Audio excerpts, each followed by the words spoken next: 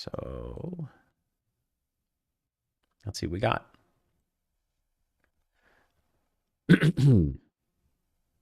So we've got right off the bat 25k 6 max, no limit.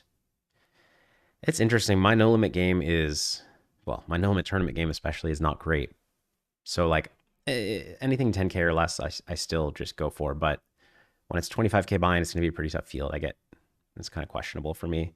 But I do think I want to, like last summer, I played a handful of events and I've vlogged them, and you guys seem to like those. So I might try to do more of that as I'm attempting to grow this channel. Um, you might also notice that I believe this chat is set to subscriber only. The reason for that is I'm going to be playing.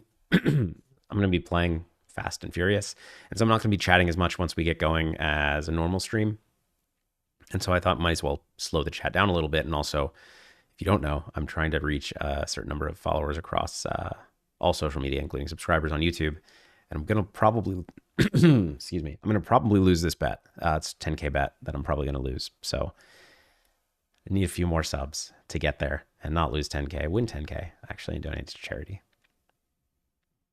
So anything, I typically don't play the 1500s or less, but basically every summer I go in with a plan and I don't stick to that plan. So who knows? But what I usually do is just play a handful of good events. And then if I have, I always have it in my mind that if I have a lot of success early, that I might just go for player of the year and just play everything. But that's never happened. So, but actually, six-handed dealer's choice is a really fun tournament. Basically, like I like to play higher buy-ins and I like to play shorter-handed tournaments. Like even this 5K half and half, but presumably it's going to be eight-handed. I'm not going to be. Why is it not letting me open? I guess we don't have more details yet. Like I don't enjoy playing those. 1500 limit hold'em, no thank you. We got an online event. I like to play those because I can stream those. Heads up no limit championship. I definitely want to play. To turn off my meeting notifications. Okay.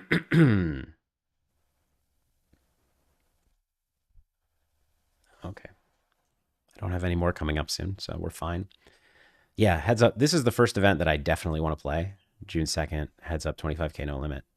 That's really fun. 10K dealer's choice. I like that. Hidden freeze out, not so much. Online events, probably. 10K stud. So this is the kind of event that like I don't really enjoy that much, but it's fine. And if I'm going for it, I add that. Eight-handed no limit high roller, probably not. No. 50K no limit high roller, probably not.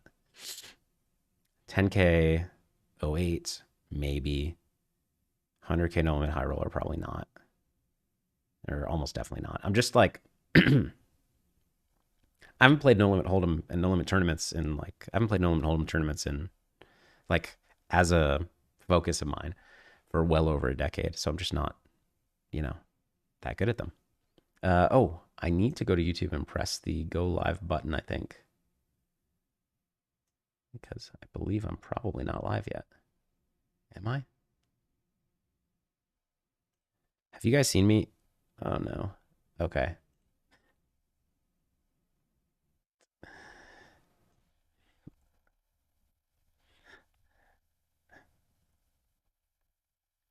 Oops. Okay. Hey guys. Well, you guys have seen the last 5 minutes, I guess, or 4 minutes.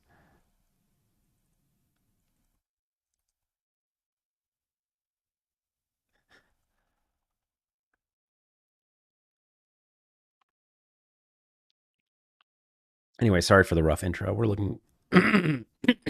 So it looks like you caught me right as I started the looking at this schedule. So you kind of have that story going. No name channel says hello, Mr. Falcons. It's me, the elusive Jungleman. I hope you're ready to get your lunch eaten, Falcons. I guess that could actually be him. Is that really you, Jungleman? Jungleman, send me a WhatsApp if that's really you. Luca, no, it's never too soon for a little LFGPG.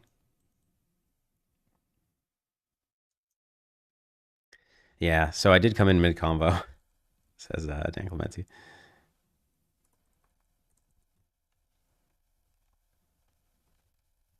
Anyways, we're looking through the schedule. It looks like I went live right at the start of the schedule, so it's not too bad. But yeah, we'll keep going with this, and then I guess I'll pause and give you the heads up. So what's going to happen is it's 8 o'clock my time. We're on a 4 minute delay. Yes, Lucky Maggie, you will see my whole cards. I'm going to be playing Jungleman at 100, 200 PLO for our Galfond challenge. We have 7,500 hands to play. We're going to play today, tomorrow, and the next day at the same time. So make sure you're subbed to catch them all, and or following me on Twitter. So I'll let you know when I go live. So Jungleman had some trouble depositing and had some trouble with geolocation. So it was a stressful morning for him. I told him he could take 30 minutes to unwind. So we're going to begin in a half hour, but I wanted to start and just talk to you guys and actually do some studying if we get to it. Yeah, I guess that's basically it. So we're actually going to play, we're also going to play 1020 and crossbook the other 9180 because he couldn't get enough money in his account. And frankly, I didn't get as much as I wanted to in my account. I have enough to play. I have like 130K. And if I tried really hard this morning, I could have gotten another 100K on. But since he could only get, I think, 30K on, I didn't try. So unfortunately, it won't look as cool for the stream, but I assure you, we are playing the proper stakes that we said we were going to. Adriano, good to see you. Is it Adriano or Adriano? I don't know how you can type that in chat, but I see you in all my videos and streams, so I wanted to make sure I'm saying your name right. And then Adriano asks if I'm playing the Poker Go series. So I actually really wanted to play some of the Poker Go mix game series, which is starting next week, but I've got an obligation from essentially Monday to Thursday, which I think is basically all the good events that I wanted to play. So I'm not going to do that. But then in March, there's a PLO series, and I'm pretty interested in playing that. So we'll see.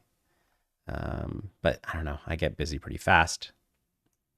Marcus asked if I talked to Benny Vidi since the challenge. How did he handle the wild ride? Yeah, I have. And he was a great sport about it. I remember talking to him right after the challenge, and he was extremely positive about it, despite, it being a really tough loss for him, the way that it played out. And he just said that, he grew a lot as a player, and he thinks it's going to make him, he lost a little bit of money, and the challenge is going to make him a lot of money in the long run. Anyway, so we're going to continue on with the schedule. 3K no limit, 6 max. If I'm desperate, same with Raz, maybe bounty, secret bounty. I mean, people liked that a lot, so maybe that would be a fun event. I do really love triple draw, so I might play that. Not going to play the 250K unless one of you out there wants to put me in it. I mean, and don't put me in it. I don't think I'm good enough to play against the top NL players. 50K Poker Players Championship. I love that event. I'll probably play that. 3,200 online high roller. Yep. 10K PLO, maybe. Honestly, I don't like the 10K PLO. If it were 6-handed, I would. But it just, PLO tournaments that are 8 or 9-handed, just they require really nitty play, and I find it pretty boring, to be honest. Mixed triple draw 2,500, that's kind of fun. I'm not very good at Badugi, but I'm fine at these games, so I don't know, maybe. Okay, there's a PLO championship online. Horse, maybe. I mean, if I'm in the tournament mood. 25K high roller PLO, I will play that. That's been really good, kind of every year. It was a fast structure last year. It looks like it's 4 days this year. So that'll be nice to have a little bit of a slower structure. Last year, I think I was in for whatever the max was, and it went pretty fast. Let me just, wow, there's actually a lot more. So let me get some questions. Hey guys. Michael, Danny, thank you. All right. T Dafos, thank you. David asks, David Capico, any aspiring PLO player that is not watching this is foolish. Talk about free top coaching. Thank you. Yeah, I'm curious how it's going to go. I think once we get started, I will probably struggle to keep up with chat, because I want to focus on, it's a high stakes match. but I will talk about what I'm doing. I am using a delay. I normally do a 5-minute delay. This is going to be a 4-minute delay because I don't think Jungleman's going to stream snipe me. I think if he sees, like, I think 4 is enough for heads up. And if I think if he were watching my stream and he saw my cards, he would tell me. I trust him enough to do that. So Scott Friedman says, Phil, I've been loving your videos. Thank you very much. Yeah, I've been working hard on them. Yeah, I'm excited to keep releasing videos. I have a lot in the pipeline. The thing about videos, I mean, it's not frustrating, but I get excited about a video idea and I'm like, okay, so I spend a week thinking of it and then film it and then another week editing before we release it. So anytime I have like a great idea, it's going to be a 2-week delay until we launch it. Whereas Twitter, if I'm like, I have a great tweet in my head, I can just post it. I don't think I'll be talking to Jungle during play, although he said he's struggling to set up a stream, maybe, or he wasn't sure how to do it. So yeah, there's a chance that we do that instead. We'll see. Lassie, yes, this is real. All right, I'm going to take a break from the chat. We're talking WSOP schedule just because I don't know when this came out, but somebody asked in chat before, before when I thought I was streaming, when I thought I was live, but I wasn't yet. Somebody asked in chat. Anyways, 10K horse. I already did these. 7-card stud 8. Of the stud games, this is my favorite one. Not that I'm better at it, it's just the most fun. 1500 no limit single draw is kind of fun. 5K no limit 6 max, maybe. I like 6 max, as I mentioned a few times. 10K no limit single draw, I've won that once. Maybe. I actually find it to be a pretty boring game, but I think it's, of the mixed games, one of my better games. 50K high roller PLO, awesome. Oh no, it was the 50K last year that was too fast. So yeah, this is also a 3-day event and it's going to be too fast. So I'll be in for the max again, probably. Turbo super bounty, no limit hold'em, I don't know. 10K PLO 8, I have won that one. And it's pretty fun. We got the main event. I haven't played the main event. I didn't play last year. I haven't played in a couple of years. Maybe I will this year. Oh, 25K high roller horse. That might be fun. I mean, I might be an underdog. I'm probably an underdog in this event without the big bet games added. And like in 8-game, my 3 best games are the non-horse games. No limit hold'em, pot limit Omaha, and deuce 7 triple draw. So I'm probably going to be an underdog in this, but it sounds fun. I wonder if it's 6-handed or 8-handed, or probably 8-handed or 7-handed with no, because usually there's 6 or 7-handed because of triple draw. 6 max PLO for 3K, maybe. Another high roller, no limit. 2500 mixed. 08, stud 8. Maybe kind of fun, although it's probably 8-handed or something. 6-handed NL. Short deck, I've never played. That's about it. All right. So I'm going to get to a couple questions, and then since I haven't played PLO in a long time, I'm going to do some warming up in Vision. What does PLO studying look like? Okay, Cosmo. Well, here we are. So, and Ron Lashton says, Phil, you're now 1 sub closer. Thank you for the sub. I really appreciate it. Sean Mitchell asks thoughts on Eric Persson in the big bet. In the big mix game at Bellagio. I have no idea what his mix game abilities are. I met him recently. Actually, a very nice guy and a sharp guy as well. So it's interesting because he's clearly sharp, but he's like, I guess I just don't know his experience in mixed games. And he's made for great TV in the no limit games. I know that. But I wouldn't be shocked if he was very strong at them, and I wouldn't be shocked if he wasn't. So I just don't know. I haven't played mixed with him. John O'Dowd says, Phil, I guess I can pull these over while I'm talking. Just want to say I've really been loving the content lately. It's improved my mental game immensely. Thank you very much for letting me know. It's the stuff like comments like that I really appreciate, because the putting out content as much as I have been lately, it can be a grind, and finding, like, hearing that it's helpful to somebody. Obviously, I know when I'm putting it out, I'm mostly putting out educational content. I assume some people are going to be helped by it, but to hear that it's really made a difference means a lot to me. So thank you. Who are the current elite PLO players? Yes, you listed 3 of them. Am So Good is also on that list. And I mean, I'm a little bit out of touch, but I also believe that there's a name that's slipping my mind that I think is pretty good. Sorry to that person. But there are a lot of. I mean, I'm a little bit out of touch. I haven't been playing the like the Stars games recently.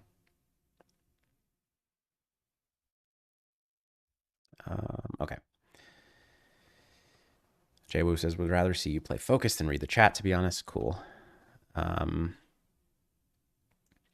oh, interesting. So Martin says, Very Sweet announced recently as a heads up PLO match, likely versus Am So Good, at the end of February. Who do you like in that matchup? So this, um, for what it's worth, I don't know where I stand in the top few, but excluding me, let's say, I think these are probably the two best PLO players in the world. So that's really, really exciting. Um, I'm if I had to bet on somebody, I would bet on Barry. But I have basically I have almost no experience against Barry Sweet, and I have a decent amount of experience against Am So Good, and I know that he's very strong. But Barry Sweet is kind of this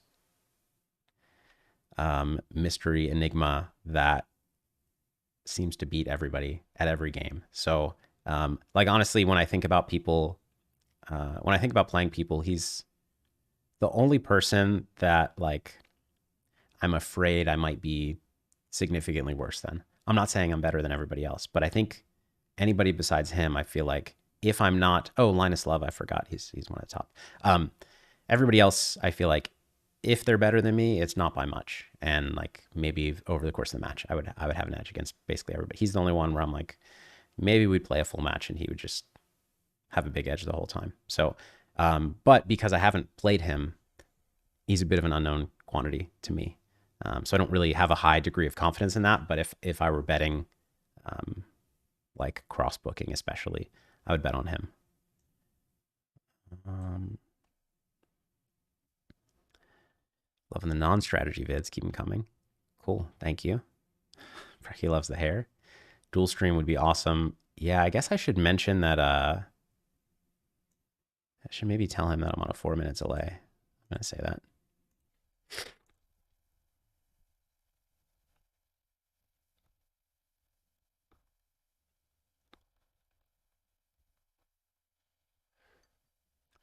Okay.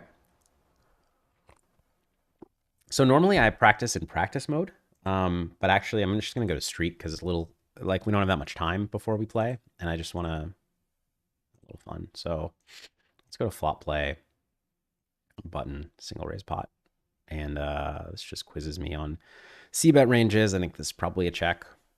It looks like it's occasionally betting, but not ridiculous to pure check that. Here mostly betting. I use a smaller sizing than Vision here, but 7 with 3 overs is going to be, bet more often than, let's say, 7 with, like, as soon as you throw in an undercard, it goes from 53 to 41. And if you throw in another, even if you keep the king kicker, I think if you throw in another undercard, yeah, it drops to 27%. Sorry if I'm going kind of quickly if you can't follow, but basically I get the question here in the middle of the screen. Over here on the right, it'll bring up my hand, but you can edit this. You can also edit it to say, like, with 2 backdoor flush draws, and then it changes it. And then here it's going to show, switch that back. Here it's going to show all, like, here's the breakdown of all king 3, 4, 7 combos, which is what I typed in. And then here it's going to go with, club, club, with 3 clubs. And by the way, on this board, 2 clubs and 3 clubs means 2 of any backdoor draw. And here's with 2 backdoor flush draws. And then within here, you can click and find out more. And if you don't have all the cards defined, like we don't have the 3 defined, or yeah, then when you click in here, it'll bring you to, all the other ones. Oh, ace, king, 7. Why are these all bringing me the 4? Oh, because this one has an ace. So let's go to one without an ace. When you click in here, you'll see, all the other combos. Okay, but only got a little while.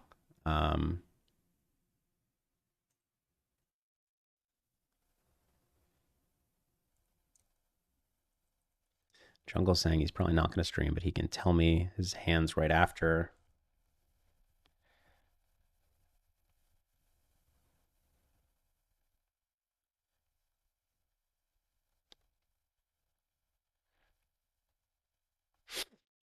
So I guess he's probably not going to stream.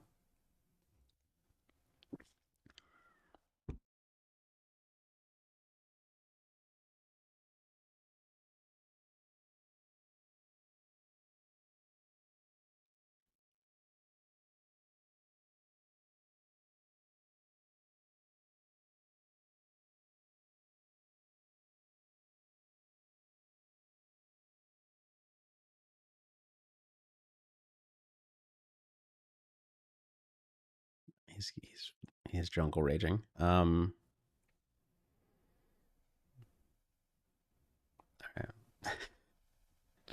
I've sent him my stream link.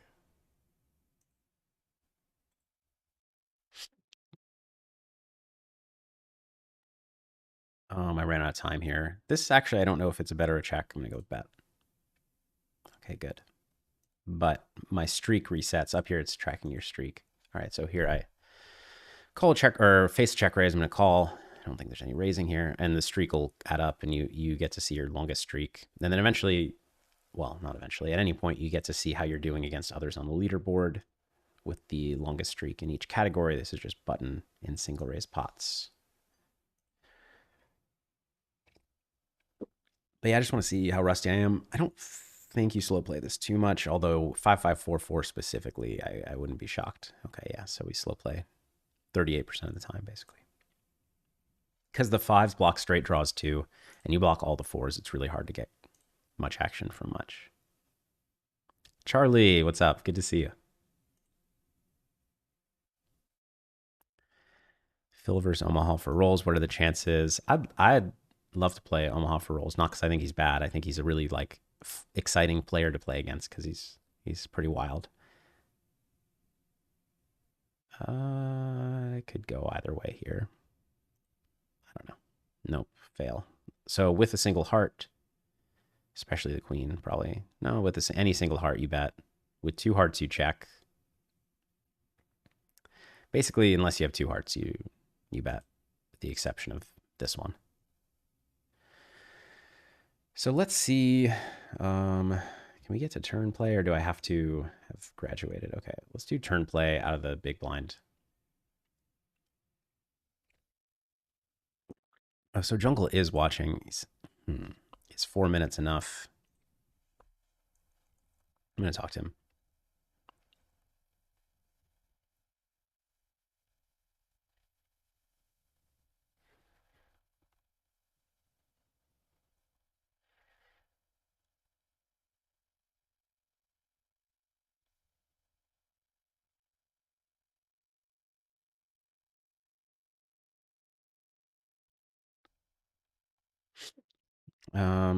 And you guys, I guess, keep an eye on if it seems like I'm going too slow. Here's the thing. Actually, let me ask you this: does anybody know how to check call? This might lead, but I don't lead any turns. Does anybody know how to like keep a stream going while changing the delay?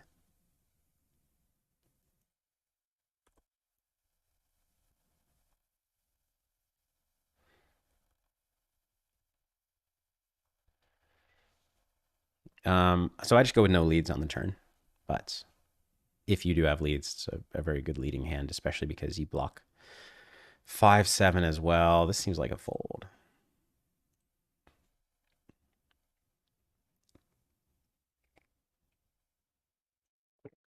Clear fold, obviously. Charlie asks how often I'm mixing, randomizing these kind of decisions, whether to bet this combo exactly. I mean, pretty often what I do, and again, this might have some leads, but I don't lead on basically any turn. I take a solver strategy and I simplify it. So what's an example of that? So let's say the flop goes check, check, and the board is like queen 10, 3, 6 with a flush draw on the turn. If you look in a solver, what a solver would do, we can actually look at this. So, learn mode. So what did I say? I don't know what I said, but let's go queen 10, 5. I said queen 10, 3. Do we have, whatever. Queen 10, 5, check, check. And then let's just use a deuce. So if you look at like 10, 10, for example, it's going to check 36% of the time, bet. Well, the other. Well, it's going to pot 54, small bet 11. I don't use small bets. But what I do here, like if you were to go through all of this, so let's say like 10-10 with a flush draw, betting half the time, checking half the time. Nut flush draw, more checking, smaller flush draw, more betting, but still mixing. And then like, let's say 10-10 with Jack 9. Again, mixing. So what I do, and then if you go 10-10, like let's just do a random 3-3. Well, we don't have, okay, mixing. So it just mixes with all these. But then if you look at the frequency, you know that like you want to check 36% of your 10-10. And then if we look at, you know, how often does 10-10 have hearts? Well, that's just 0.1% of hands of the two. It was 2% total. So this is 0.1, and I want to get to like 0.7. So this is 0.1. How about 3-4, 10-10, King Jack, 10-10, 10-10, Ace Jack, 10-10, King 9, 10-10, 6-4. Anyways, they're not as many as I hoped. But basically, when you start to add up all of the sets with some kind of redraw, you can get them to like roughly the amount of sets that you want to check. And so what I do is when I have a set with any kind of redraw or like key blocker, I check raise. And when I have a dry set, I just pot. And that gets me, like, I simplify my strategy to get to know that I'm going to hit like the right frequencies. And otherwise, if I know something is like bet sometimes, check sometimes, and I don't have a simplified strategy that tells me otherwise, I just base it on my opponent. I don't try to randomize. We're starting to play in basically 6 minutes. So I'm going to do this for a couple more minutes, I guess, look at chat a little bit. By the way, so 2 things before I get started. One, we got Dan Clemente posting all my socials there. And at other points, Jungle wants me to tag him on Insta. I'm such a fish. Okay, so I want to, how do I do this again, though? Save story. I don't know. Sorry, give me a minute.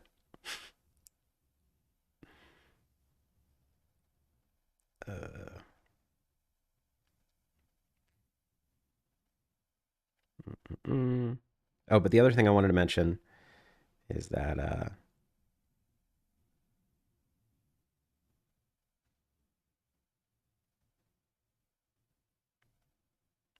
I have a newsletter coming out, and if you sign up for it, it's free. Somebody can post the link here. I'm going to do a live stream, private live stream for 2 hours reviewing the hands from this match in a couple of weeks. And how do I tag? Okay.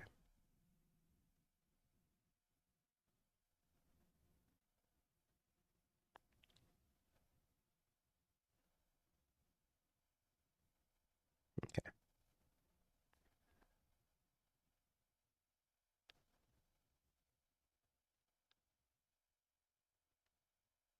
Let's do that. And if you're on the newsletter, you'll get access to that for free. You will also get access if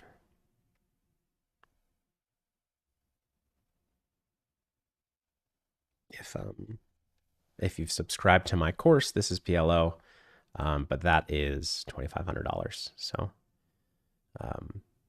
if you're not, I mean, if you're already subscribed, you're going to get it. But if you're not, probably don't subscribe just for this 2-hour stream. But if you want a comprehensive guide to playing PLO, that would be the reason. So I'm going to start.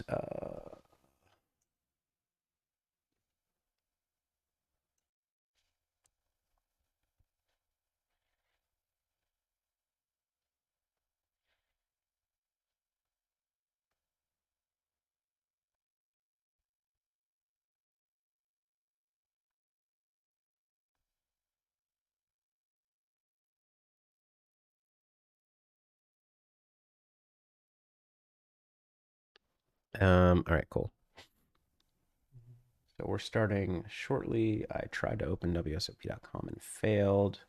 I'm going to basically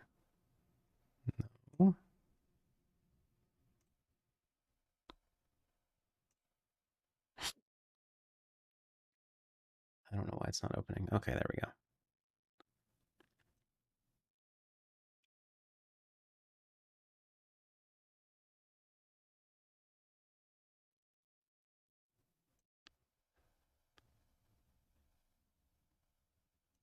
I'm gonna ask him his.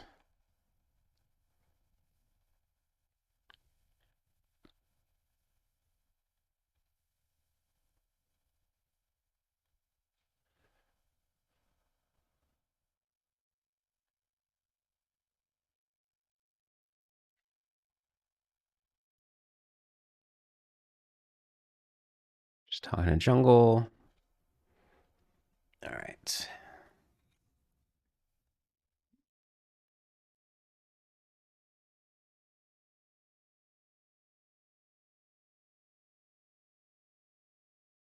And we're gonna start with 2 tables. So let's go to the 2-table view. One right here. Looks like my chat needs to move over because I haven't perfected that.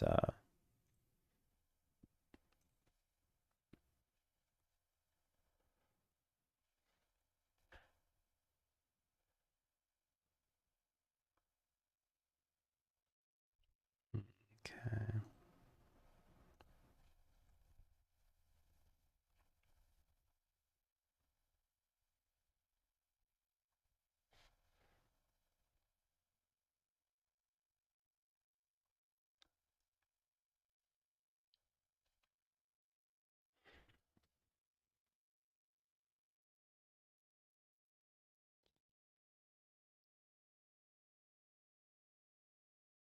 Um,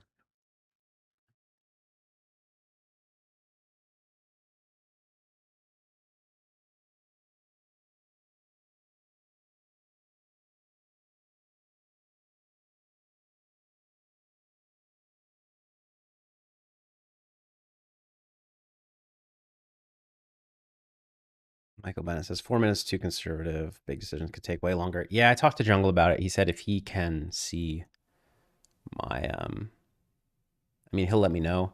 He also said we'll play fast. So I'll play fast, he'll play fast, and we'll hope for the best. If I do this, I'm gonna get in the shot. I'm just moving my monitor. Okay, there. Just so I have a more comfortable view.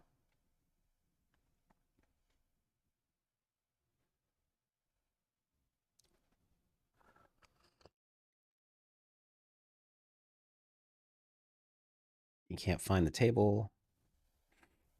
Um, maybe he can. Again, okay, that's him. So first of all, let's mark him as a fish.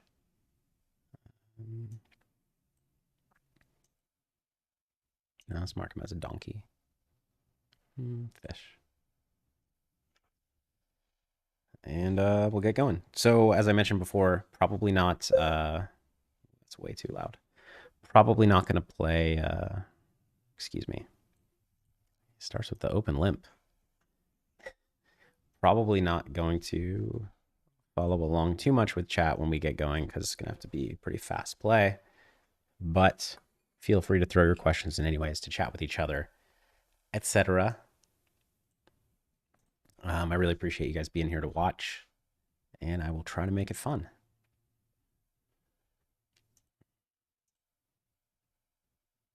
All right, Jungle, that was too slow of a C bet if you're going to be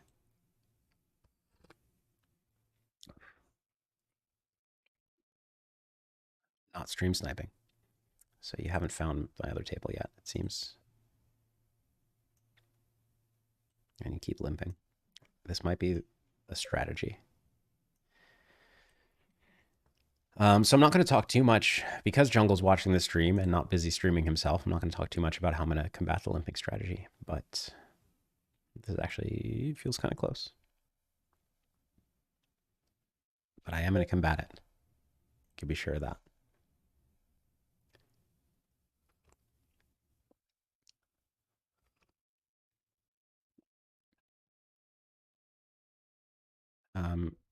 So without a backdoor flush draw, I wouldn't bet this. But with, I would.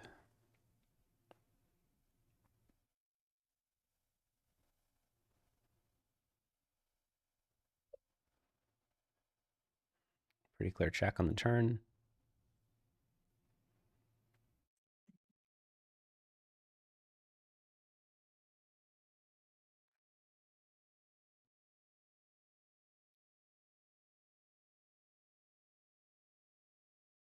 I'm not going to raise, so I can tank. I think it's just a fold. Like 6-5 deuce. I need him to have. He can pot any queen 7 or queen 6 plus, probably. All right, we see his first pre-flop raise. I don't know why he's one tabling. Why are you one tabling, Jungle?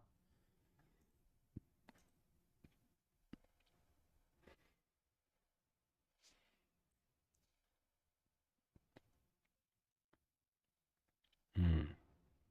He's trying to figure out how to show his cards because he's seeing my stream. That's very fair of you. Let me see. Game settings. Yeah, I don't know. How do you show? If anybody knows, let me know.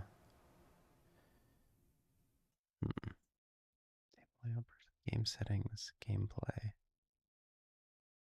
I don't know. Yeah, you'd think you'd be able to, but I don't see a way yet.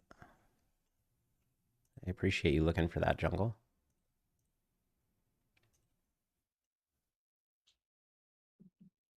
All right, here we go.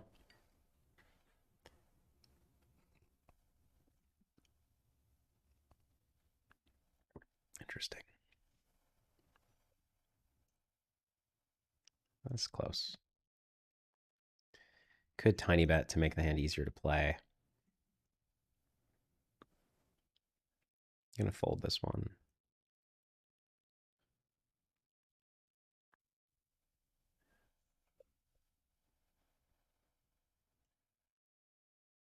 Can I value bet ace jack? I think so. It's a little thin.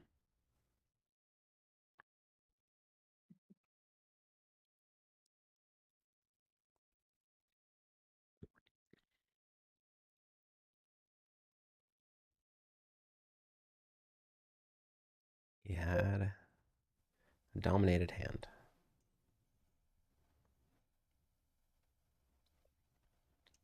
Close on the flop. Let's go with check.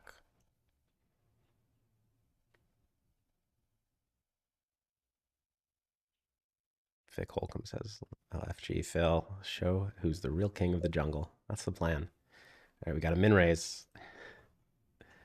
I'm going to slow check here. I'm going to bet. I think I'll probably pot. It's a spot where I'm not really, like, I don't have king jack or king king or jack jack, so I'm mostly repping turn straights, and 2 straights turned. So I like to use a big sizing. That's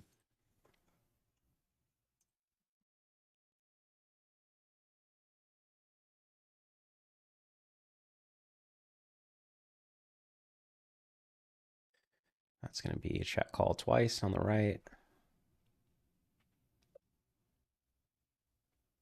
Yeah, I mean, can't fold, obviously.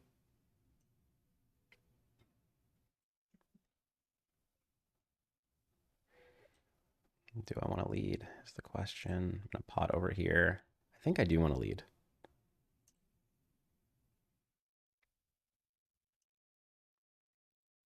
I don't block a king, so he's going to have like king, king, king 6, king 5. Straight flush over here. It's too bad he didn't also have straight flush. He had a 3 pair. His hand makes sense. Very standard from him.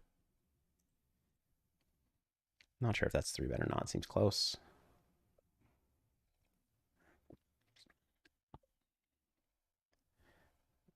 Can you turn on auto rebuy, Jungle? I'm going to ask him that shortly. I forgot my strategy. Let's use half pot a lot.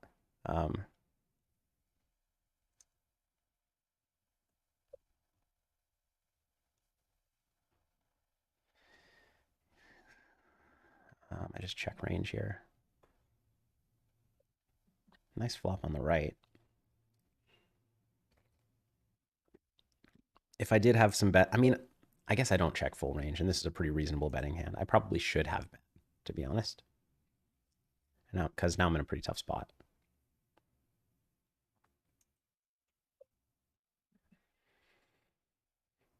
with the double gut shot. I think it's just a fold. I should have bet turn. Like I probably check like 80+% there, but that hand's just a little too good.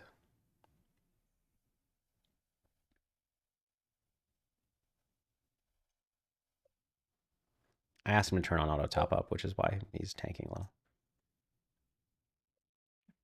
Obviously calling here. Doing really well against his bluffs. Not doing terribly against his value. He's straight, I think. The snap check on river is what made me think he was going for one street. Oh, he hit a jack. That's why. This is a pretty thin turn barrel. Makes sense, kind of.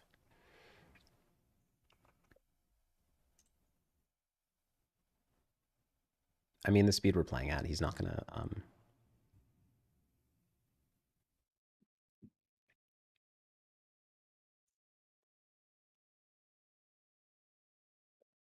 Like, I don't think he's gonna be able to stream snipe. Um, could go either way on this flop. It's bad.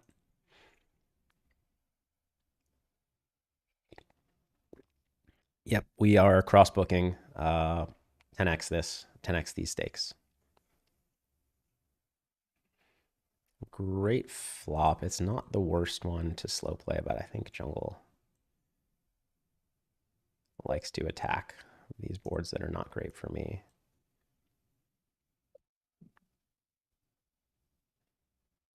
But also, he heard me say that now.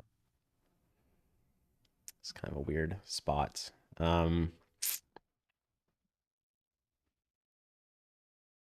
is a weird spot. I'm actually going to slow play.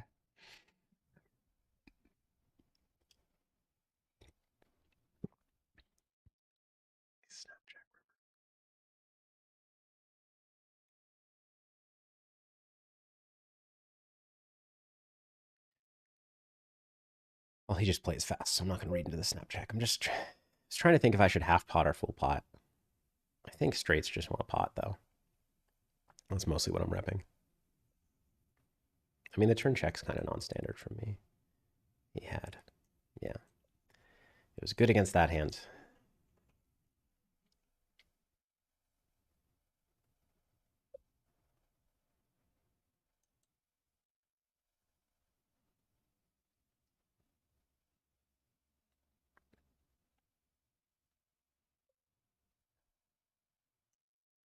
This is not thrilling. I think I have to call.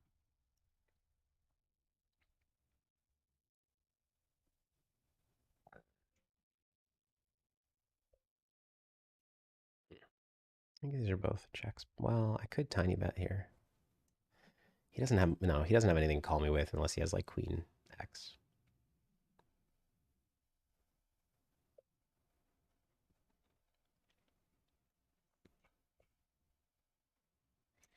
Air, ball.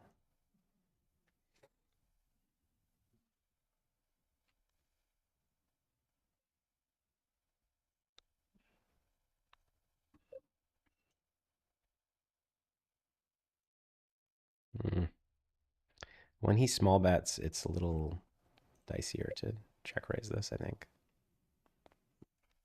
But he can hear me say that, so next time.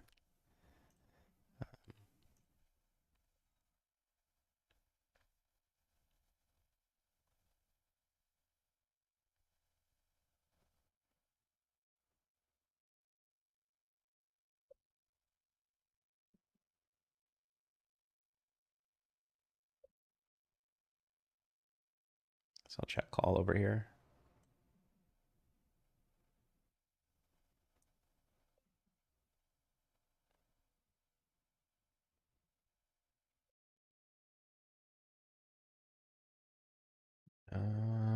Check. Send out a message.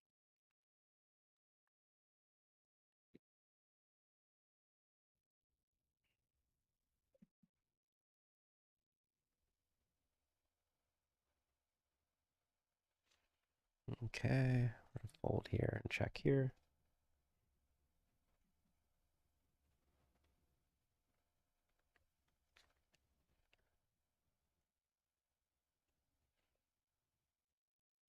This seems close to pot or small bet.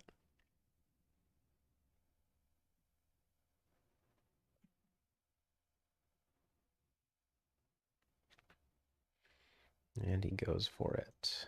Um, Man, specifically ace ace would always play this way, but it's also a very jungle thing to do.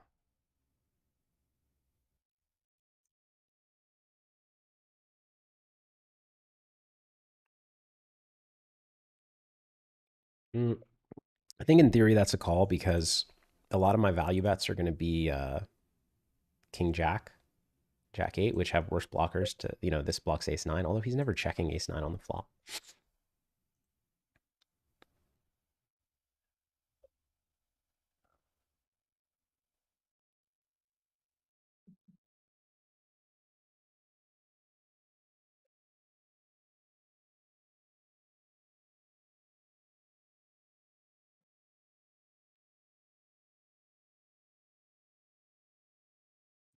This is probably just a fold.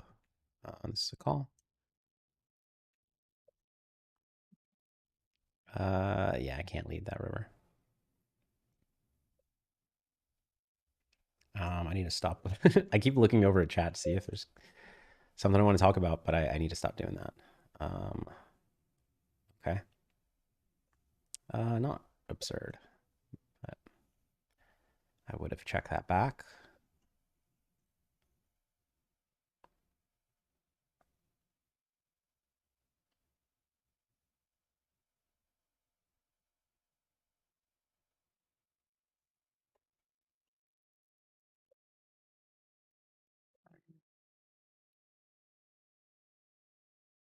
That was a misclick. I meant to, well, whatever. That's my, that can be my sizing.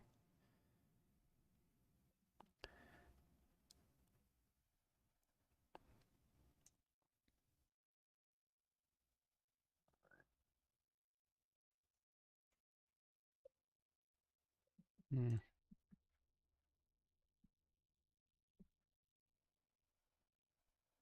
Standard from him. Could three bet that. It's a little thin. I get the same hand. We'll three bet it.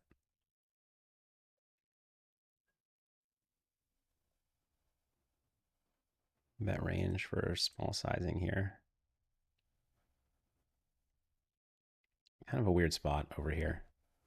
Any flush can pop pot.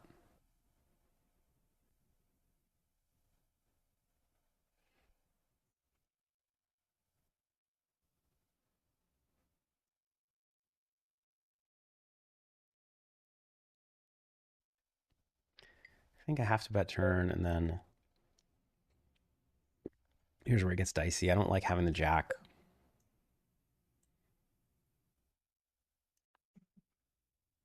I think I go for it though. Yeah, he's not going to fold that. That's too bad.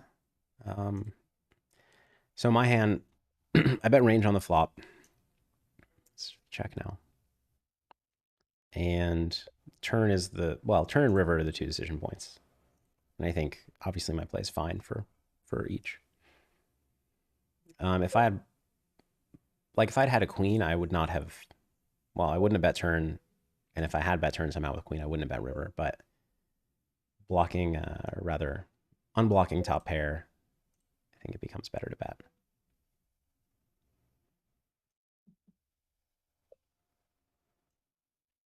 It's interesting that he's going with a limping strategy. I didn't expect that. I have to decide how I want to size on these flops. Let's fold. This is not 10-20. We're playing 100, 200, cross booking, 10x. Kind of an interesting spot where I want to bet most of my range on the ace, but I don't want to bet this hand. So I could bet this hand, and it's kind of just an equity denial bluff.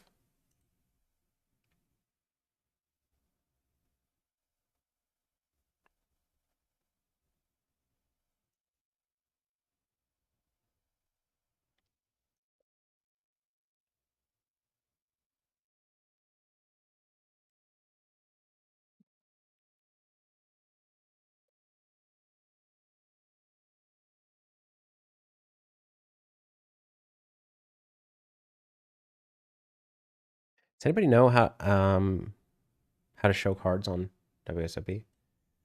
I don't think.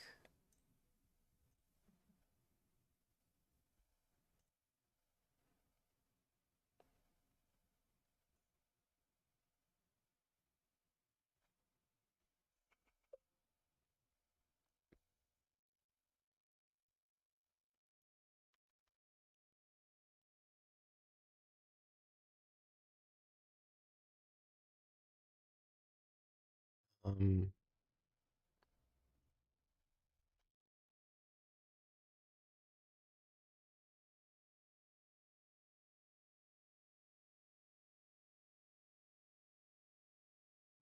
Close on the flop there. Sorry, I'm texting with Jungle.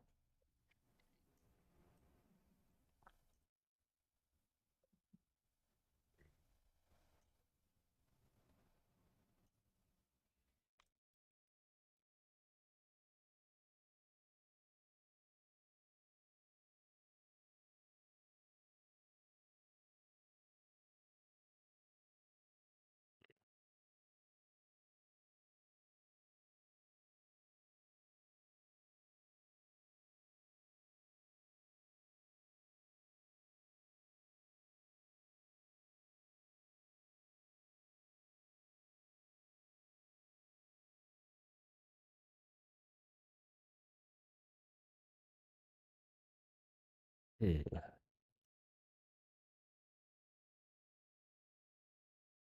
That's a really unfortunate hand to get four bet with. Ace King King is a jam. I think it's just a fold.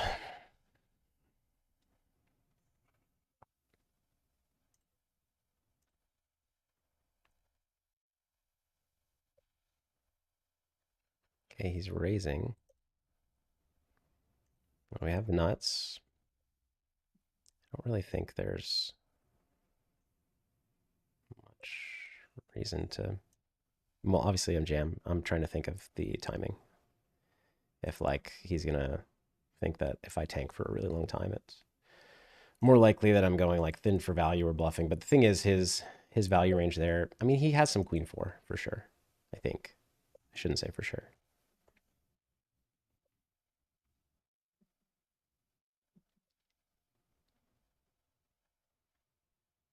I'm gonna check raise here.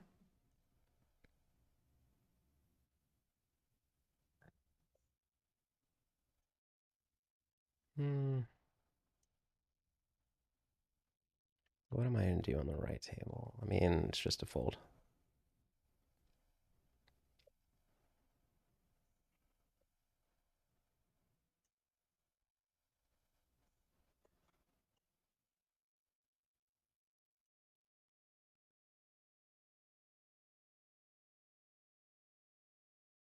Okay. I'm trying. He's said that he's going to tell me stuff when there's like a big pot that doesn't reach showdown. So he said he had aces against my ace queen queen. Okay, we got called here, presumably by aces up. Ace jack 5-3. Okay, makes sense as a limping hand.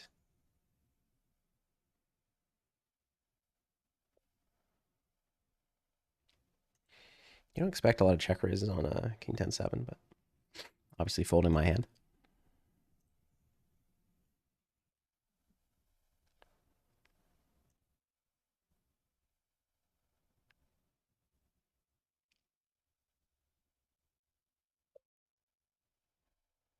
Kind of weird turn spot. Let's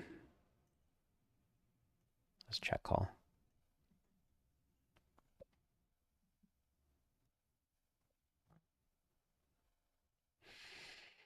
Hmm. I kind of feel like my hand's good enough to check raise, but it's a little iffy.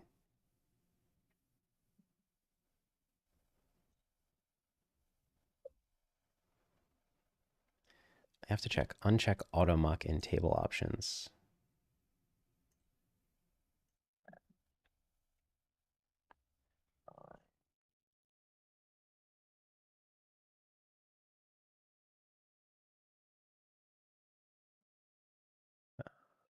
I don't see it.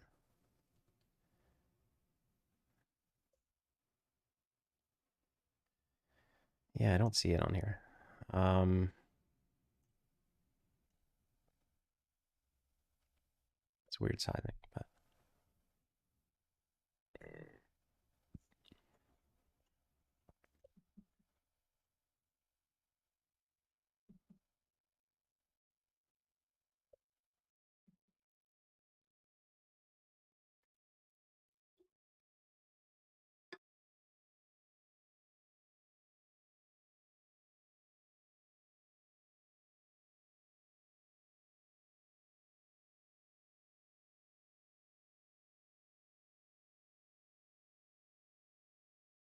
lay this down.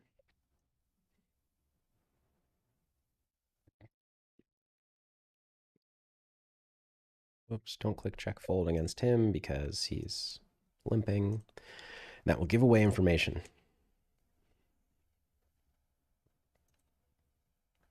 I go with a no limp strategy. I think optimal play does include limping, but it's just such a minuscule difference in EV that I don't think it's worth it.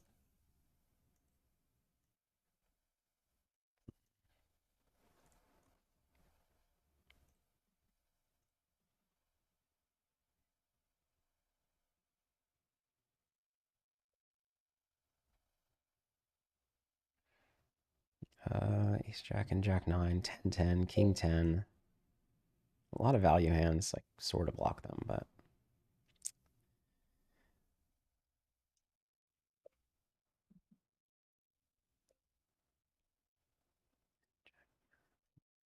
that's close.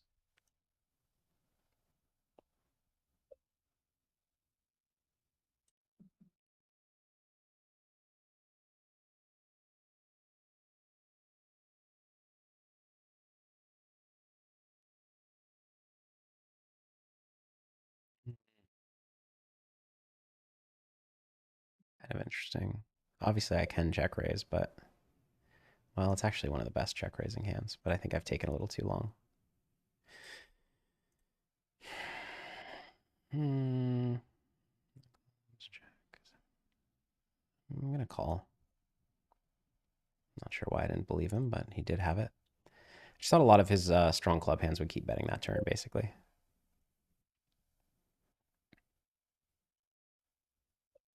I'm not really supposed to call my hand without clubs. He's going half pot here. This is close. With a backdoor flush draw, I'd definitely continue. Without, I'm going to fold.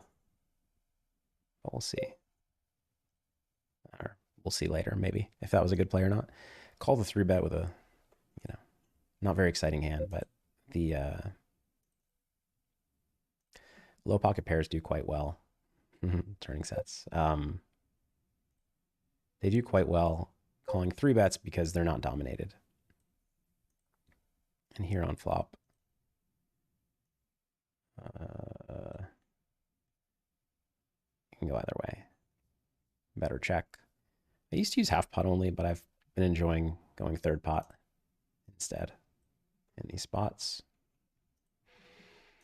Ace is interesting.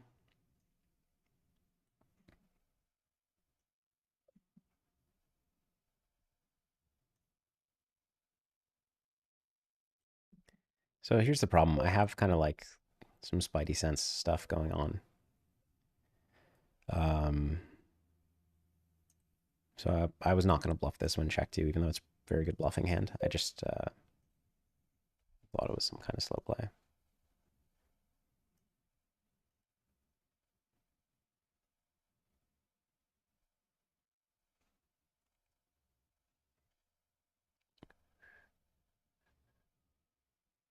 He times out on both. Maybe he was trying to tell me his hand.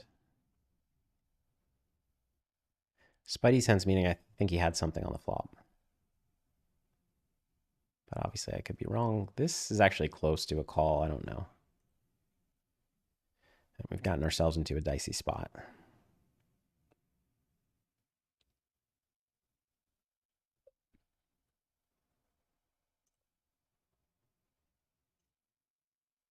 The problem here is that a lot of his check calls are going to be hands that dominate ours, but I just think he'll have a lot of check folds too.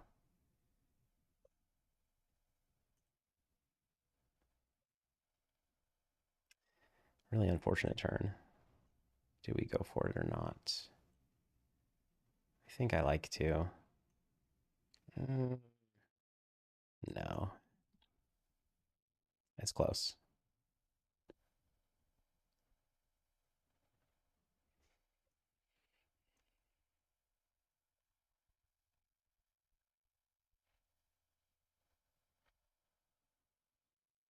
It's a check.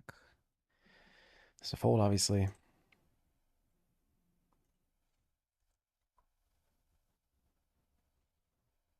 Okay, I was wrong. He said he had a straight on this board. And here he was, is that a bluff? Oh no. 9-9, 10-5 with clubs, presumably double suited. So, I mean, I was kind of right that he was weak on the flop. Against half pot, this is close. This is very close. I'm going to fold. It's really close, I think. Against pot, it's clear fold.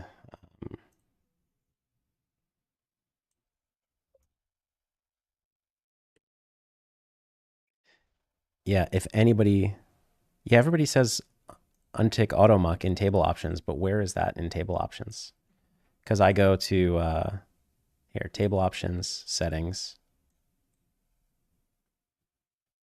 Hold on, let me play my hands.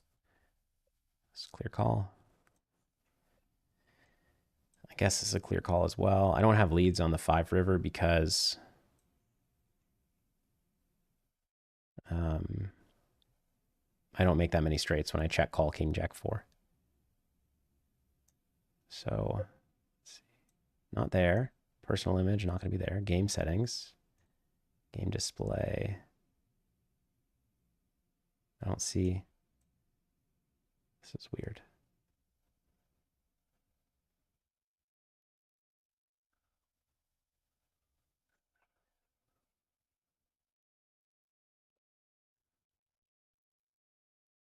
He had a bluff. He probably should have bluffed river with that one. It would not have worked, obviously. So yeah, I'm not seeing the option. Game settings. Auto muck. I don't see auto muck. Is it in the lobby? No. Uh, okay. Yeah, if someone can send a more detailed description, I will let Jungleman know. Get check raised after the board got transparent, which is always a bad sign.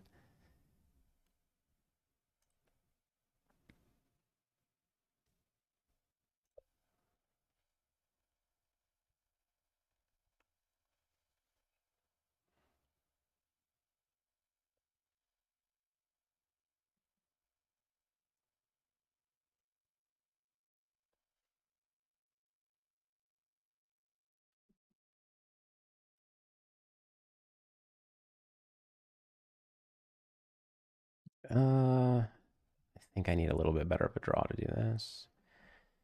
Okay.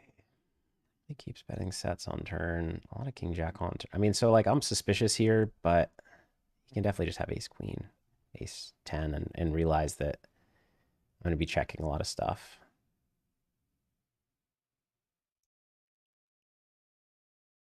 The 9 doesn't help. He checks a lot of king jack. He bet flop. Bet flop and turn king jack. I feel like he's going to keep betting a lot, but a lot of aces, like ace ace, ace queen. I don't know. I don't know. Let's try. Now ace queen with diamonds. Yep. The hero call is not going well so far, but that won't deter me.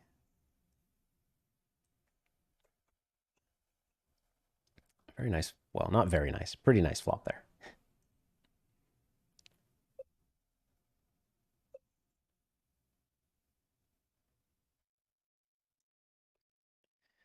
I think I have to raise.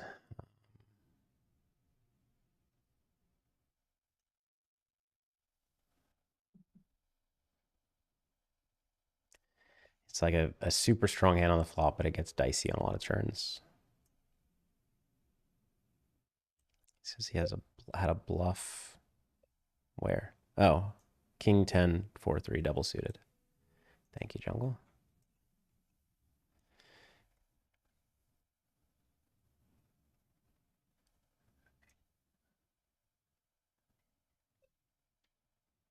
Got to keep calling here on the left, of course.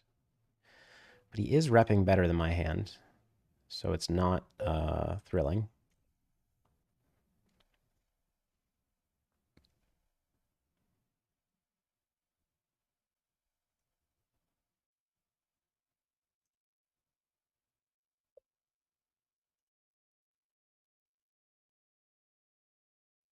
Good play from him there with turned like good blockers and continuing to have a flush draw. He checks to me here. Going to check this one back. Could obviously bet, but this board connects with him pretty well.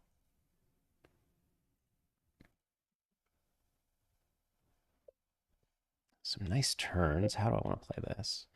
I kind of think that he's doesn't have it here. So yeah, I think I just have to rip it.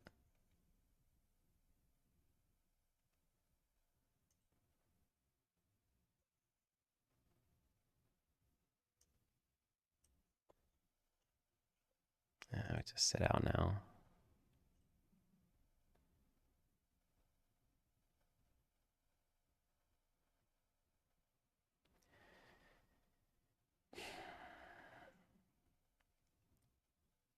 Could get into 4-minute territory.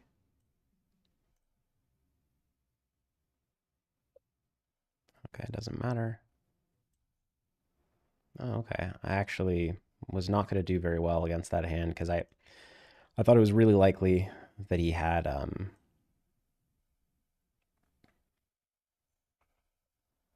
thought it was really likely that he had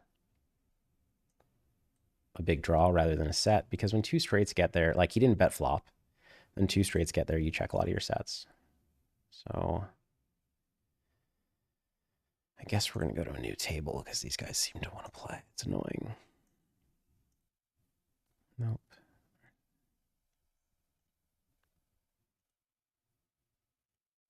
Is there not another table of this? That's very annoying.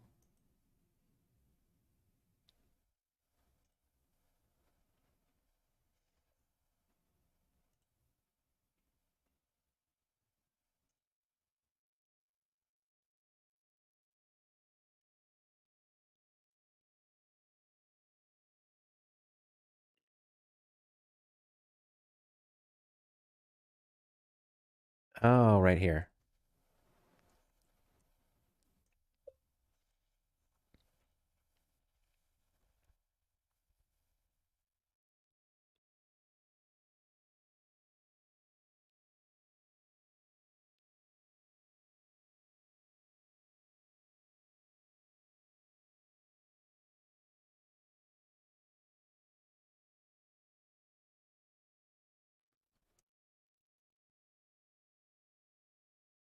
Okay.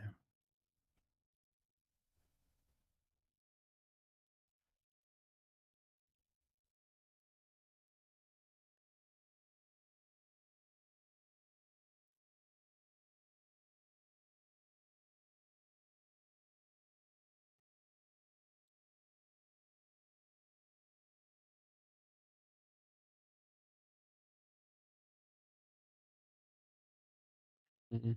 It's the same size. Nope.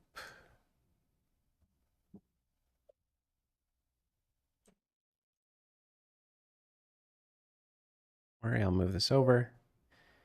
All right, so we're lucky to win that pot, but we're off to kind of bad start. I don't know if this is 3-bet or not, actually. I think we're probably down a buy-in, close to a buy-in, so 20K.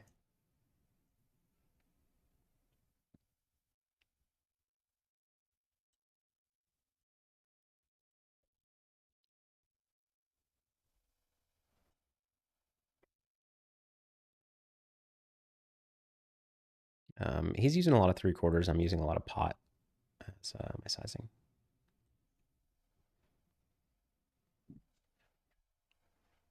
No T left. I'll survive though. Don't worry about me. We got the limp.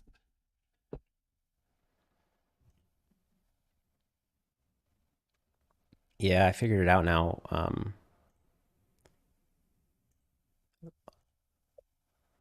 just kept going into, well, both Jungle and I kept going into settings and trying to find it.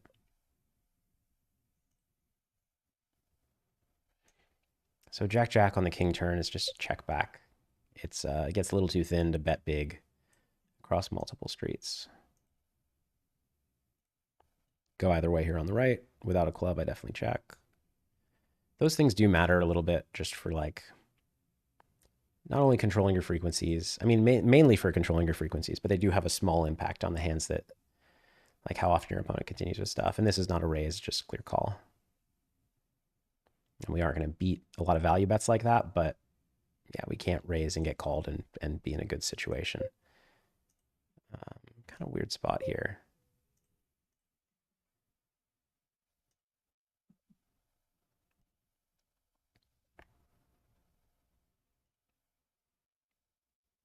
Hmm.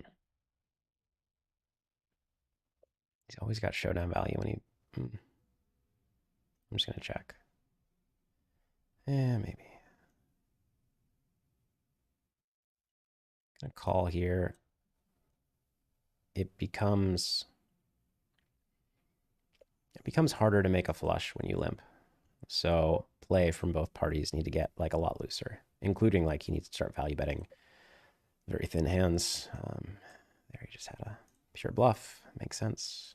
King King 7 deuce single suited, a little too weak. 7-5, I'd always be 3 betting.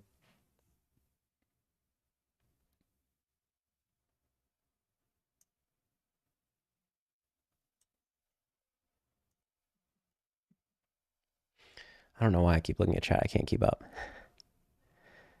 Uh, there are heads up tables, Daniel D, but only at well, there's 100, 200 heads up. Actually, they put it there for my challenge against Chance Cornith, and they've kept them.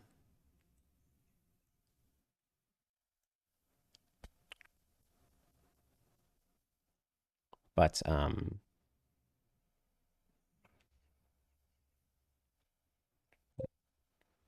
not at lower stakes. Okay, have the bluff that time.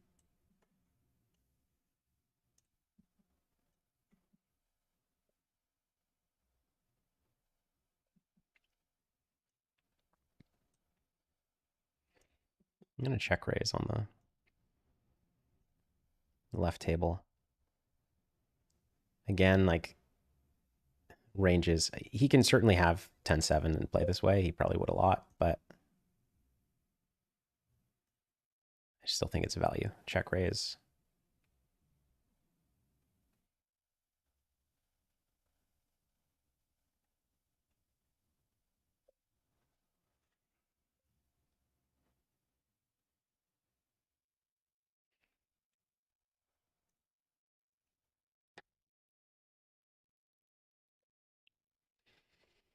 Great flop. The thing is, like sizing is usually pot on Jack 5-6 rainbow, and I think that's probably what I'm gonna go with.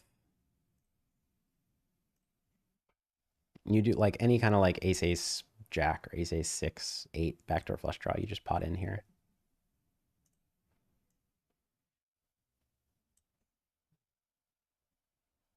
With a flush draw, you don't like. Well, I don't use a potting range much on those boards. I probably the best hand, but you can't really value bet this. Let's check.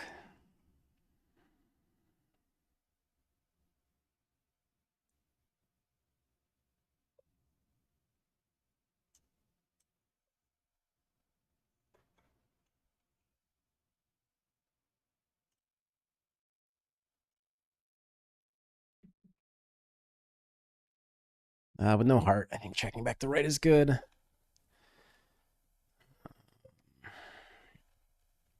Check range on the left, I think. Fold this.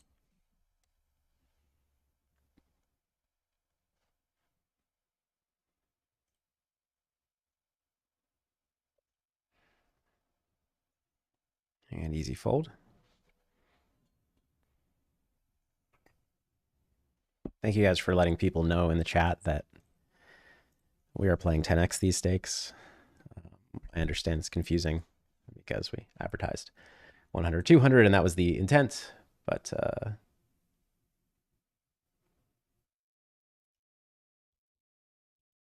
yeah, sorry. Trying to do too many things at once.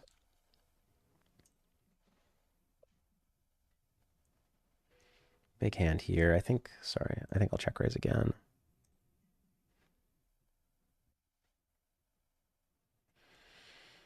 Let's check raise one more time.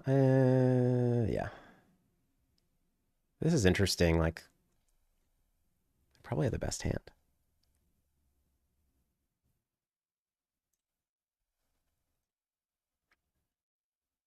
Hmm. That's the one that.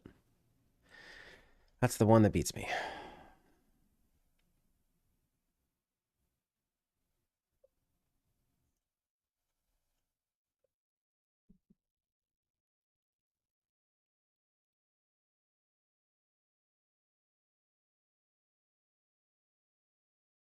This is kind of close. What we call.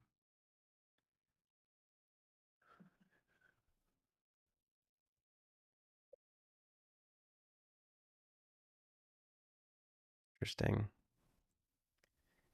Interesting. I think we small bet. We could pot. It's kind of close.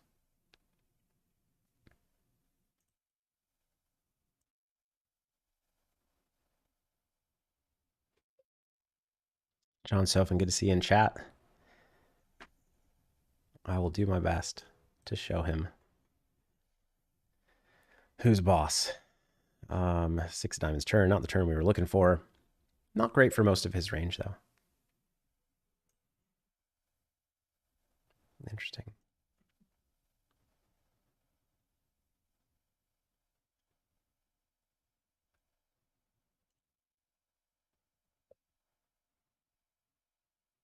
I probably win with ace eight, but I don't think I can value at it. Man, I almost definitely win. Yeah.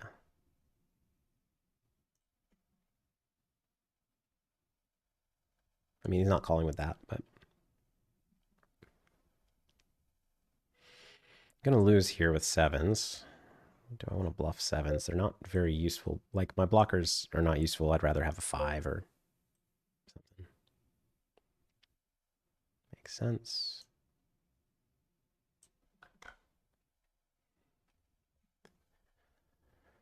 If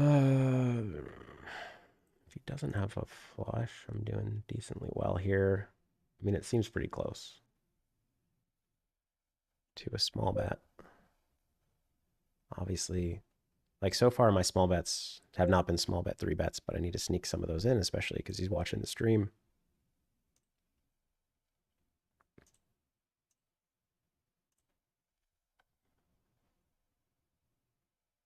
This actually gets a little dicey across two streets with the eight high flush.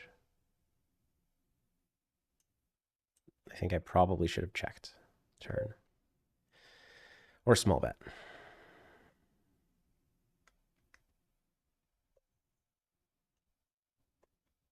No real odds to improve over there. Interesting flop on the right. Really interesting as to whether I better check. I think I start with the small bet. I'm doing really well against check call range. I can get it in if he check rips, even though I'm not thrilled about it. And then on a turn like this, my hand's really good.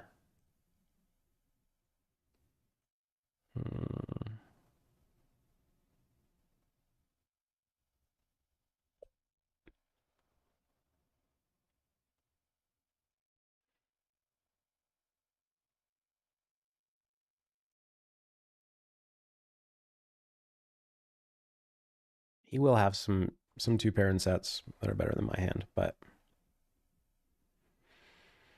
I kind of don't love my sizing because it lets him know that his sets are better. So maybe I should pot. But now I just get it in. I'm probably behind, but I have a decent amount of outs potentially. Deuce, deuce. That's unfortunate. Obviously, I had a lot of outs on the flop, but not looking good for me on the turn. I guess I still had the six, the eight. the 9 and the clubs, as long as they're not board pairing clubs. Yeah, all makes sense. I think if I pot, I might save some money there, actually, like I was saying. So kind of a fail by me, I think.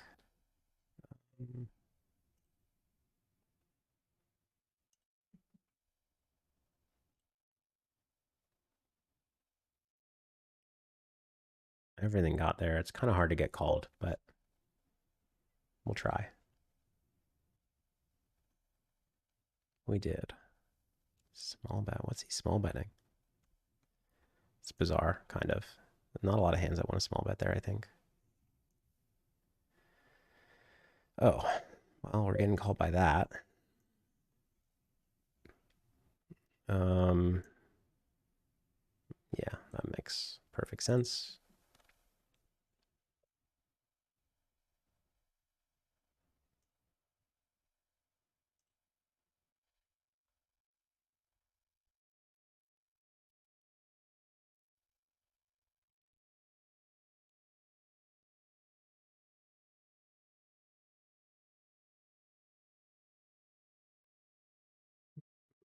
It's just a fold, I think. Ace 10 10. Right table. Can bet this or check this.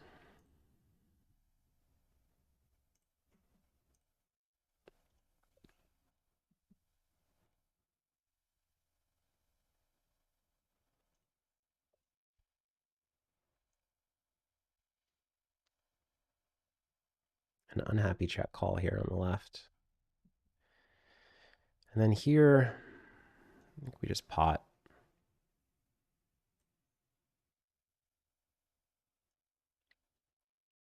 Quickly checks that back. Small bet, I think. It's getting a little thin.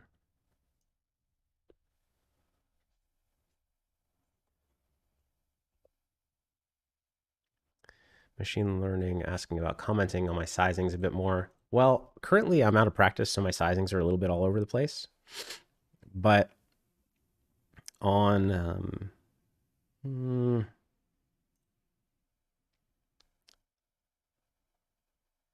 I guess 5x is the one to bet 3-bet here. I think about his. Do I ever want to call though?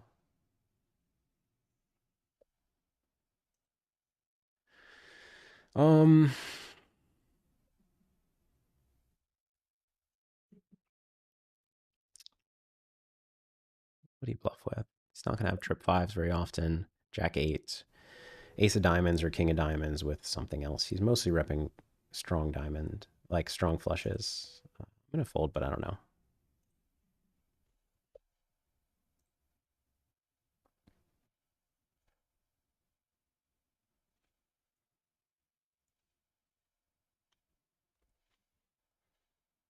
He had nut. Well, I think not diamonds. He said he had ace, king, jack 10, 3 diamonds.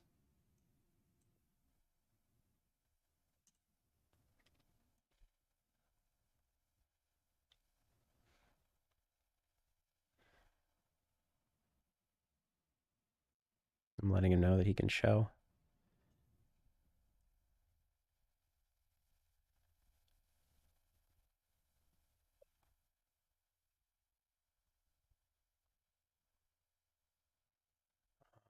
Keep betting here, of course. I think I raised, right? I hope so.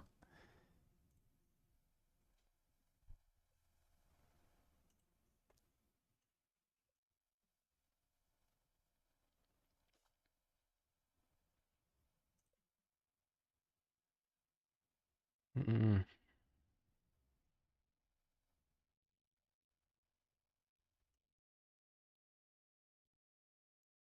It's kind of close as to whether I can pot this or not.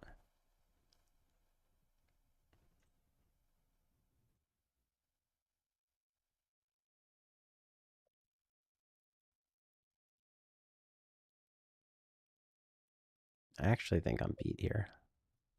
Because like his if if I'm right about the action and he limps, a lot of his limping range is going to be like a ace X with a with low kickers, and 7-4-5 are pretty low. But instead, I straight over straighted him. Did he limp, by the way? I want to let's make sure I was right. Yeah, okay. Okay. And we'll check this.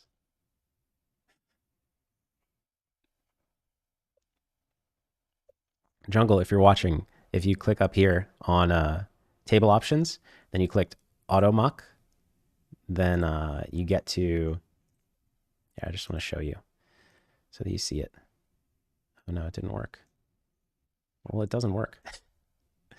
Does it work? If you do it, we'll find out soon. I unchecked it on both. Guess I check call that. It's kind of a weird spot. This one, I don't know. Water. Okay.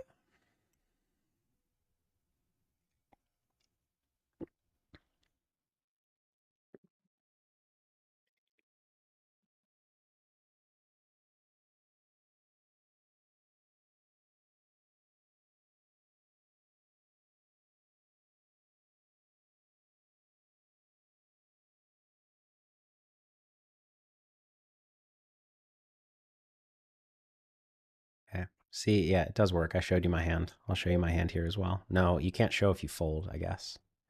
So you can only show if you win the pot without a showdown, but that still helps. So yeah, jungle. Table options, auto muck hand, turn that off. I look forward to showing you again.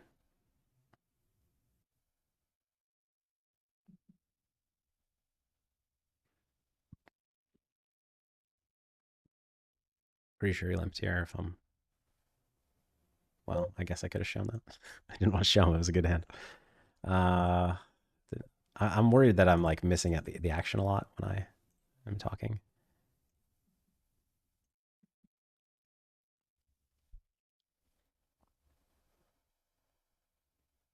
I think it's too thin to bet here.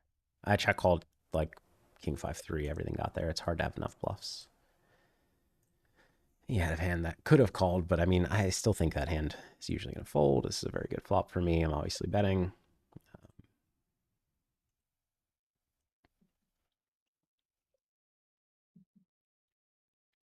And a lot of 10-4 checks this turn, but this 10-4 is too high in equity. I think this is a fold. It's kind of close. All right, I'm showing him hands so that he notices that he can show.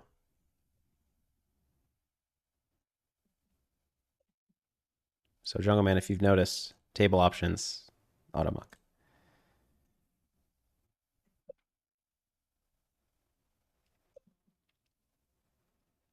Will make for a much better stream. This is I guess I'm checking. Ace, queen, queen makes sense. The problem is I block so many pairs. I get check raised a lot. I'm actually going to check this down. It's close.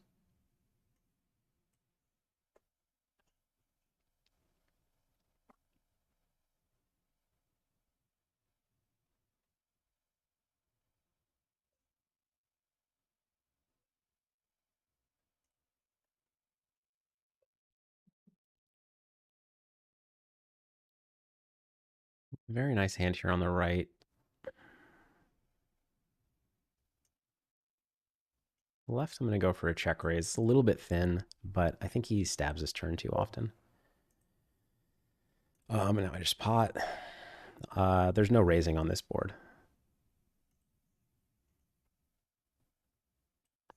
I mean, I no longer have the nuts, and actually that hurts my action because he was representing that he had like a king high flush or an ace high flush. So I don't like this river,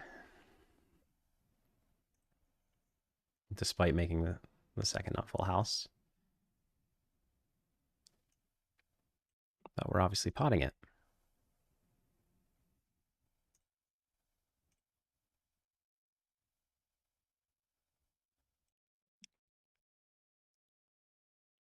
If he's tanking, I mean, he probably had the second nut, so it's probably a very bad river for us. I have a straight here, but he's obviously representing better than a straight.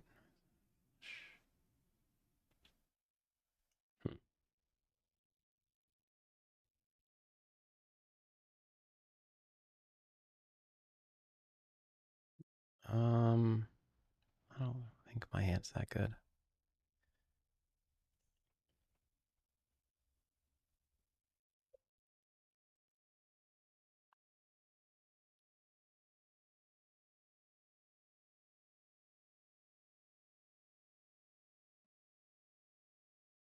I'm gonna go for the check raise. 7-4 deuce, I should do a lot of checking on. And left table, I could bet this flop, but I like it as a check call. I like just check potting here. Any ace, 3, 5, 6, 8. Like, there are so many bad turns for me. And when he bets, his decision's basically made already, which actually is an argument for going smaller, to be honest, because, well, that's not necessarily. Basically, like your bluffs want to go smaller. But your value hands, depending on how robust they are, can go either way.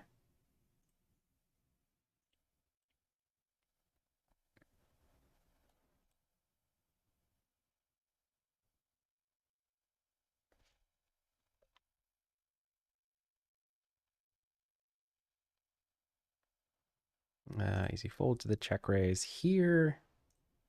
I guess we just pot. Bet check bet is pretty reasonable too. I think we had to go for it, unfortunately. I'm not very happy about it. I think I'm kind of repping 6-3 by pot potting. I'm not repping the 3 anymore. But I like to just pot turn with a 3. Like I pot turn as my only sizing, and then with let's small bet this one to bet 3 bet. And then with like some hands that have like 3 plus redraw, I'm just gonna go ahead and pot turn and then check back river if I miss. I think it's better than splitting into 2 sizings on the turn. And most of your 3s don't want to bet turn. He had a very strong hand, obviously. So there's no getting that to fold. That's unfortunate.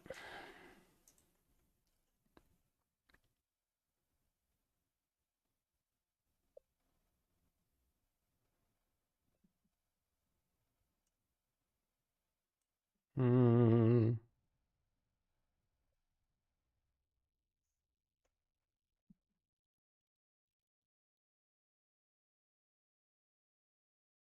Kind of a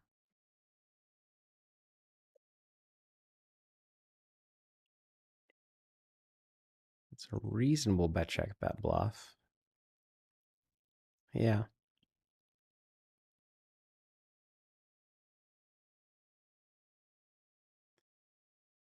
Left table. I mean, very standard from me on all streets. Just curious what I want to do if he raises. Queen 9, Jack. Obviously, that's like a pretty good raising hand from him if he wants to, but the Jack means it's a pretty good calling hand as well.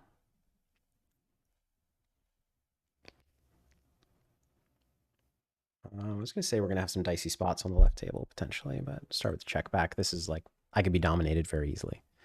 So I'd like to be careful. This is actually just a fold, I believe. Results, I'm probably stuck buy-in. I don't know.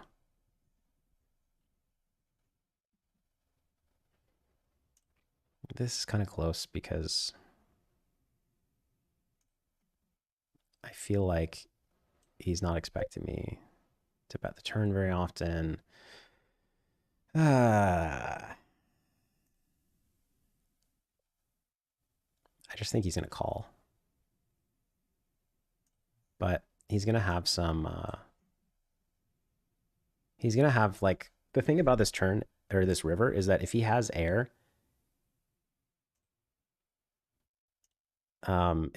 he's reasonably likely to give up river because the 3 is such a bad card for him. So I think I have to try to win against his other air. Only letting me know. Show one table, by the way. So he's saying he can show on one table but not the other.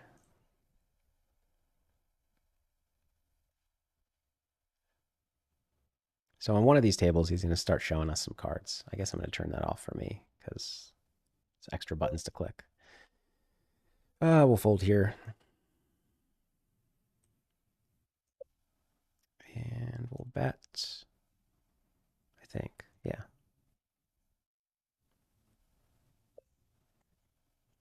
Close on the turn between pot to fold out like 5-8 and weak king X and check.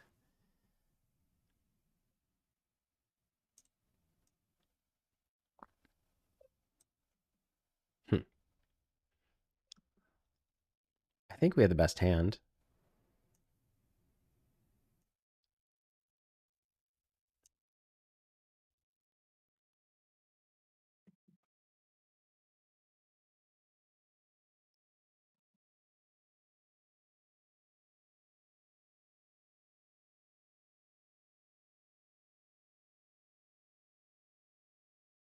There's like so many kings up would bet the turn, but and then like he's not gonna have a lot of ace jack and jack nine, but I think it's too thin to pot queen 10 there. It's a little too ambitious. King X makes sense, and that's the kind of hand I would have wanted to try to fold out on the turn. All right, we got one through.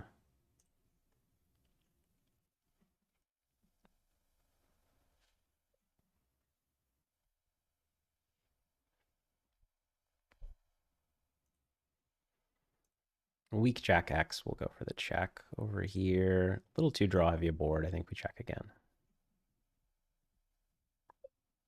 And do we want to bluff that river? Don't get the opportunity to. So interesting on the left table. We lose to king, king, and king, jack. We beat everything else. 10-9 makes some sense. He's not going to be on this river, like, especially if he pots, he's not value betting the king. Um, he could half pot value bet ace king or ace ace. He had air. Okay.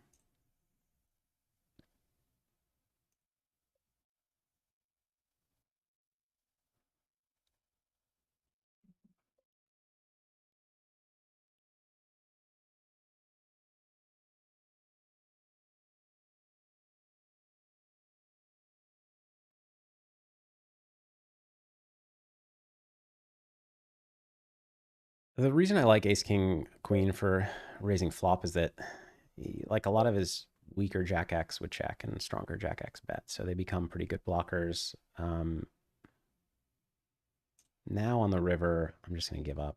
Obviously, he's going to have some like sixes through nines, which are unfortunate to lose against, but I'd rather block a board pair and pot as my river sizing.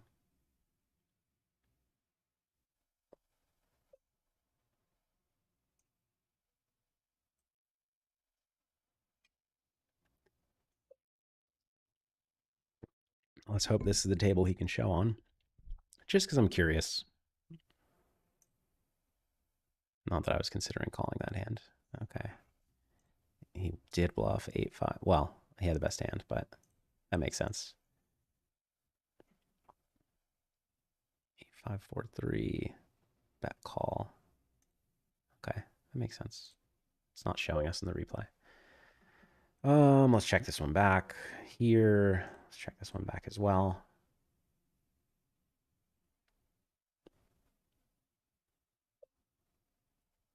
And we agreed to 7,500 hands.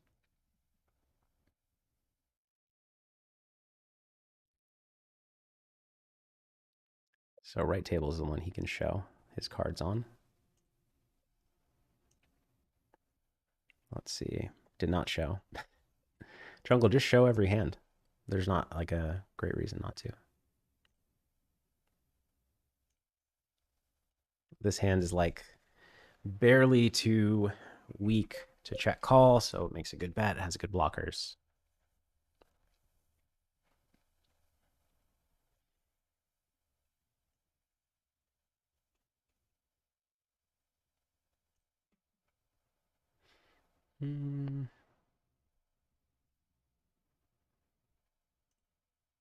So like this has the qualities of a raising hand, but the problem is I don't have many raises on this board.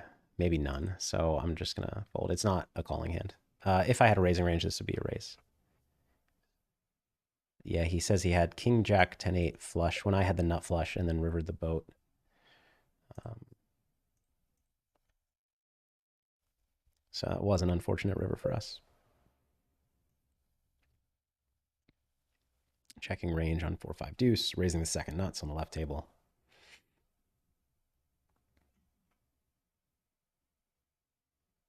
So basically, I check full range on the right on flop and turn. So we went for the bet three bet, presumably with king queen. Basically, when he goes this sizing, I don't really need to call without king queen because my raising range is queen eight and king queen, and he's risking so much. So I think pretty. This he had ace king 6-4, so he bluffed. That's surprising. Nice hand. A lot of people do not make that bluff, so props to him. I still don't think I need to call without king queen, but that is an advanced bluff that I like. Jungle's not like he's not playing. He doesn't play PLO as much as some of the guys that I played, but that's one that they miss usually. So props to Jungle. This is a check back. Then here on the left, what do I do?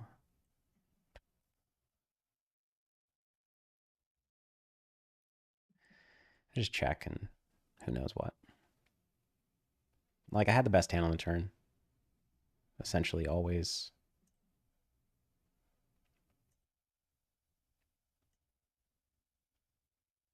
I'm gonna go pot here, get my one street of value.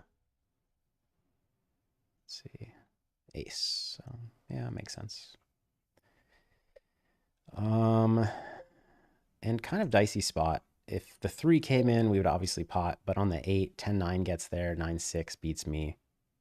And it's hard for him, like he doesn't need to call with that much stuff. So I'm just gonna check and probably win, but I think it gets too thin to bet. 9-6, 6-3. Okay, so he had me on the turn too.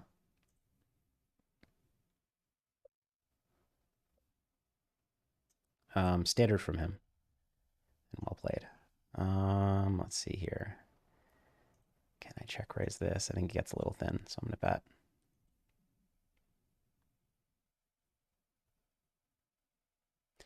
It's kind of hard to get called here, so I need to make sure I'm bluffing enough because every draw got there besides, Queen Jack 10.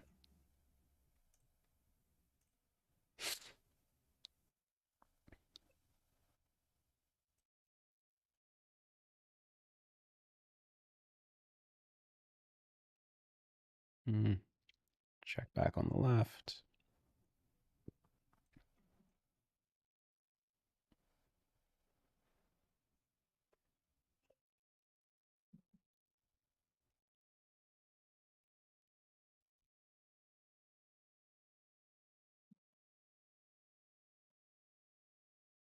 So weird spot here. Like this is a pretty good hand to barrel off with. But I have no outs.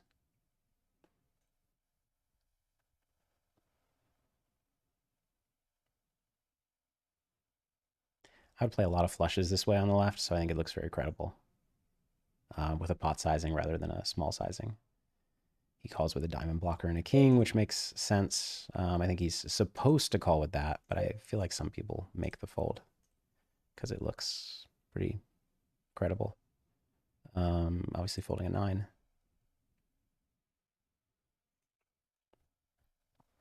Did he show? I don't think so. I think he's only going to show or tell me when it's a bluff. Let's see here. I think keep betting is the play. We get 4 bet. I think this is a call, but it's pretty iffy. Interesting flop. I mean, I start with a check, I think. And we'll see what he wants to do.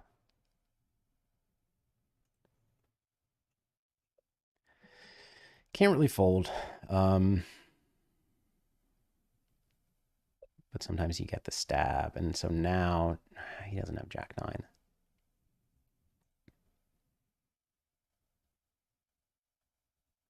Rivers get so dicey.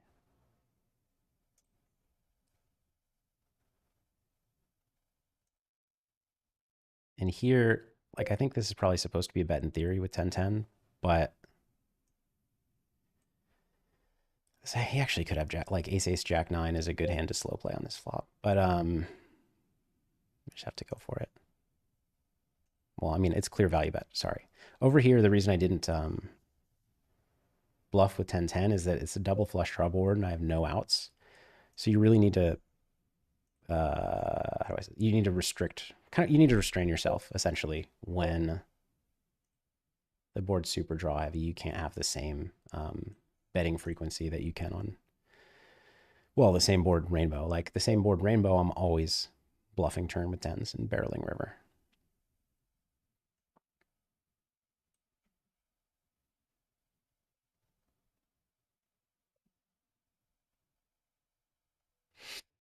I don't think he's getting away from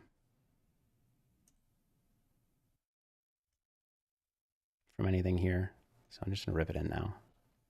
And this is really thin on the river on the left, but I think I have the best hand. So like when I pot, he's more likely to call with like a jack with a 10 of diamonds than when I half pot and I rep two pair. So I like potting there with a lot of my value bets. Here he had a king with an 8 of diamonds. So perfect example.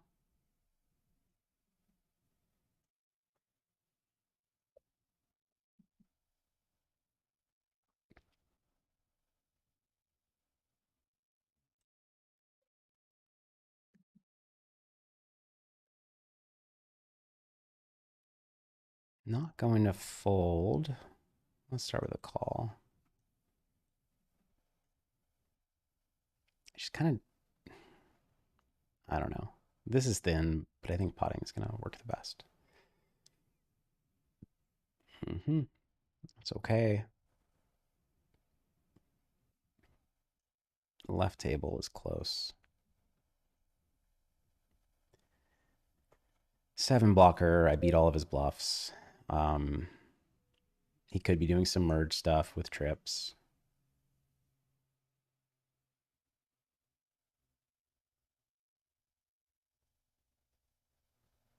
He presumably gives up with the draw with the 10. I mean, it's a pretty good betting hand, but it's also, you don't want to have the flush draw. So I get it. Kings here. It's actually kind of close because I'm going to fold. A lot of people like to check there with like ace 7 or like to check call on those boards. So the range gets pretty draw heavy, but it's okay. I think I just bet range here.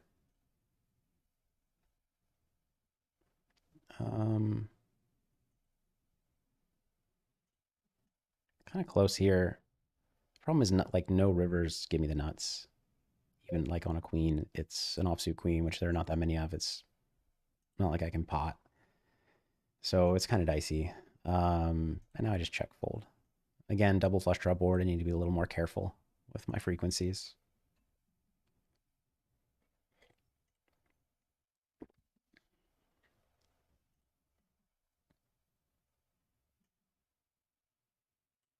I can't value bet kings here.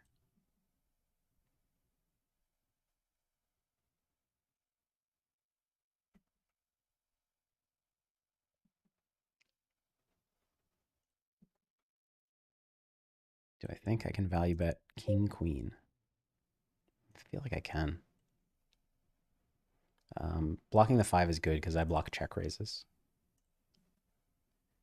Both value check raises and bluff check raises. Is this a call? I don't know. I'm folding. I can't fold queen 10-10 in a limp pot.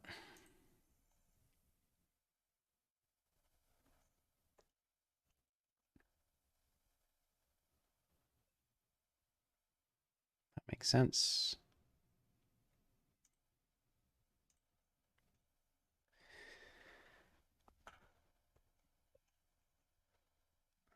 Thank you to the Nightbot for all the shout outs. And Dan C. Let's just.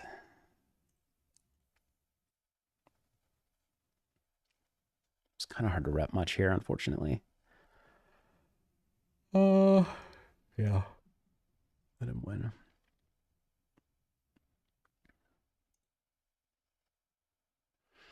I didn't sleep very well, but I know Jungle didn't either, so it's a fair fight. That's a pretty good flop. How do I want to play this? Well, I bet full range on this board. Well, almost full range. It's a pretty good checking hand, actually, but we'll go ahead and bet. Actually, it's a pretty good check call. I mean, it's too late. Blocking the queen as well, and like all the draw cards are bad for me. In the 4-bet pot, he had ace, ace, king, 7. So that was the hand where I had a 2-pair, if you recall.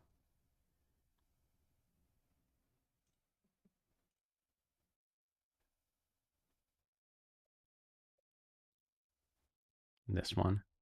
Ace, ace, king, 7 with the ace of diamonds. Makes sense.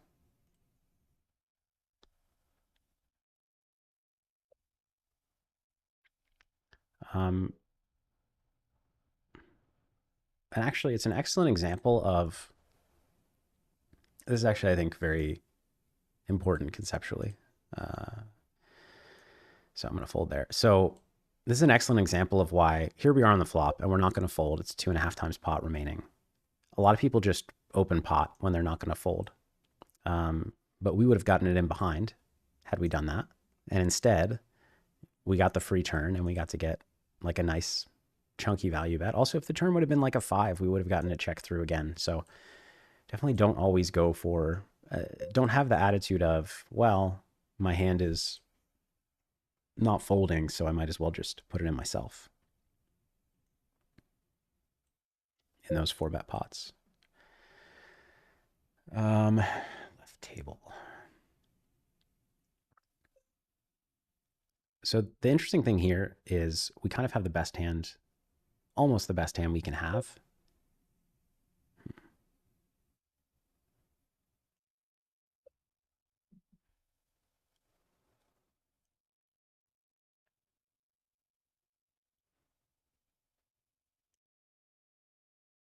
Because we bet flop with 10-5 almost always. We bet flop with sets. We raise some 9-9 and some 10-9 on the turn. So like we can have it, but so the question is if he goes small or actually even if he goes big, like do we consider raising this when it's top of our range essentially? All right, so we have 2 hands to check. So over here against my straight, he had a bluff. And over here against my boat, he had a bluff, but he decided to call. It makes sense because like I said, I don't have a lot of those boats. And you might expect me to be scared to like to be scared to value bet like jacks or aces,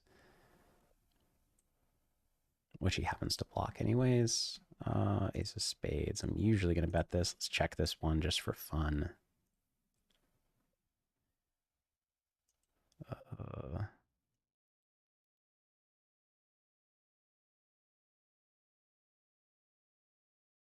He's asking me what I had that hand.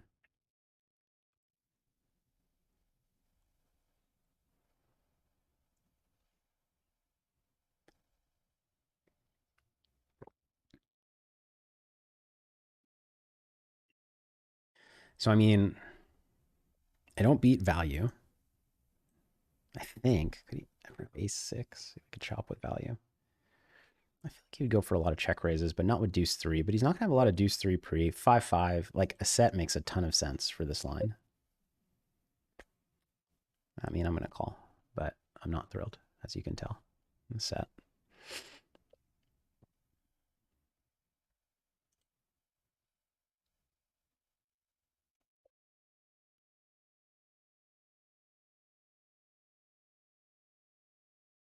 He's saying, yeah, weird flop spot for me. In the ace-ace hand that I was just giving you a lesson in.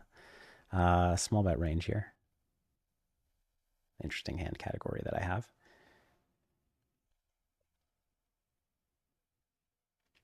Um, we'll check turn.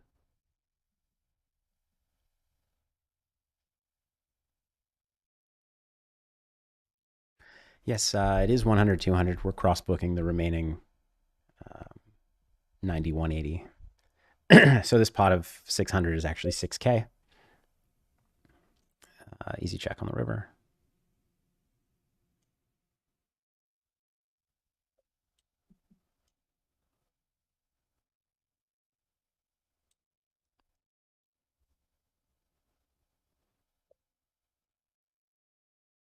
Thank you guys in chat for letting them know that it is, in fact, 100, 200 he had. And that I had in rough shape pre-flop, but flop did not go my way, and that's okay. Right table could go either way on the flop. Can go either way on the turn as well. It's supposed to be a check, but I feel like bet plays pretty well. That makes sense. Here, let's start with a check. I don't know. You can go either way. Again, I know I say that a lot, but it's true, 30% of the time or something.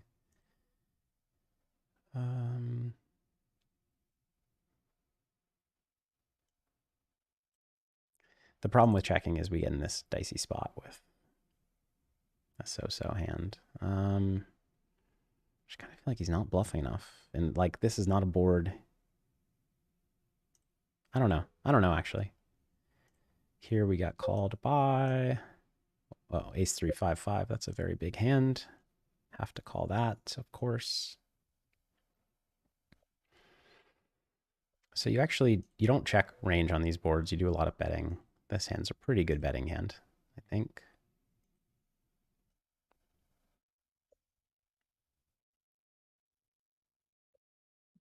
I'm curious how Jungle would interpret it. I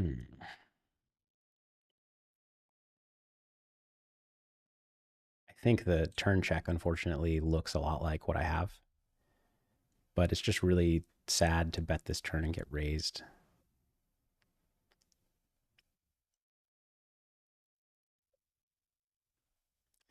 Is he going to fold enough? Is he going to fold enough? I'm supposed to jam, but I don't like my timing. I need to, slowly check raise a spot like this in the future. With the nuts, I mean.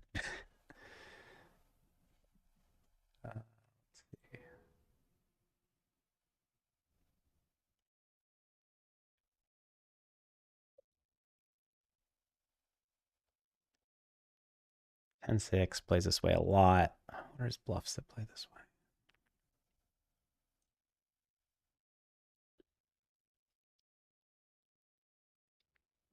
10-9, etc.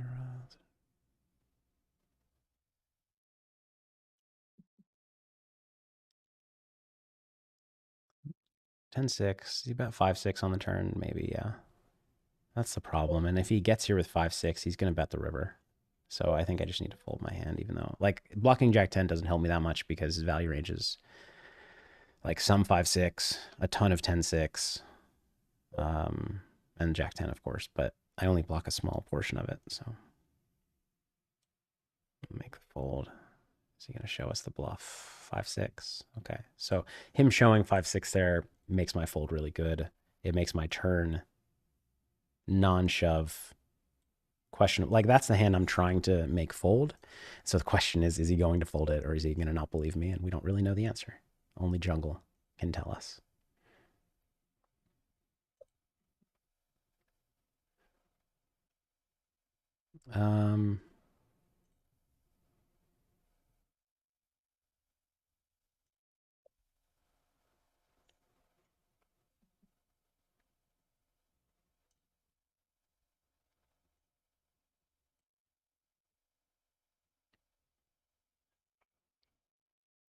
I like half potting my hand here, even though potting makes more sense because it's slightly deceptive. Could you ever check raise queen eight? Maybe.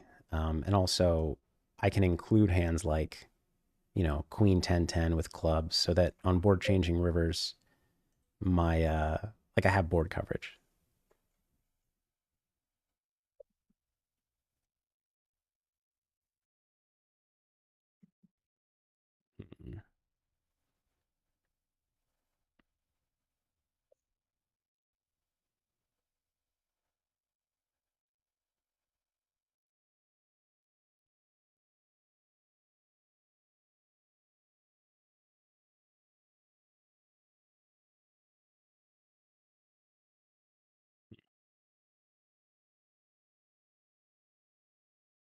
Hmm.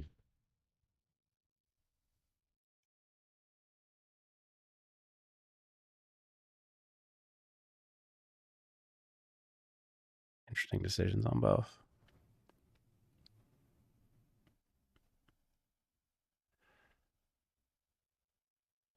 I don't like calling on the left because he's repping a flush. He's gonna have too many nut flushes, so I'm gonna fold. Which block boats?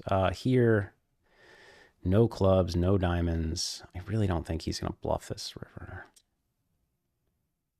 Ah, I'm supposed to call. I don't know. Phew.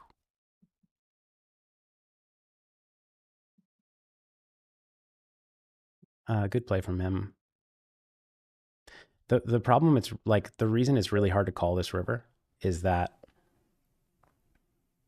like, first of all, he has to make, like, that's a bluff that not everybody makes because, again, limp pot, I have to defend weaker because you're like, he beats all my turn bluffs. So it's one thing to,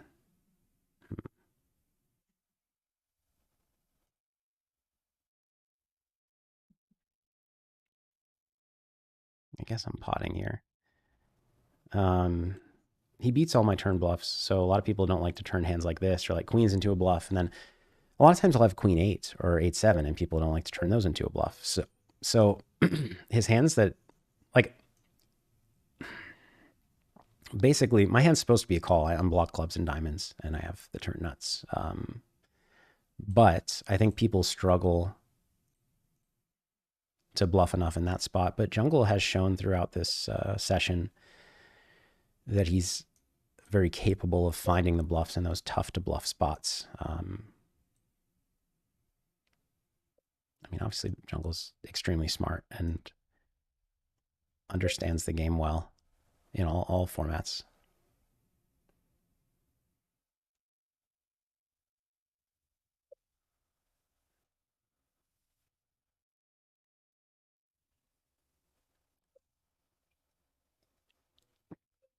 Weird spot here. I think it's just a fold.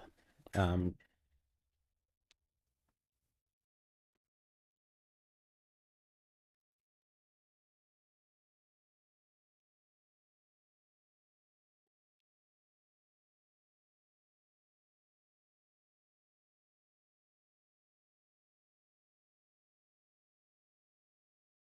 I already forget what the hand was, so I can't talk about it.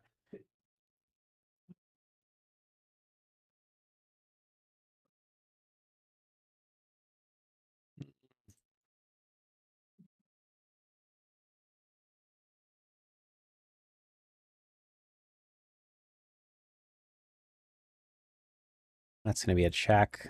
This is like a very sad check call. Yeah, it's a sad check call. Interesting spot here. I think it's check and raise. Just checking.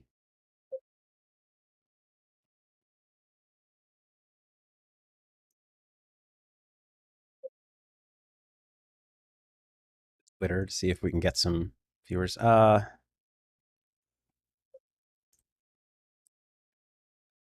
The question is, am I better off raising now or calling and waiting for the river?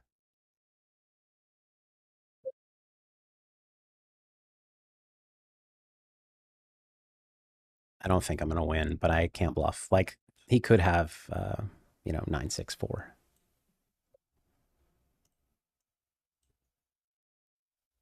3-4. So he slow played flop. That's interesting. Not unreasonable to slow play flop there with 3 diamonds. Nice hand, jungle.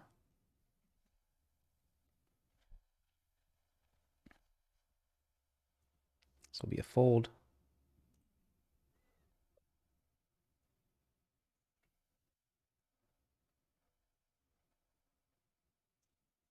I mean, I guess I'm calling turn. He might have some, like, well, sets that just got there. So I'm not going to win now.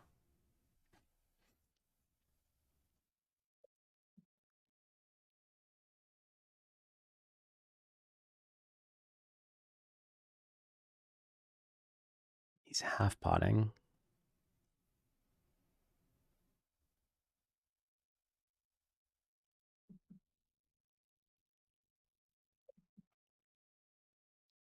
Out of time. It's too bad. I guess I pot this river. There's not really a better line.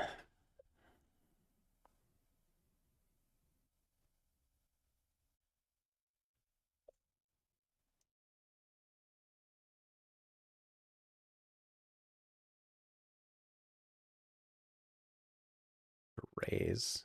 That's bizarre. 4-4. Ace 4.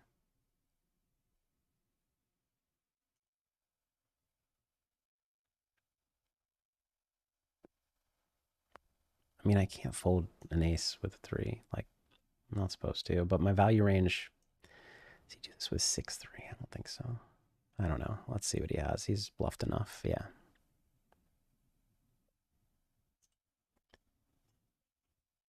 Honestly, I feel like I'm used to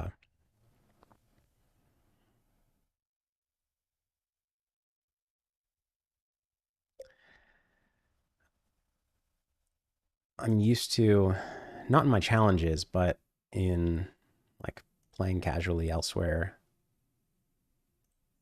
I'm used to people missing these bluffs, or like that wouldn't necessarily be a missed bluff if he didn't bluff there, but just not like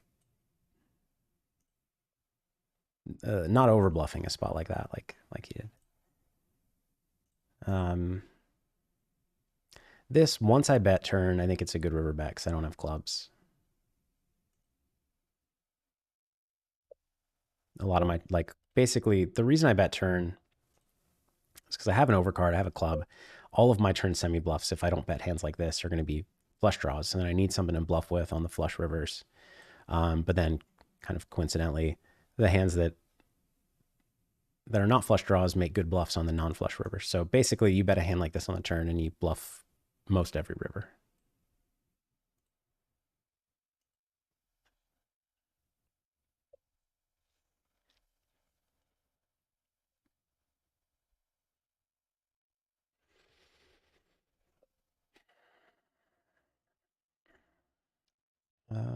Start with a small bet on both tables.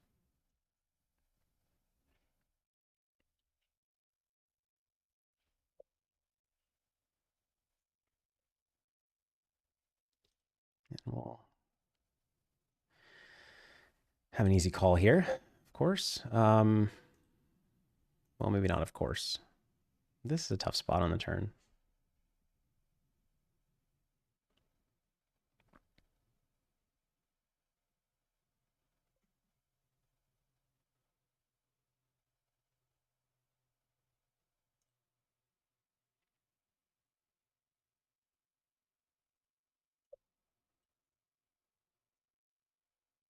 Easy call again. I don't like raising in a spot like this where, yeah, that makes sense, Jungle.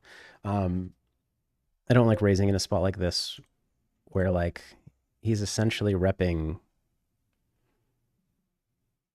trips or better, and the trips or better is going to bluff a lot of rivers.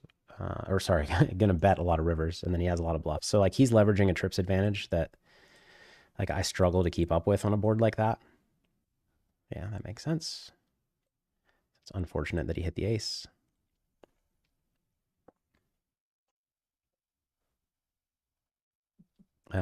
So the left table where I value potted river with a straight ran into the flush. It's going to happen sometimes, and I think my play is kind of close.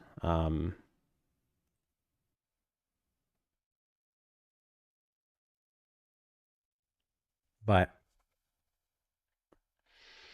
with four hearts, basically the question is, well, the entire question is how often he's going to do something like this, like check the turn with a middling flush, because he's usually going to have a middling flush or some kind of two pair or low straight.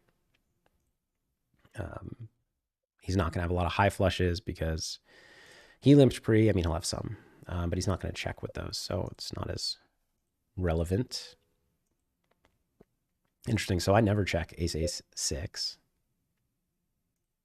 Not sure what to make of that.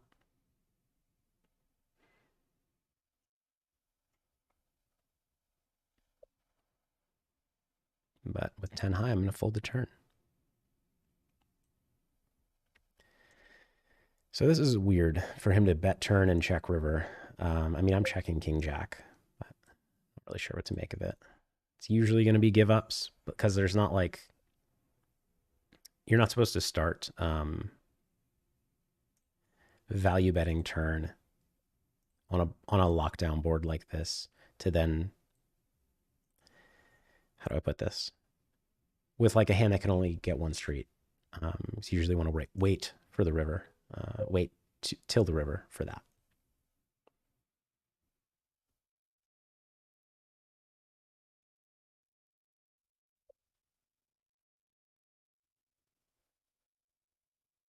Keep betting range, I think, on this turn.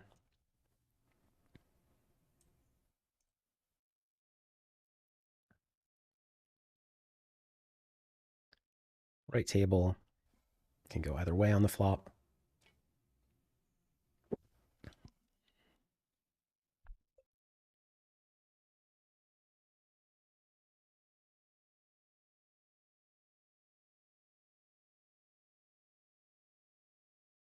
Thanks everybody for checking out the stream. I hope you're enjoying it. This is mostly a check. This is mostly whatever. Both these are kind of whatever. I mean, I usually on the left, I usually check back nut flush draws that do not contain additional outs, like additional straight outs or pairs. I think I'll check back once again. That's close, actually. No, let's bet. And here,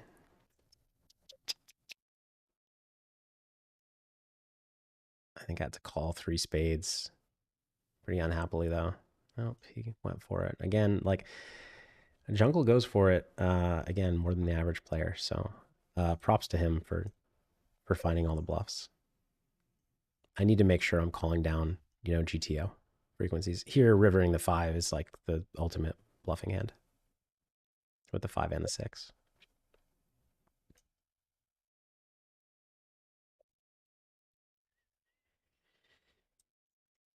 I mean, I'm obviously folding. I'm just trying to decide if I think he's bluffing. It seems like he's going to have a pretty like decent range here in terms of, how often he's bluffing and how often he's not. This feels with no pair, well, just the eight, I'm going to go for it, but it's a reasonable, no, it's a bad check raise. I block the jack as well. Good bet. He said he had queen, seven, six, six. So he had the nuts this hand.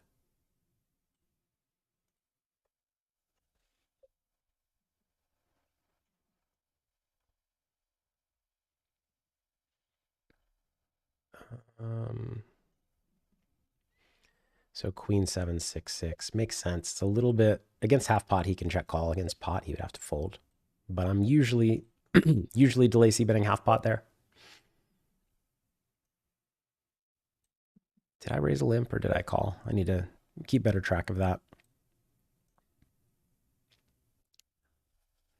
Does he think I would have? The thing is, I don't think he's going to believe that I would have check raised here. This is a clear check raise on river, but I just think Well, again, I've taken too long.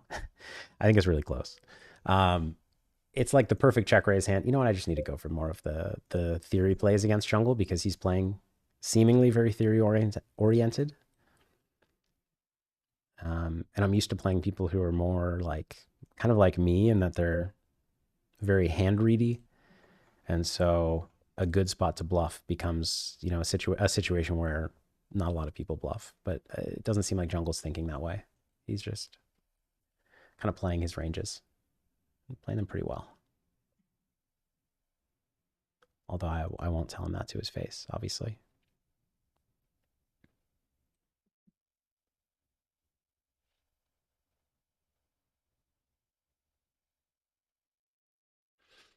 He's timing down.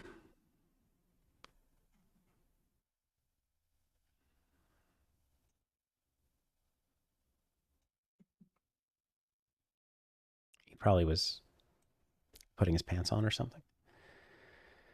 Um, Bad to have king king with diamonds.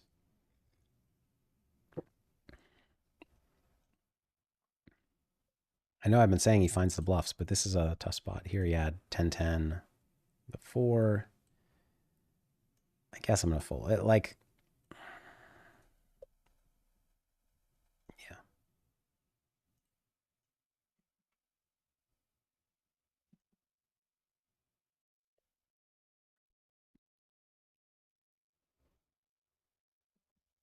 he didn't show, so must have had it. Two straights get there. Deuce 5. This seems very close to me. Okay, makes sense. He might call it a big bet with that, but I don't think I can big bet. I think I have to go half pot if I bet aces there.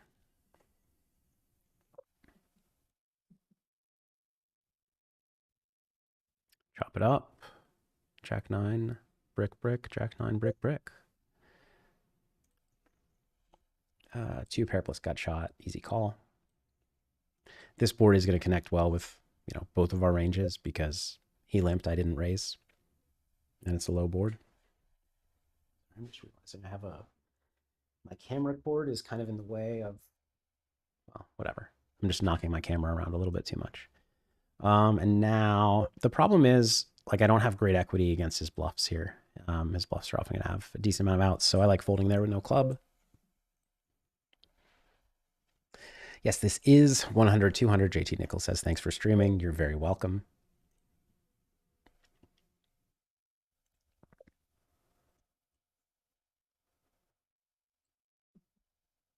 Well done, you guys, for being here to take in the high stakes action, hopefully learn a few things. He went for the check raise here with Queen 4, very standard turn play, pretty good river play because a lot of my calls are going to be ace X, which could value bet anyways.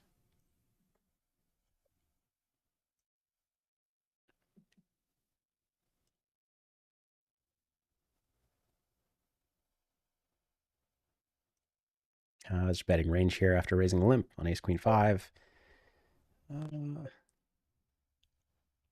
Now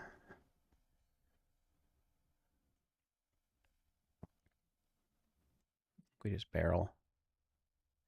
It's a little unfortunate that the queen of clubs is out there because you have some queen X of spades and like queen of spades X, which might decide to call down as well.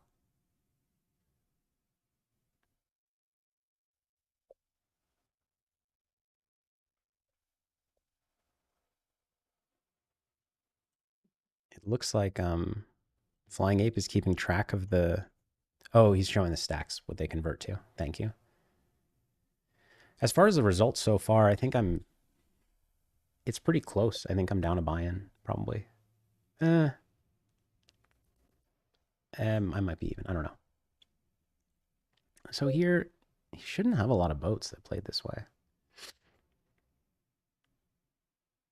This is very close on the left. I think it's fold. No real exciting turns for that hand.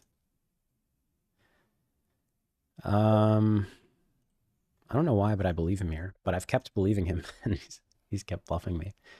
I don't think he has a boat. I think he has a nut flush.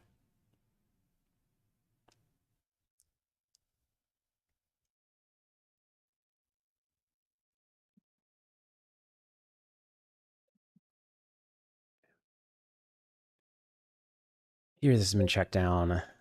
Um, I could go for a check raise, but I think pot will work out a little better.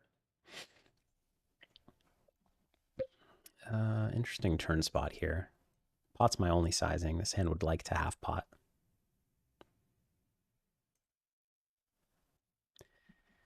It's like a, a thin street of value, but I think it's probably good.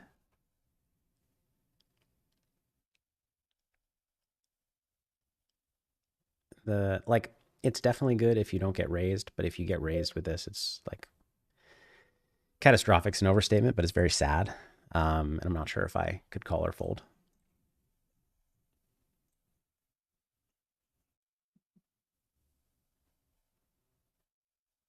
Derek Jones says, "Hey Phil, been a fan since the full tilt days. Glad to see you still on top. Thank you very much, Derek.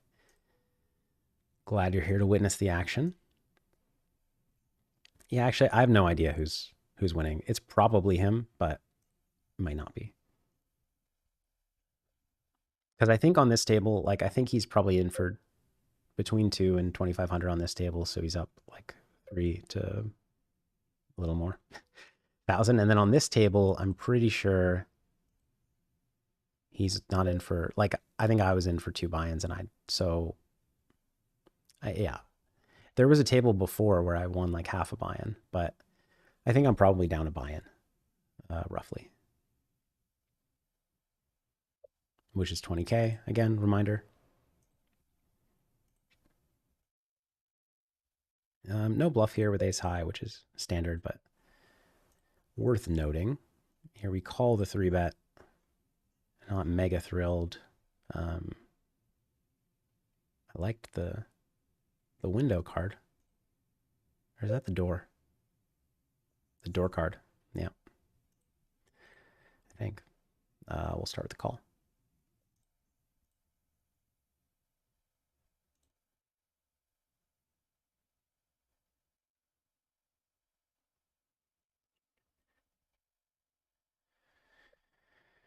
He goes for half pot on the turn. That's very interesting to me. It's actually very concerning because like king, king, queen makes a ton of sense.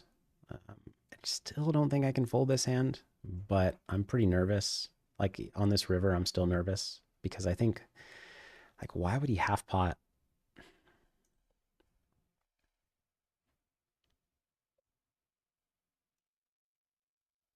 Why would he half pot just ace queen or like king queen, maybe king queen jack?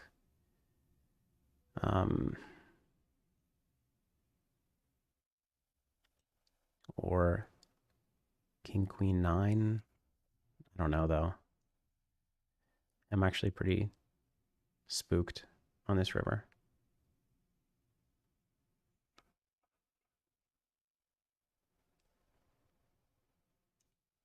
I like, okay.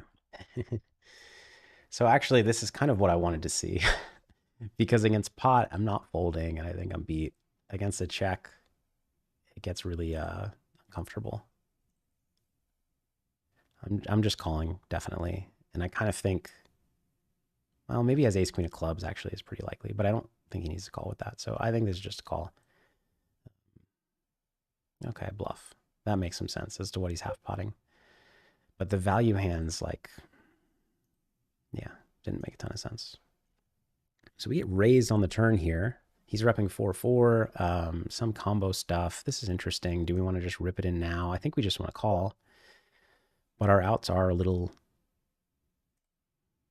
well, things get dicey basically. It's king 4, no. I mean, we don't beat, when we have, if we had nut diamonds, I might rip this in because he could have nut spades. But since he can't have nut spades, I don't really like it.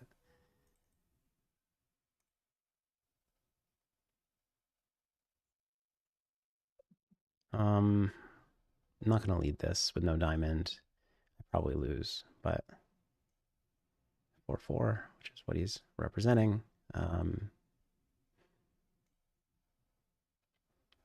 Actually, I should pot here on the turn. I don't like half pot bet. That's a mistake. Yeah, mistake.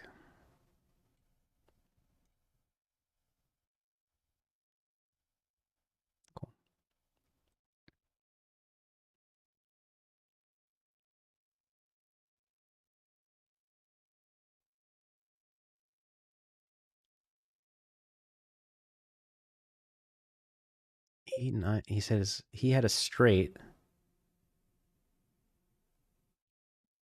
Oh, yes. I had a straight that you bluffed, that had you bluffed 985 turn river. I don't know what he means. Not sure what he means.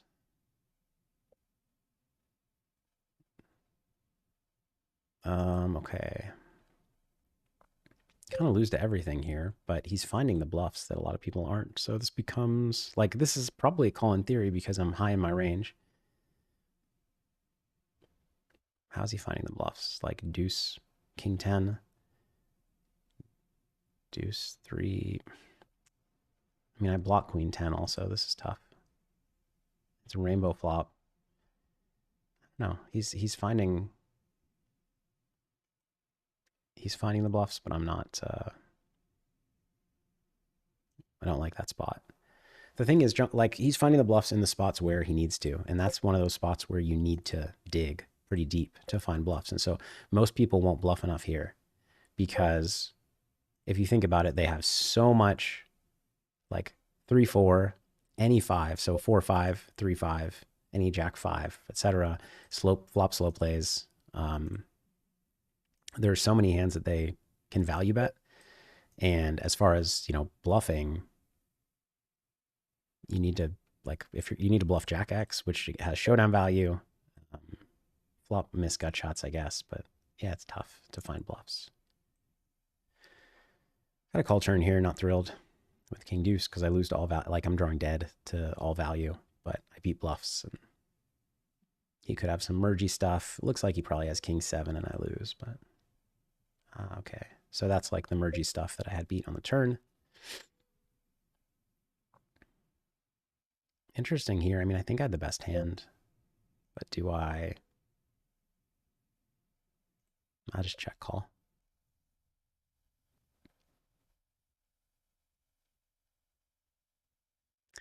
Z17 Seattle. Yes, I can read that because you made your text nice and big with a lot of emojis. Thank you very much. He had 8-8, so I was not going to bluff.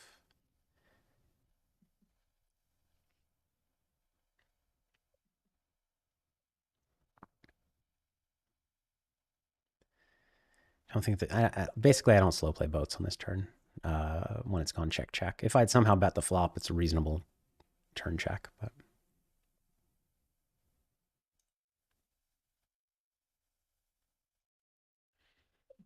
Now I just pot.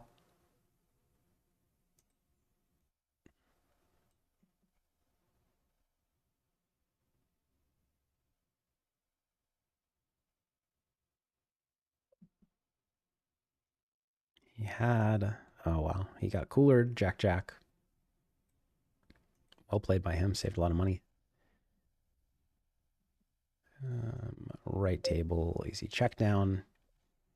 Just ace queen.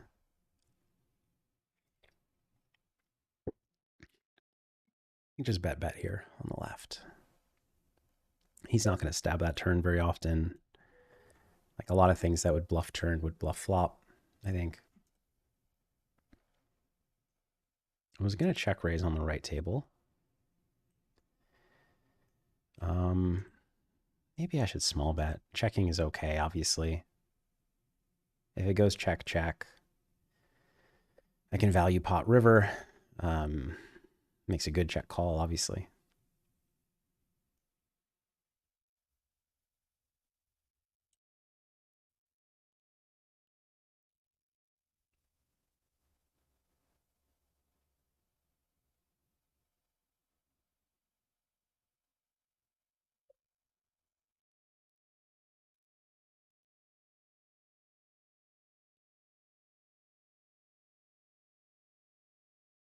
Easy check here with no clubs, no great board interaction.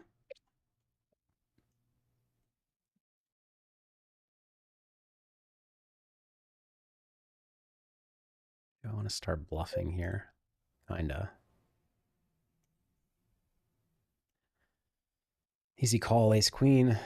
He's gonna have a lot of queen X, some bluffs like that. Now I have a straight, so Hmm. I guess like if I had the Broadway straight, I could value bet, but with this straight, not so much. And unfortunately, I think I need to fold. It's really again tough. He needs to turn like Jack 10 into a bluff. Is he capable? He is really capable of that though. Yeah, this is a spot where it looks like I have the straight. Yeah, I still think that hand's a fold, but with the, I guess because I think it's possible he would bet the same hand. Probably not though. But I kind of felt like he bet 60. I kind of felt like if he wanted me to fold the straight, he would pot there. But he might just be his only sizing. Because the challenge for him if with betting 60 is that like maybe I talk myself into thinking he has the same straight when I very often have the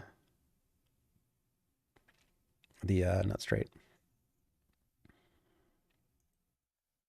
Jungle says so. This is a problem. He says I was bluffing the limp. Uh,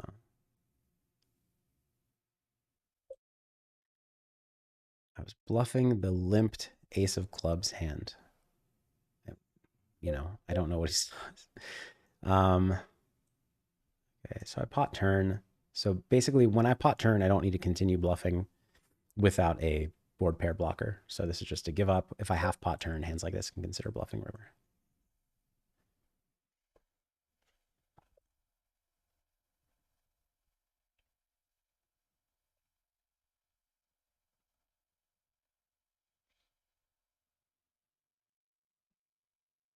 It's just typing to my friend Jungle. Right table, I could bet full range or check full range. And I guess I decided to check full range. And this one's just going to be a check fold. Oh, excuse me. No backdoor here. I'm going to fold. It's a reasonable. Like backdoor, I definitely don't fold and sometimes raise. Zephyr Poker, good to see you in here.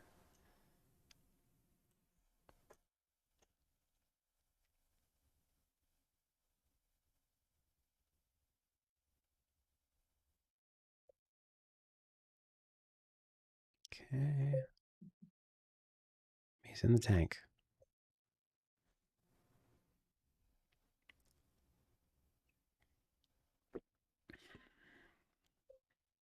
I mean, it's fold, clearly.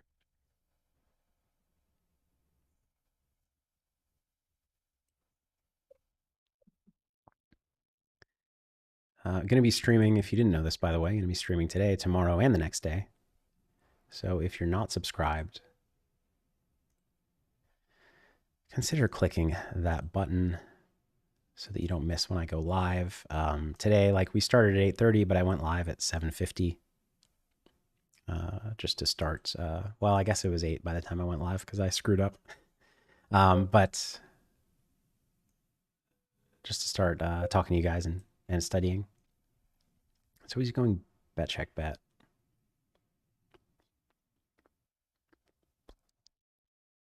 Close. I think I'm going to call. Yeah, so like these are the bluffs that most people don't find, and he's finding. A very nice hand by. I mean, I won the hand, but it's a good bluff by Jungle. Because it looks a lot like I have a lot of just like King Queen Jack, and that board is really dicey for King Queen Jack by the time it plays out this way.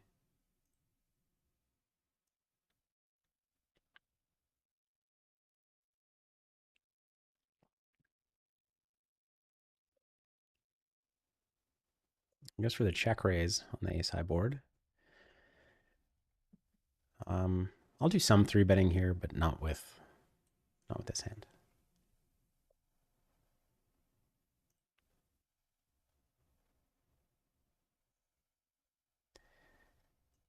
So the check on this turn, like he's probably giving up, or he has a nut flush draw with an ace, or maybe without an ace. I don't know. Probably with an ace. And potentially like king queen with nut diamonds, which would be unfortunate, but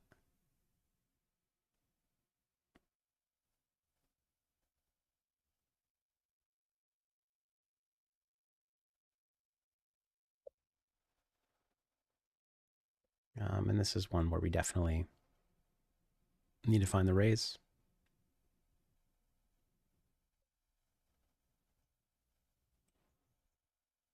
Easy check call on the right.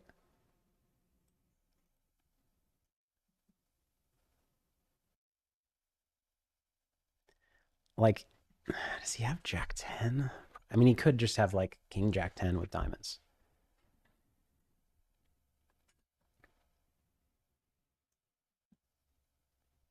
Right table could be a small bet, but it's a little thin.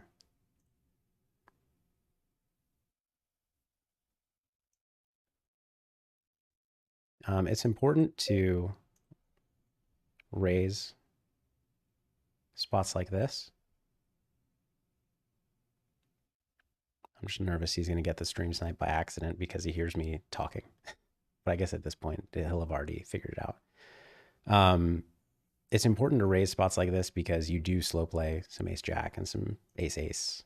And so, like, a lot of people get here, and when they have ace jack or ace ace, they raise, but they just never bluff raise because they're like, oh, I can't rep it. But you can rep it, and so you need to find the bluffs sometimes.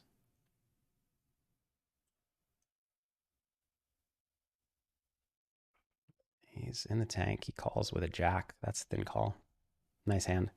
I was hoping that he had king queen with no jack, but the jack X makes sense, and like that's the blocker that you want to have because I'm going to have some ace jack, some jack jack, some jack 10 even, especially when you have pots. Like I'm going to have some jack 10.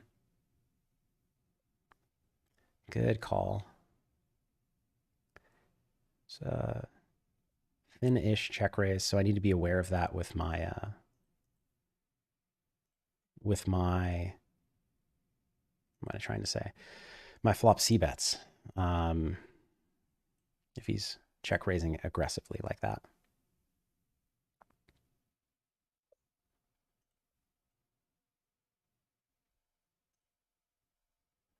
So right table, I think no other play but to call. He should be checking river almost always. Easy value bet on the left for pot. He should be checking river on the 6 very often, but he doesn't. He goes big. That's very surprising. He should not have a lot of 6x. It's weird.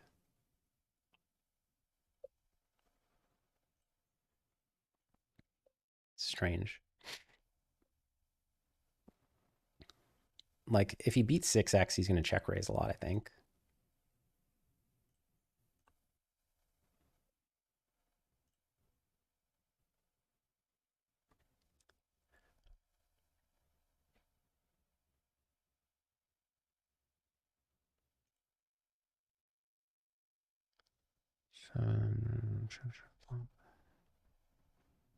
Yeah, I'm going to call. I don't know. It's a weird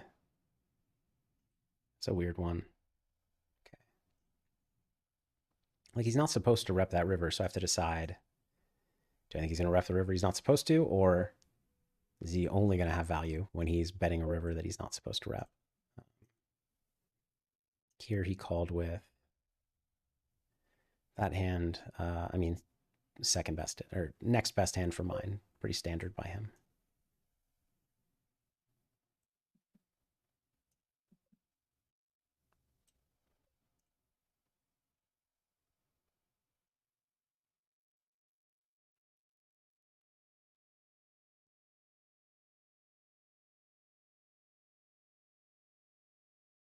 Small bet or big bet both work on the right.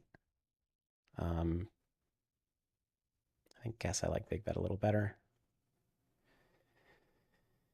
I think this board's a little too, like this, my hand is a decent betting hand, but it's a little too draw heavy to bet in this week.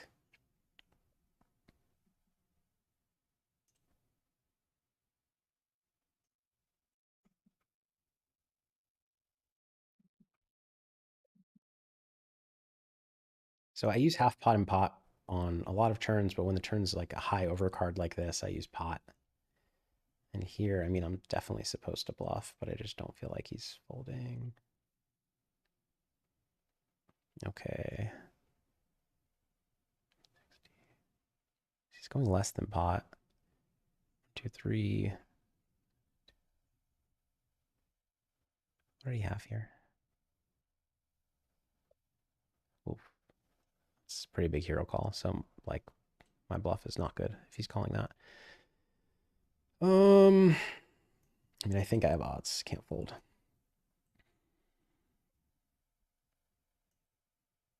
Left table, easy check call.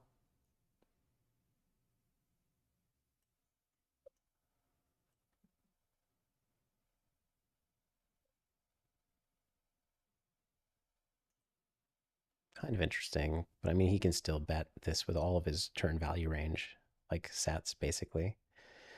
And I have one of the worst hands I can have um, to call with, so it's an easy fold.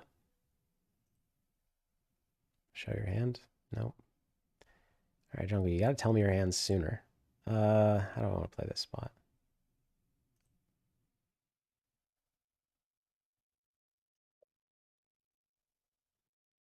Again, I think I took a little too long. I'll get him with the take too long bluff sometime soon. That makes a lot of sense from him. He's probably going to bet check, bet bluff, if not for rivering the straight. Here, easy check.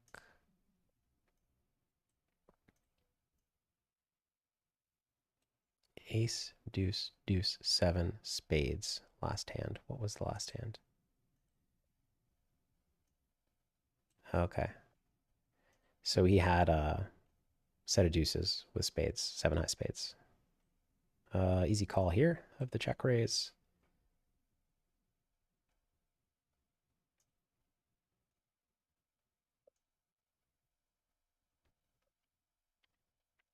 He checks.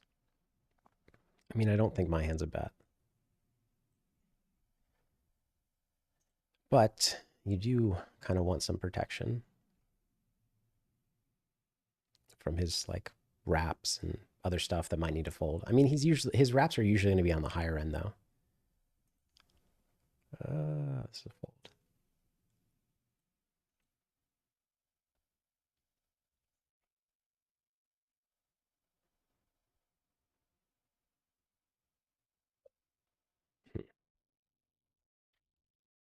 I mean, I have one of the worst calling hands I can possibly have, so my hand's just a fold, even though he's finding a lot of bluffs.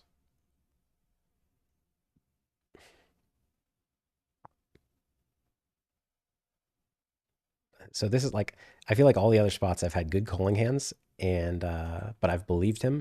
And this time I have a bad calling hand, but I don't believe him. But I just, yeah, it's too bad of a calling hand. Um, yeah, I mean, it's just like very slightly too thin to check raise, but he's not going to have 10-10 or 8-8 almost ever. 10 deuce he can have, and a lot of 8 deuce, and like all the straights that could bet, but he's going to bet fold the straights pretty often, I think. So just go for my value myself. He had a 10 with a straight, yeah. So that's a hand, I wonder if, like, that would be a good bet call if he bet. I think he, I don't know, he likes to go for thin value, kind of.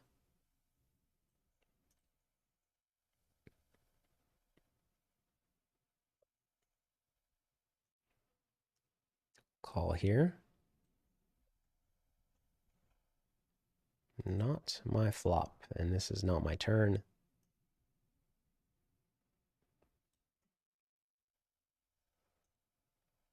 We'll take our free card on a board that's pretty good for his range. Like that, not going to stab a hand this week. I mean, bet check bet doesn't make a lot of sense here,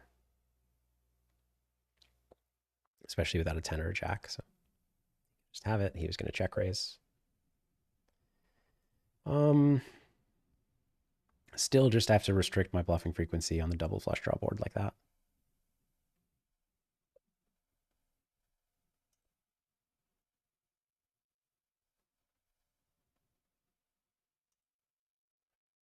I think without a queen or a king, I'm just going to let him win. He was going to check call that, which makes sense.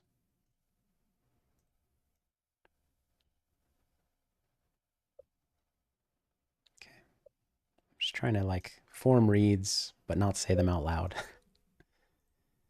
which is challenging. Some trying to speak while I play as well.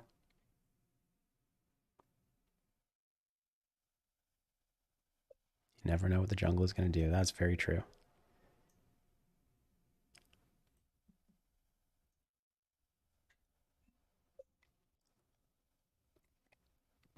Interesting sizing from him over here. It's not the craziest raise, but I don't think it's a raise.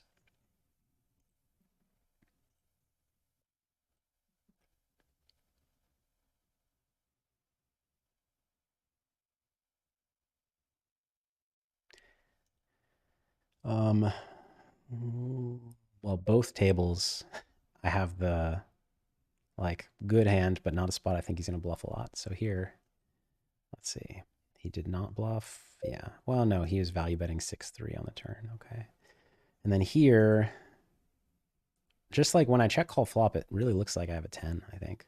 Or sorry, check call turn, that is. Check call flop, I can have a bunch of stuff, but all my draws fold to turn. So he half pots turn.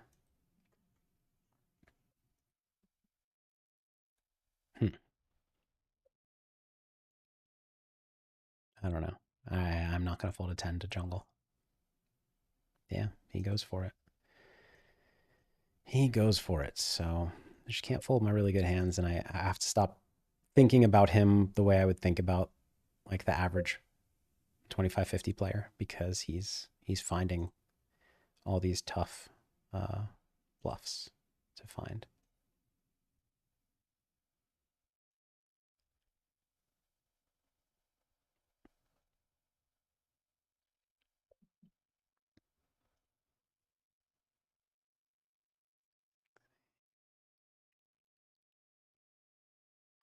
I don't really like what I did over here. I think I should have checked river actually.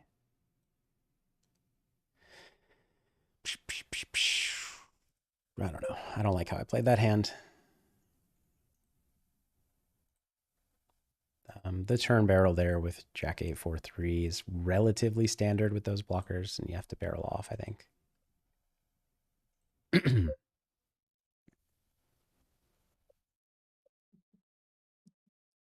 Not the turn I was expecting.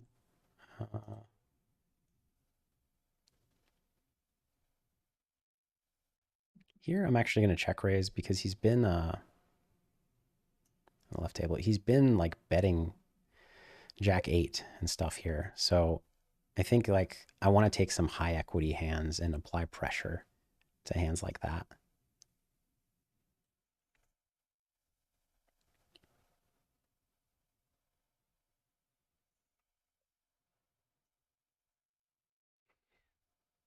Here he had. Let's go. No. I was trying to do the overlay thing. The bluff. That river 2 pair.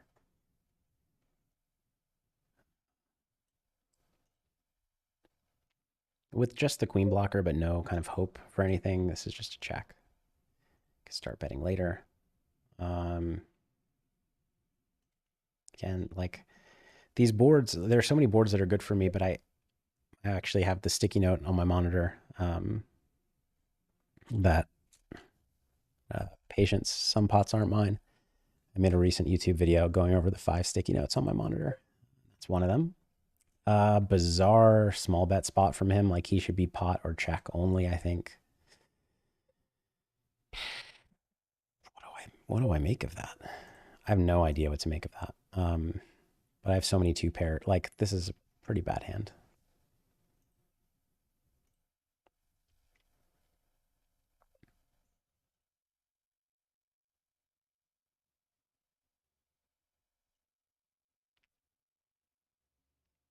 Jungle's got the bathroom advantage because he's playing on a laptop.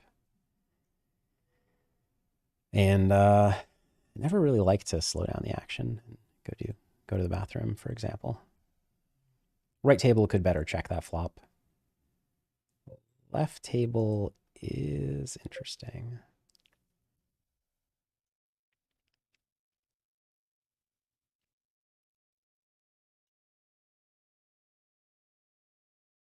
It's close on the flop because like you hate for him to have ace, ace, king 5 and just be stacking off on the flop, but then the turn is the 6 of diamonds or something. So this is kind of exactly what you want to happen, is the turn to be a heart and him to a brick heart and him to jam. Or I guess actually not a non-heart would even be better because now he could turn extra outs. Check down here.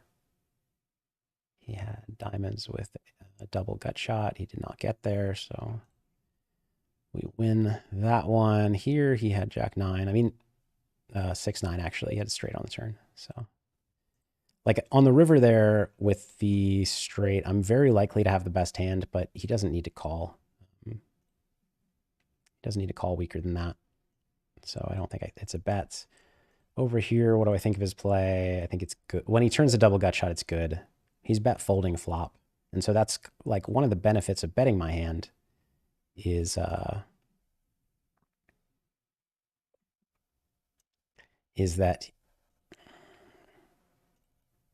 what do I want to do here? I think I'm just going to check call. I block the 7 as well. One of the benefits of betting my hand, or sorry, raising the flop, is that I fold out some high equity hands like his. Do I want to check raise here? I don't know. I'm going to call here, and I mean, I lose to his value range, but I think just like blocking the 7 and the queen, he's going to have more bluffing candidates, and so I like the check call. Here he did not bite. I thought he'd have a lot of queen X and would consider bet calling, although actually it's a very credible line by me. So I don't know. He actually just had a very weak hand of 4s, making a pretty loose turn call, but obviously he beats bluffs.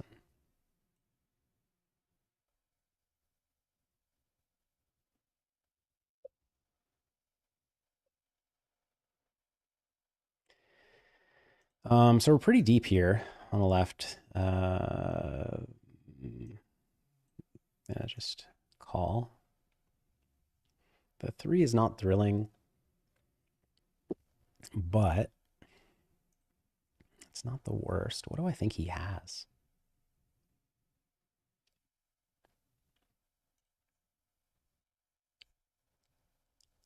So the thing is, if he has Jack,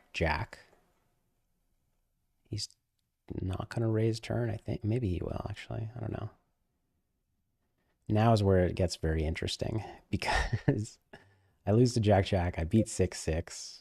I don't think he has 5-4, but he could.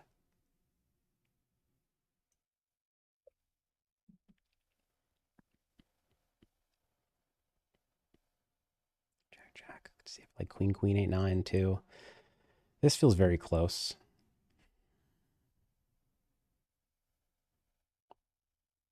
He has a lot of missed straight draws. 5-9-8.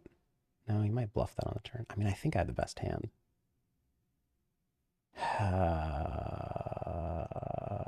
Damn. Bad check, Phil.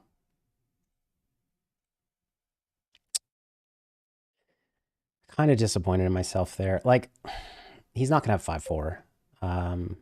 Jack. The thing is, he's supposed to raise more Jack. Well, actually, Jack and 6-6, he should probably raise equally on a rainbow flop. On a flush draw flop, he's supposed to raise more Jack. I block the Jack. He could have. He's not gonna have a lot of Queen. I mean, I think it's a missed value bet for me. I think it's a bad play, and I think I need to step it up a little bit. Would he have called like the? Here's the other thing. He's not folding Jack. Is he folding 6-6 without a 4 or 5 and with a 10-9? Maybe. So that's kind of part of the problem with betting my hand, but I think I need to bet. I think I'm not thrilled with the way that I've played this session thus far. I think streaming, but also dealing with like this morning, him getting set up and chatting and yeah, I think I've not brought my A game today, and I'm disappointed in that. Left table.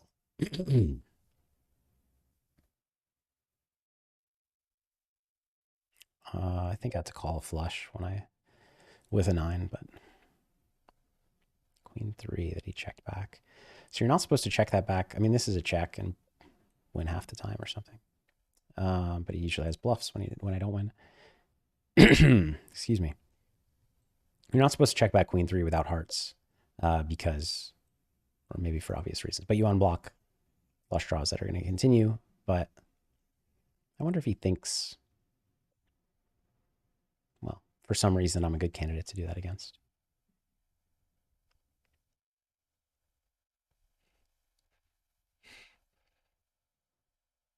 All right, Jungle's requested a bathroom break, and I approve.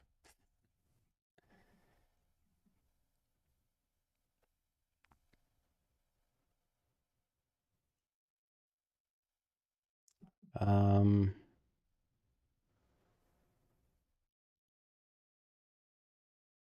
let's make a finish pot. Again, limp pot, so he's not going to have as many flushes.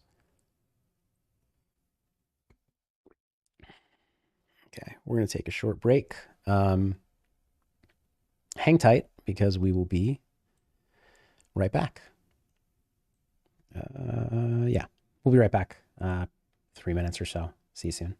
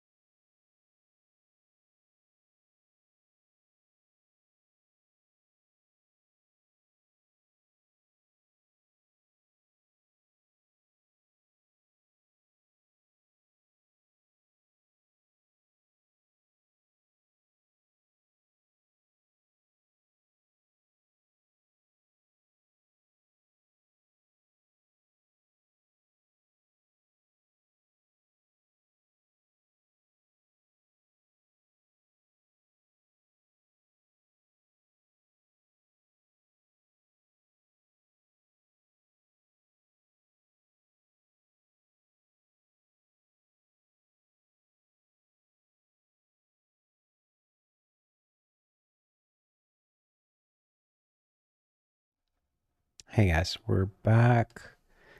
Trying to get a tweet out just to let people know we're still at it.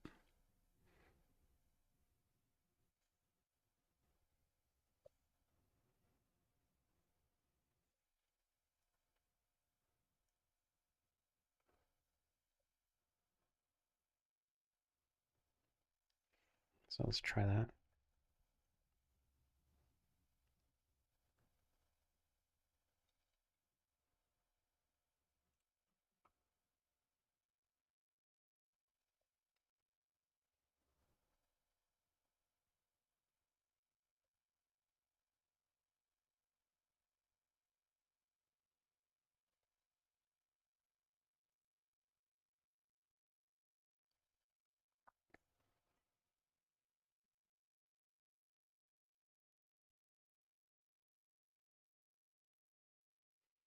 Okay, we got the tweet out. Thanks for your patience, everybody. This is a bet, obviously. Yeah, Frankie B says jungle up 1.5 buy-ins is his guess. I think, well, I guess I just won some with, oh, it doesn't feel like I won because I made that bad check back on, well, iffy check back on the river. Kind of iffy play all around, to be honest. Well, not on the flop. but I did win that pot, so I think we're going to be pretty close now. Interesting spot on the left table because block a lot of value. Um,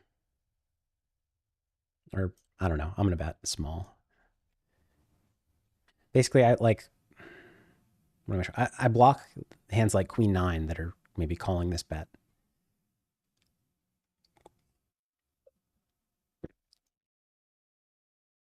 9754. I think this is just a check.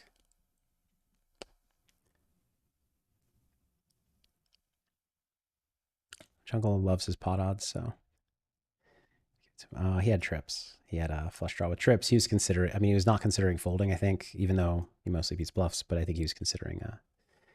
This is a weird spot. I think he was considering raising.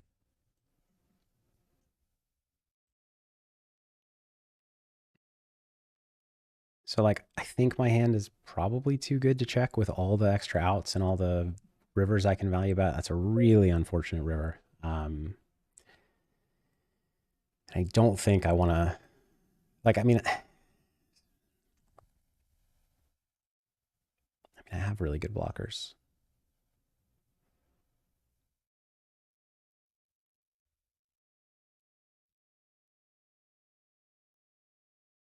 Okay.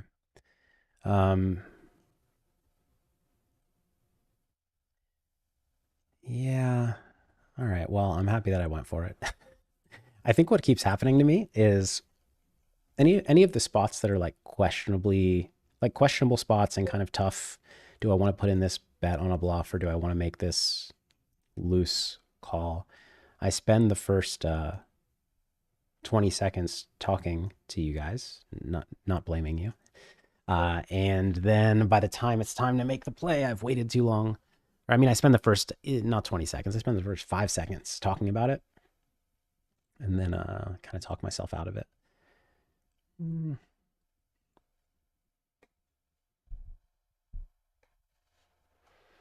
So, yeah, before the break, I mentioned that I'm not bringing my A game thus far. So, if you just joined after the break, that's what that comment had to do with. Wow, like I trying to figure out why. Whenever I'm not bringing my A game, I want to think about why that is. He was thinking about value betting tens here, I believe, which is reasonable. Um, and I think there are a few reasons I'm not bringing my A game. One is the stream and the excitement and the like all the setup. It was a lot to set up this morning, and actually he had trouble depositing. I had trouble. Well, I was kind of having trouble depositing. I have a lot more than him in the account, but not as much as I wanted. So I was dealing with that. I was also awake at 4 a.m. I think he was. I mean, he didn't sleep well either. I'm quite confident, given the timestamps of the texts that I've seen from him.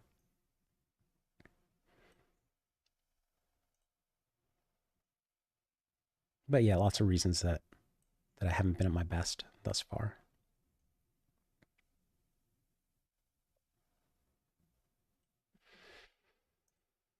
Hmm.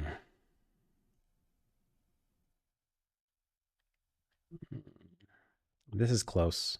This is very close. It's a very check raisable spot for him.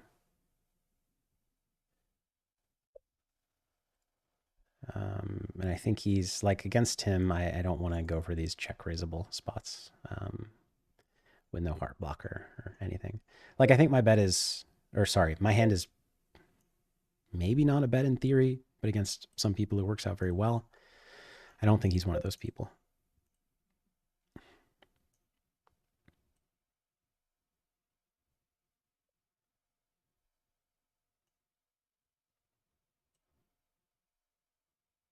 Flying Ape says, "Can you three bet low connectors to tilt him, please?" I'll try my best.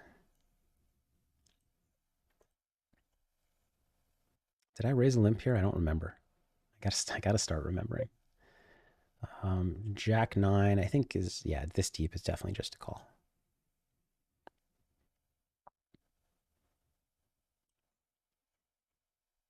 That's a pretty good turn on both tables.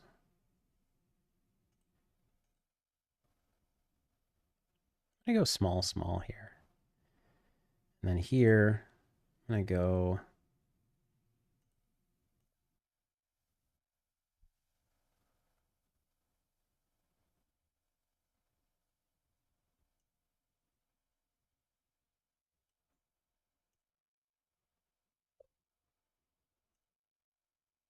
Okay. Obviously, when I bet big on the turn, I'm repping a 9 or better, and every 9 or better can pot. So there's no other sizing on this river besides pot. We get called on the right. Yeah, I like the small, small. Get the fast fold on the left. Unfortunate. He had a king as well. Don't think he should call flop with that. I think it's slightly too loose. Very slightly, though. Things are turning around a bit for us. Probably up on the session now. Maybe,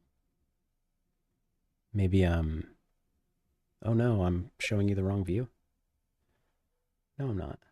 Oh, that was just for 1 second while I was setting back up. Sorry, confusing myself looking at the looking at OBS. All right, he goes with third pot.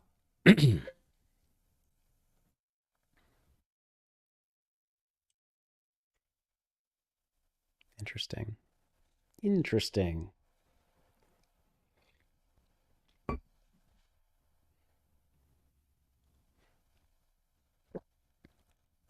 This may be a fold pre. Start with a check.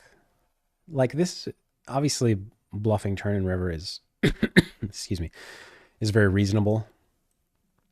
But Jack 10 9 are really, and a king of spades are really bad blockers for it. As for raising, they're not the worst blockers for raising, but they're also not the best. For the same reason, they're not great blockers to bet the turn with.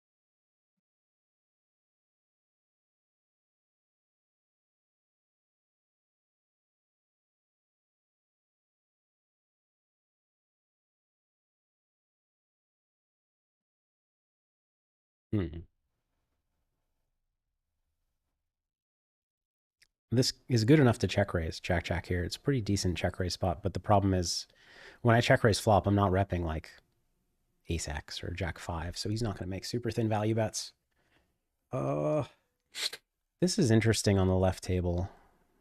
Why don't I believe him? King 6 might make some sense. No, I don't believe him at all, actually. I don't know why. Cool.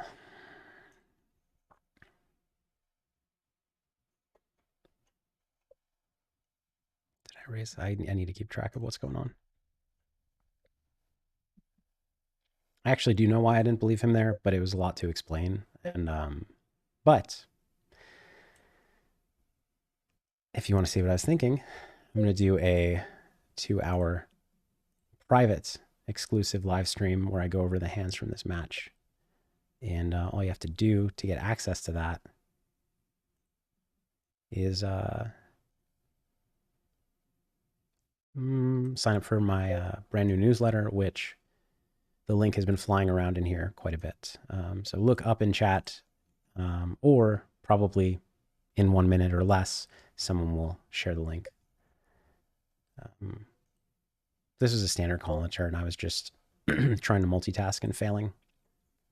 This is actually a fold pre on the left, I think. A lot of stuff missed. The 3 hitting is unfortunate because he's going to have some like Jack 10 3 that he barrels turn a lot when he hits the 3. I have a fair amount of like Queen 3, 9 3, etc. So I'm actually just going to fold this. I mean, it's a standard fold with diamonds, but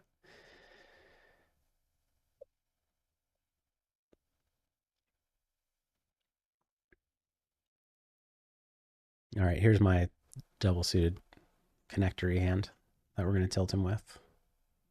I bet range on this board. I split sizing, small and big.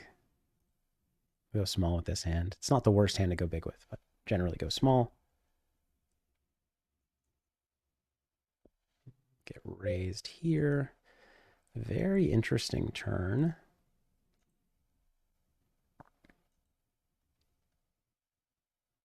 I think I gotta just go for the fold equity. I have so much. I mean, I'm like a favorite against a lot of stuff. That is not my river. The problem is now he has a lot of aces up. And I have both flush draws to miss, so I think I'm giving up here. Let me think it through. Yeah, I think I'm giving up. I could check the turn, but then am I check raising or check calling? I guess either. This is actually, I think this is a better hand to check turn with, but then I just didn't know if I was check raising or check calling. Check calling is pretty good. I think it depends on how often they bet hands like ace seven dry to bet fold, or ace deuce for that matter. And here I block all the draws, so I think he has value somehow. He doesn't have a ton of value. Like ace jack is probably not betting. Could I have the best? Could he have like queen, queen, jack with clubs? He could. This would be the craziest hero call. Because, like, he might bluff with ace 10 10 here, which would be unfortunate. But he doesn't have a ton of, I don't know.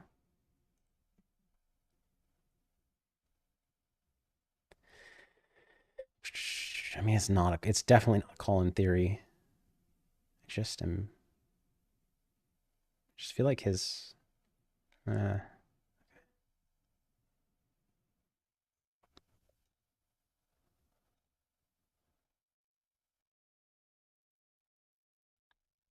I don't know about that one. He said, uh-oh, I think he was bluffing. Ah, he got me. I was right to be suspicious. 10, 9, 8, 4, club, club, club. Yeah, I wish I made the hero call of the session. That would have been nice. But I don't blame myself for not making it. What do I want to do here?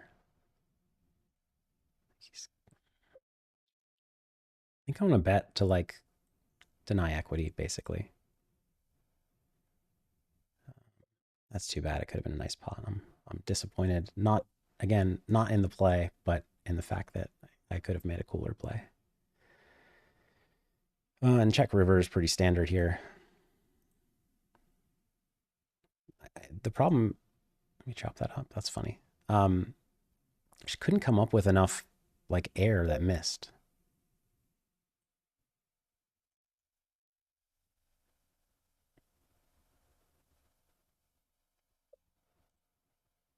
I guess I was in great shape. He had 10 high with clubs. I had king high with clubs, but he won the hand with 10 high. Um,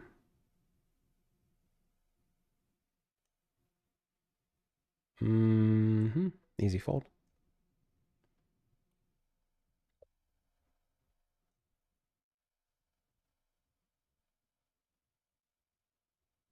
Ace king 10 5 diamonds. So he bluffed me here. Or no, ace king 10 5 10 of diamonds. So pure bluff. I don't really mind that my play.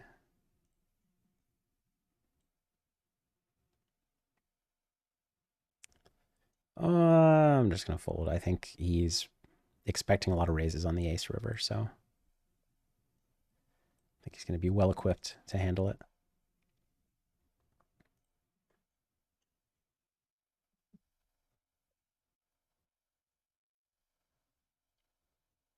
Yeah, we don't have a place for current results. I think I raised a limp here, right?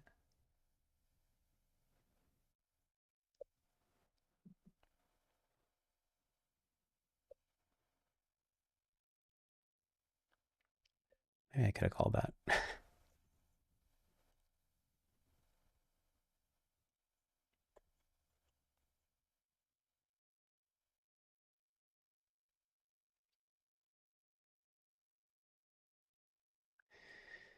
I maybe could have called that king queen. Now I'm starting. Now the disappointment's sinking in. All right, so Jack 8-3 rainbow. We're pretty deep. You got to check back some two pair, so I think this is a pretty good one to check back. It's like the weakest two pair I can have. It's a very unfortunate turn card. Yeah, Chris, we are playing 100, 200. We're cross booking because we had some deposit difficulties. He's half potting. I'm not folding the half pot, but I'm not thrilled. Let's just put it that way. And I'm going to showdown, and I think I have like 20% equity at showdown, maybe. Oh, 8-7. He got me.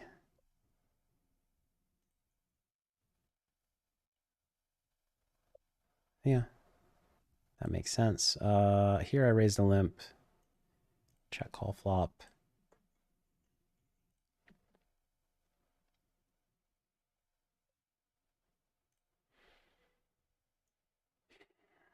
Not like it'll get dicey on a lot of turns, but can't fold just yet. It's one of those dicey turns, and we've seen that he's going to keep barreling a lot of stuff. But it is what it is, you know.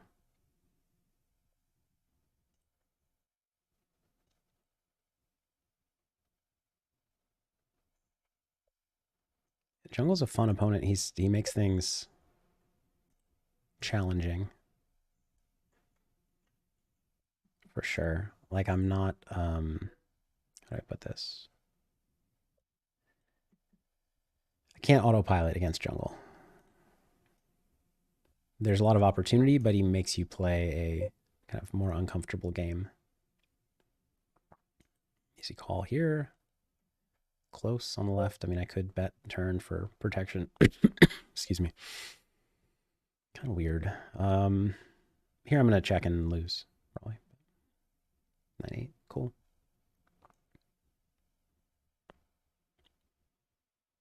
I'm just curious. Okay, good bet by him. In theory, that's too thin to go big, but it worked out. In practice, it's probably fine.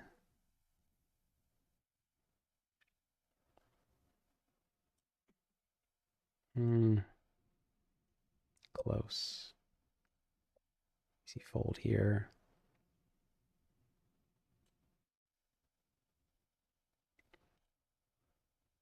I'm supposed to bluff this. I don't really want to. It's not very credible. I'm supposed to bluff because you go very blocker centric out of position. I have a 3, I have an ace and a jack. Those are useful. But the problem is I bet turn so often with 4x and with 5-3 that this doesn't look that credible, I think. Plus he can rep 10-10.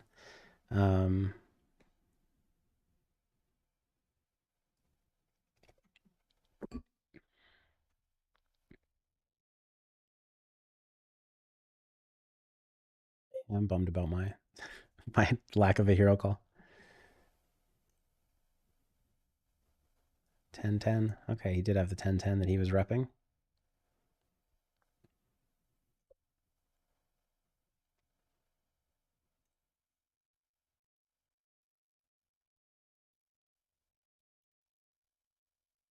No bet on flop, no bet on turn.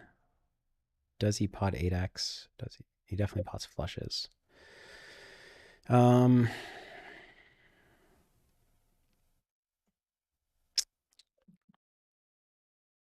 diamond. Yeah. King 8. That makes sense.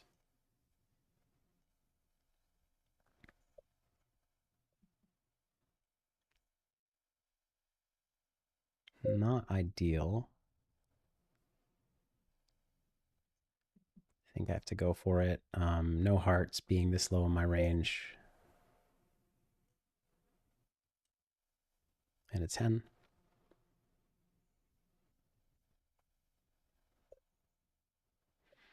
That's just a fold pre. This is an iffy raise when we're 200 big blinds deep, but he actually folded.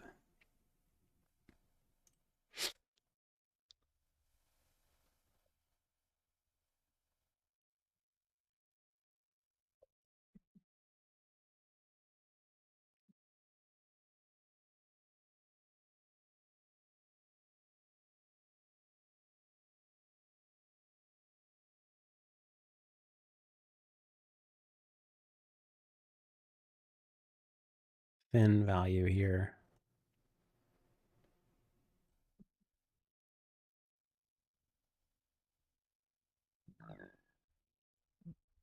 Hmm, interesting.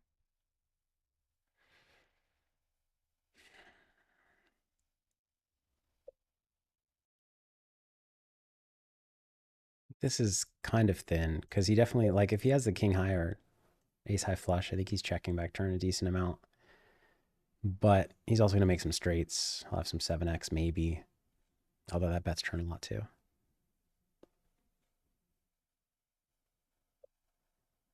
I did fear that. That's interesting. I block the 8 and the 6. Calling on the right, obviously. If he ever does this with the nut flush, he just super owns me, but I don't think he does.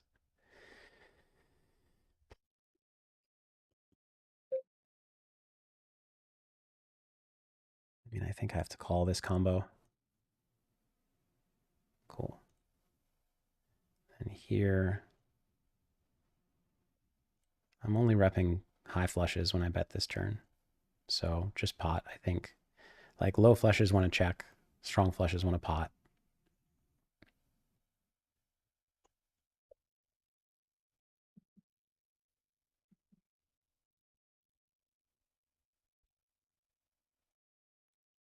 Uh,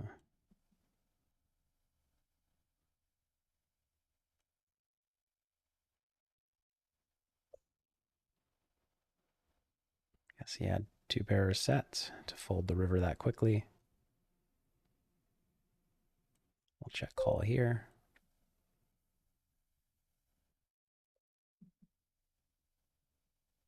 I think this hand's just a check call.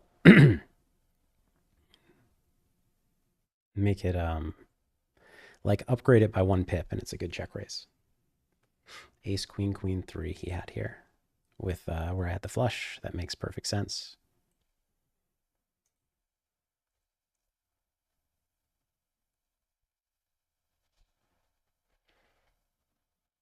I guess I'm check calling here. That's interesting. What happened over here? I had jack nine. He had bluff. Uh-oh. Don't sit with us, please. It's just very annoying to move tables.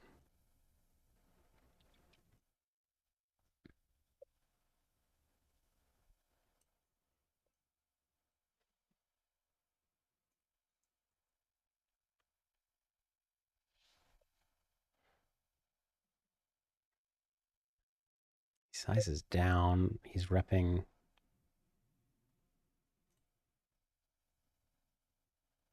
He's repping that he had the jack bluffing the turn, and now he has. Well, it's not even that low of a size down. But yeah, I have better hands to call with than that. Here he called my pot bet on river with deuces. I mean, he thinks I'm bluffing, which I am sometimes. I think his logic here is he was bluffing here with sorry, here we'll do this for a little bit. He was bluffing here on this board, which is too bad that I folded. He had ace queen 6-6. Oh well. Sometimes he's going to have it, sometimes he's going to be bluffing. Interesting flop here.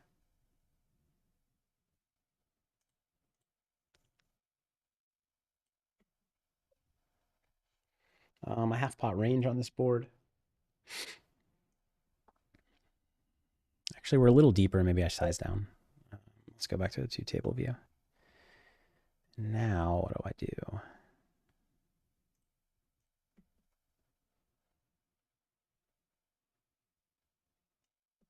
Let's start with a check. And here,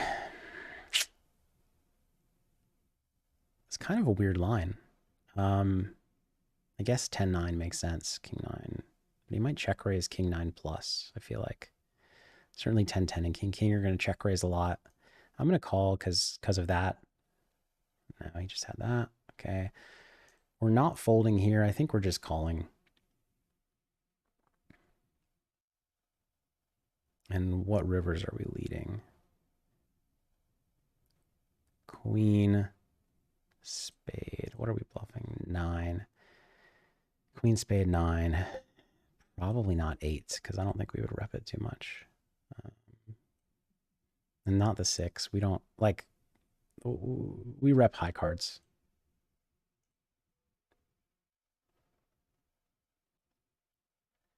What do I want to do here? Yeah, I'm just definitely thinking slowly today.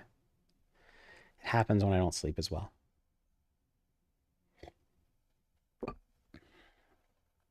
Right table is as close, but I think it's appeal, given the way he's been playing, especially.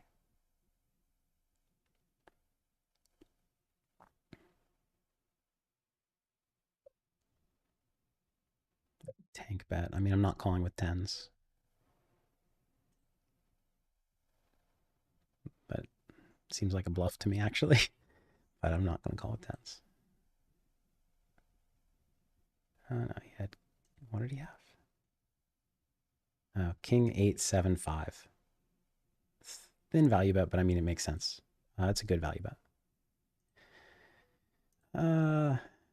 If he 3-bet when he's playing the way he is, but I think it's okay. Do I want a small bet or pot this one? I think I want to pot it. I have both on ace high boards. I have pot and small, and I think this makes a good potting hand.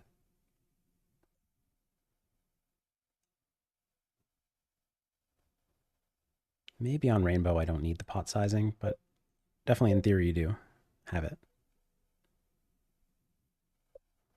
Kind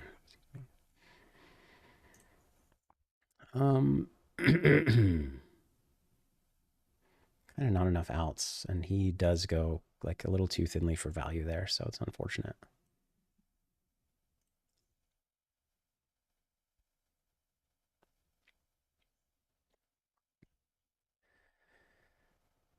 Left table will check back.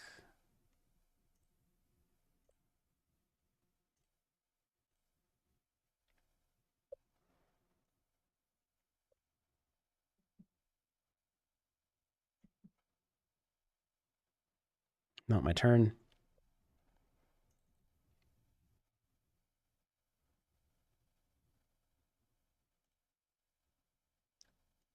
Okay. He's sizing down. I don't know. I guess he's repping the 6 high straight. I'm gonna fold with the queen high flush draw. Against that sizing, I can call with an ace high, any ace high flush draw, regardless of if it's paired or not. Just show down the straight. Win against jack high. Call the 3-bet. Okay. Get it together, Phil.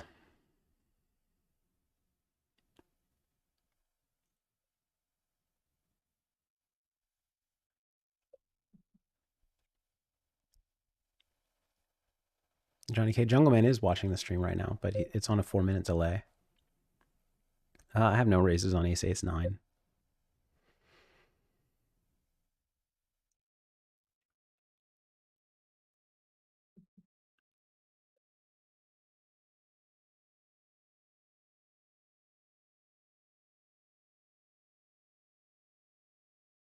I don't want to play that.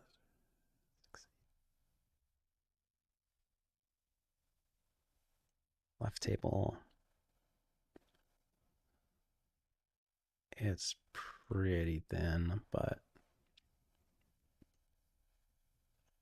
I have a lot of potential air here, just like 7x that wants to bluff when I get here this way. So I think it's good to go for it. He had 9. Did not bluff raise that one. Might have realized he was showing down a lot of bluff raises.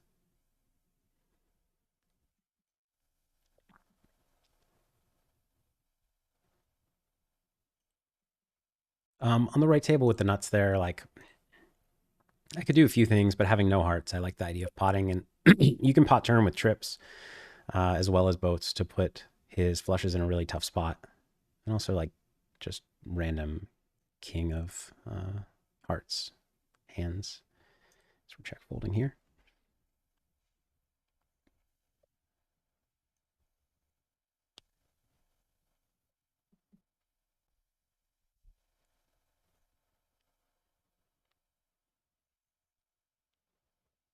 Folded my first 3-bet maybe. I don't know if I folded one already. But that's a bad hand.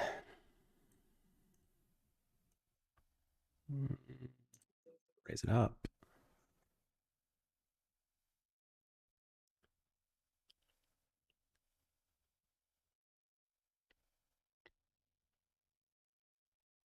Actually, I don't like this bet. He's going to call like 80% of the time. Because the problem with this spot is, like, if he has two pair, he just flicks in a call. But it's so often that he's going to have a straight blocker to go with one pair. So there he has straight, like two straight blockers with one pair. So boards like that, I think you get overcalled. So I think I just have to make a, I don't know if it's a nitty check, but a check nonetheless.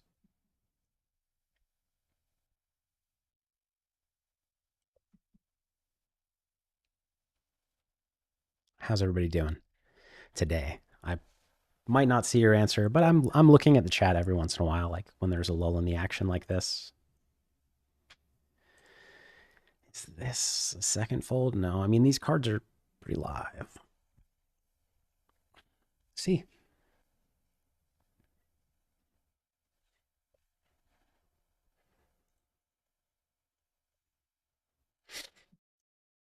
with a higher flush draw, this is just a get in.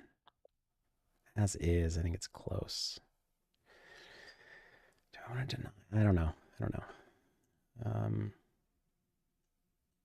Left table, I'm going to go for a check raise because he puts in a lot of those two pair bets that are too thin.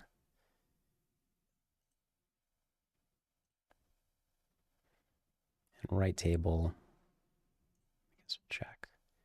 It's not the worst spot to bet turn so that, like, to go for the one street on the turn, and then on the river I have you know, hold on. Half pot here. What do I do?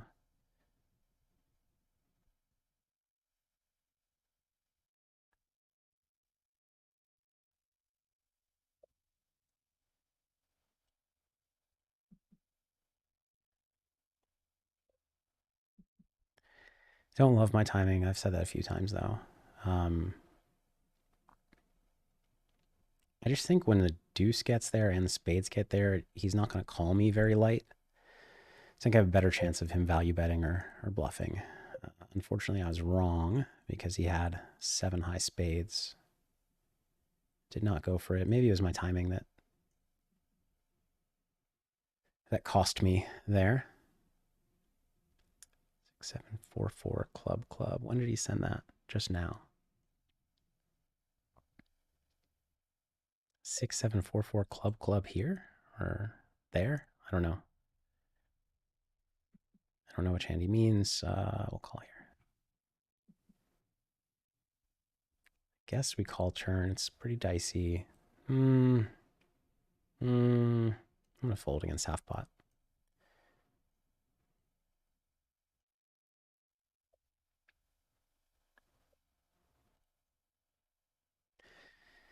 Here had the missed draw.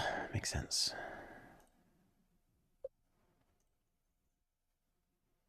Yeah, we're playing 100, 200. We're cross booking to make it 100, 200. This is just a fold with top pair. And I was betting range here. This hand is not a great betting hand, but here we are. I think I might change that range betting on some of those boards because he's watching the stream, and I think that if he knows I'm betting range on those boards, there are some counters that he can make. Thanks, Dan C.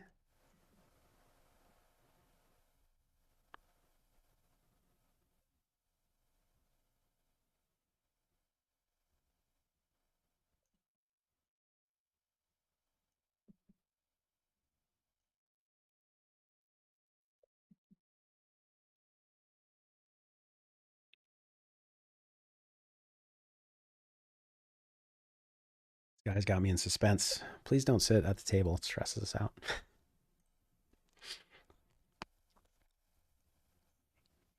Jonas asking if I'm up a little bit. Honestly, I'm I'm probably up a buy-in or less. Is this a three bet? I think so. The thing about three betting against the way that he's playing right now is that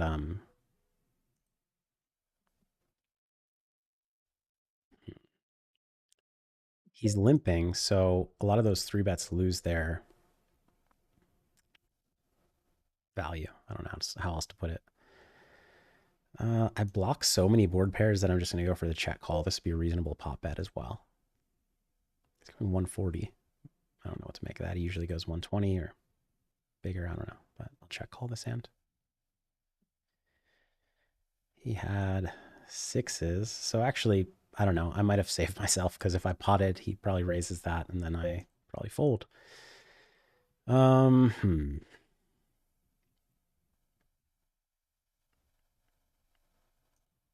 do I do?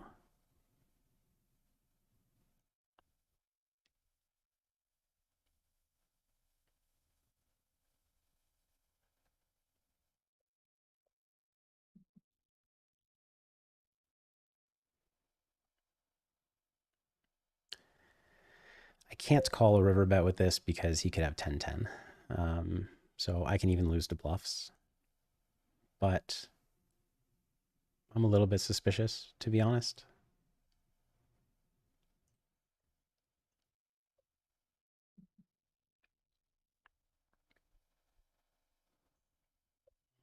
Just the nuts. It's in bad shape there. Oof, very bad shape. I'm going to make a thin turn probe here on the left.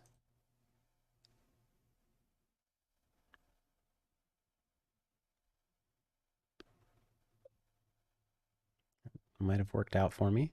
He's sitting out. Not sure why.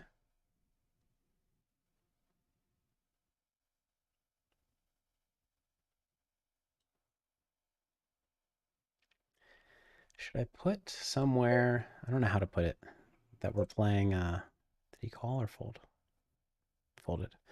That we're playing 100, 200. I don't really know how to do that in very quickly in OBS. Add text.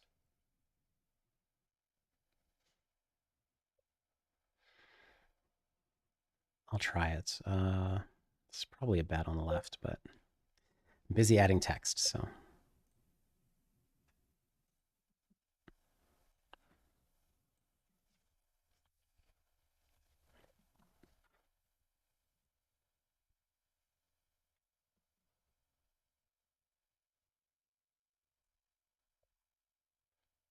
Mhm.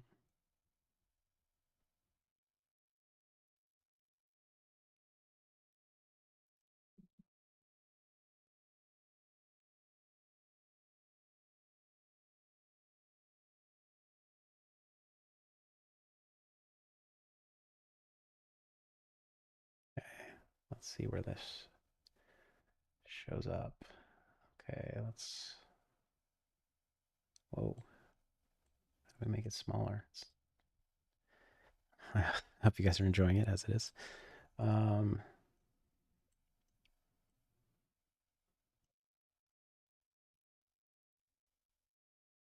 okay. I don't love it. It's not beautiful, but here we are.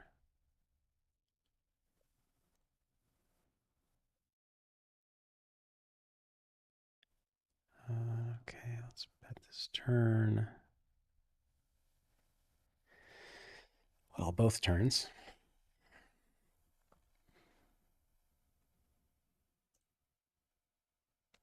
And show this down. Almost definitely lose with 10-3, but maybe he's got ace king. Hey.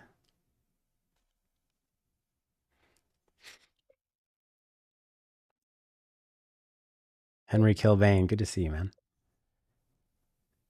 Says, would pay good money for this to be a full-time occurrence. That would be fun, wouldn't it? I'd pay a little bit. He checks to me here. I think I just have a bet.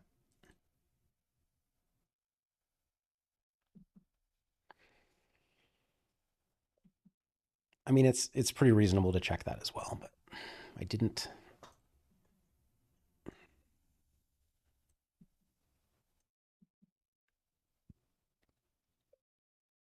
make it the monthly match or something. Henry says. I mean, if I could find willing opponents, I'd love to stream monthly.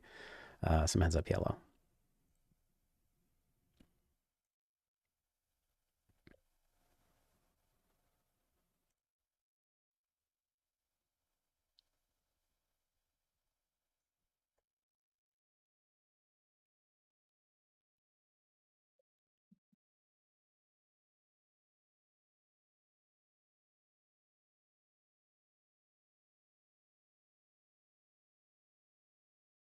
I think have to bluff with a diamond and the absolute bottom of my range when everything gets there.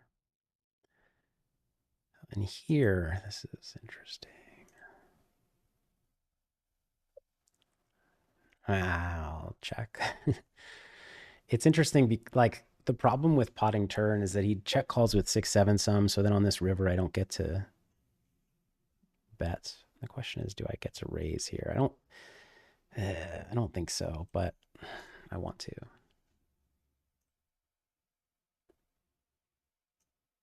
I want to. Well, shoot, 6-7. What is he betting? Ace is up. Is he check raising with? I mean, no, I've taken too long. It doesn't matter, does it? I keep saying that. I think I'm really. I feel like I win, but I feel like he's not calling. Yeah.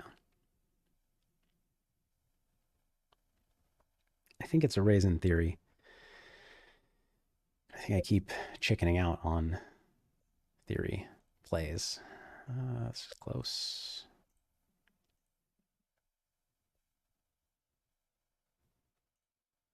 Could be a check raise or a bet here. Yeah, I need to play with some more power, which is another sticky note that I have.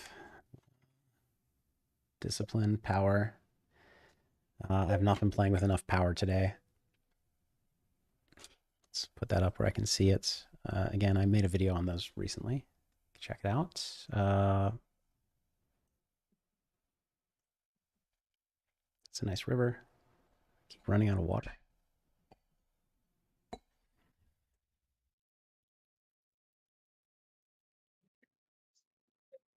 Does he have 3? Oh, 8-3. Cool.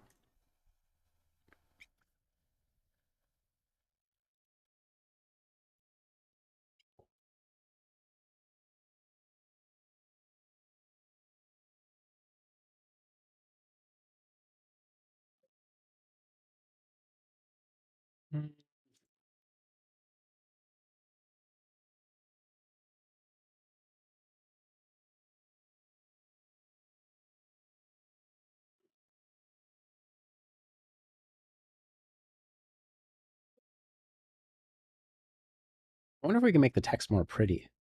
What are the options? Material, color, background color. We could do background.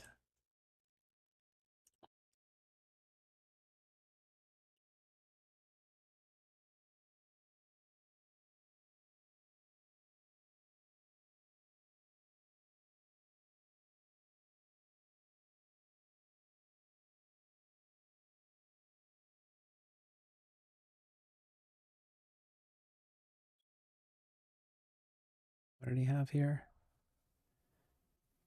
The ace. That makes sense.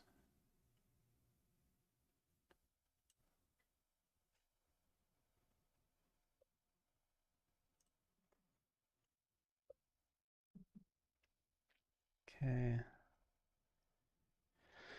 Called with Jack 9, 6 makes a lot, and 4. A lot of blockers for him. With a decent hand. So good call. I mean, not that time, but you know. I just want to make the text a little bit more pretty.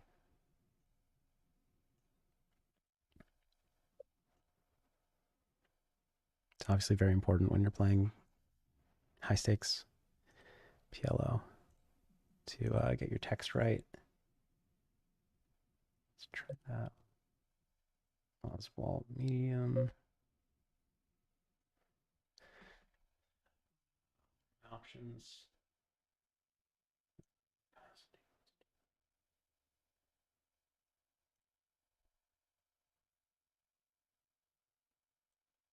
Sorry, don't time out with 10655.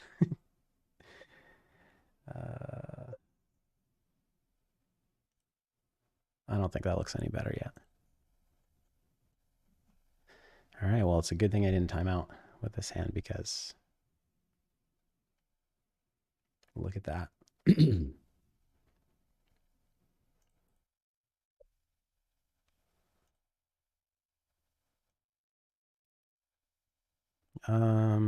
Sure. Well, I don't think he's bluffing. I don't think he's bluffing.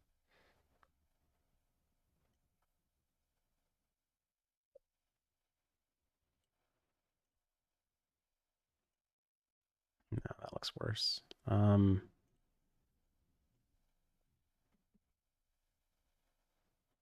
probably should have been paying attention to this hand, but I mean, we got to get the text right.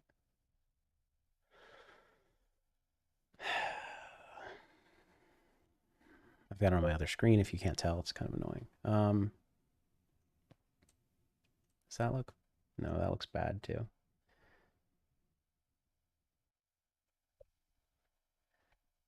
Can I improve it? Almost there, guys.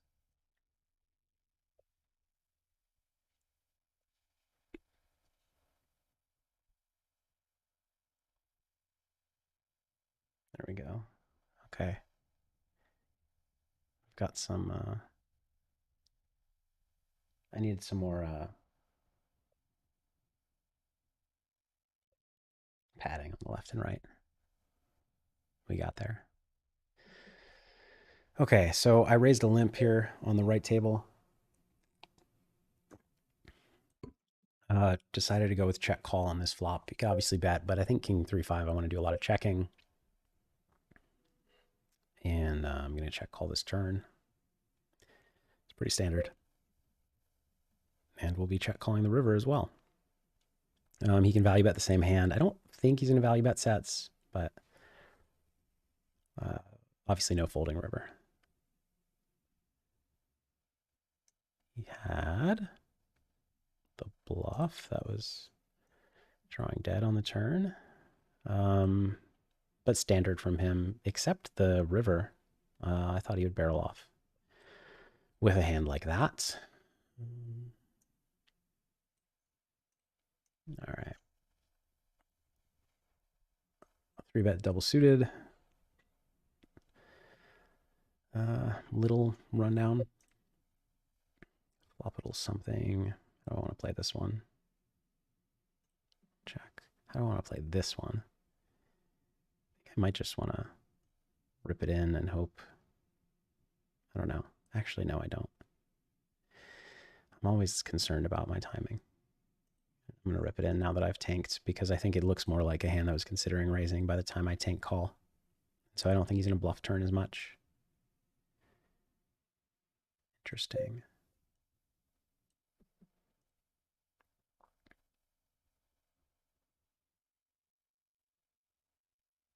I think he had the flop nuts. So I think I win, but what do I want to do here?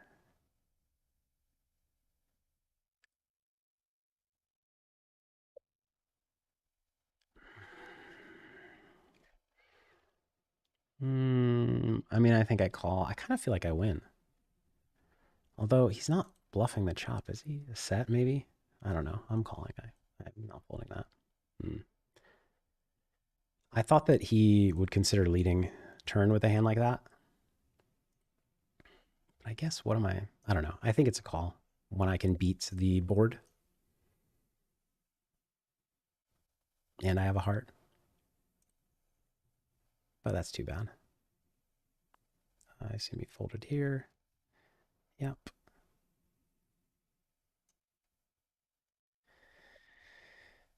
No diamond. I think that's just a check.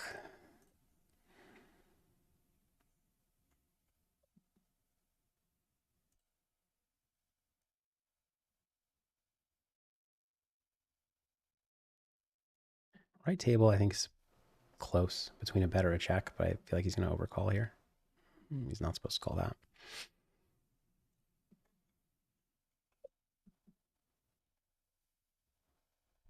Left table, I decided to pot there because,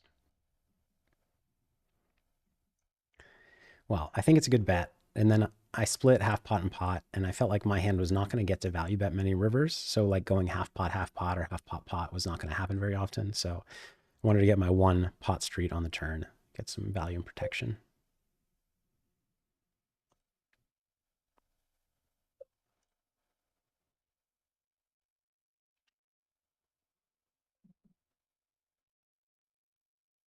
Right table, sometimes you just got to go for it with spade. Not every time, but a lot of the time.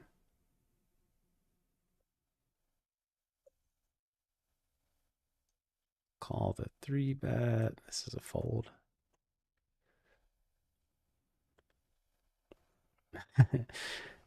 Henry's laughing about the text, I think. It looks okay now, right?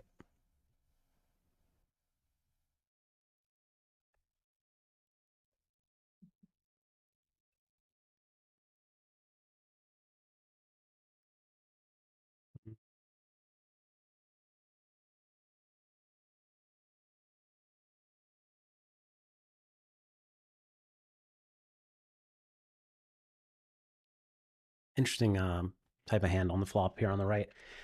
So actually, at 200 big blinds, maybe I should just go to half pot only on these ace-high boards.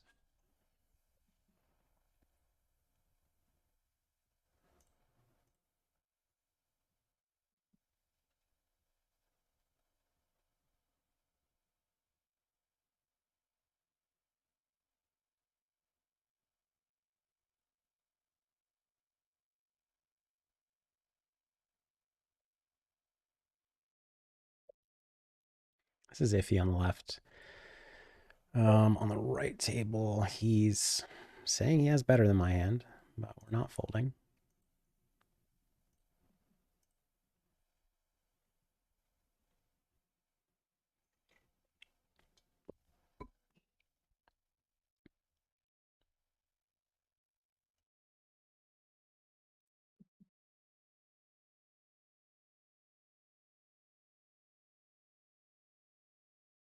In the tank.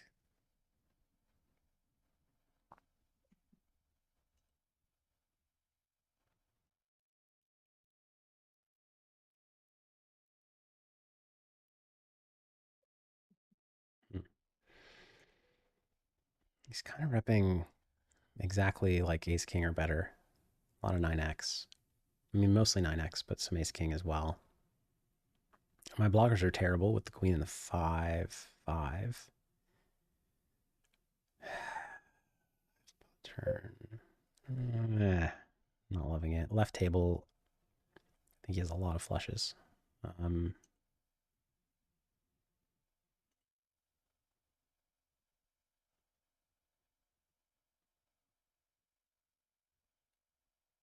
actually going to call on the left table. I don't know what I'm going to do on the right. It's too bad. I thought he might one street the turn with hands like that, but he seems to actually be more solver oriented.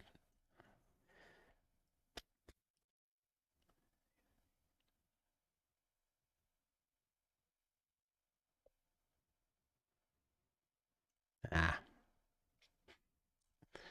All right, Jungle. You've bluffed me enough that you get to win these hands. Nice hands.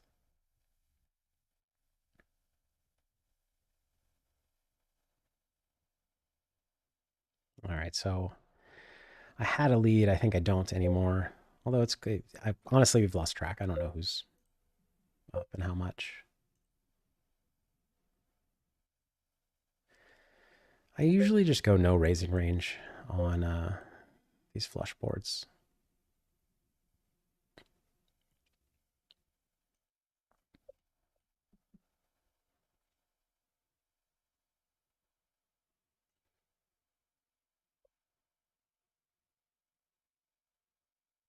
Gonna pot turn here. Having 3 clubs makes it a little more likely that he's got a set, and so I want to charge that.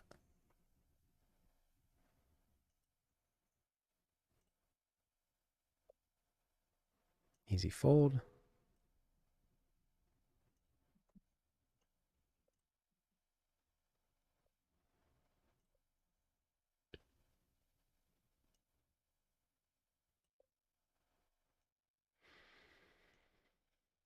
Gonna half pot near my range here.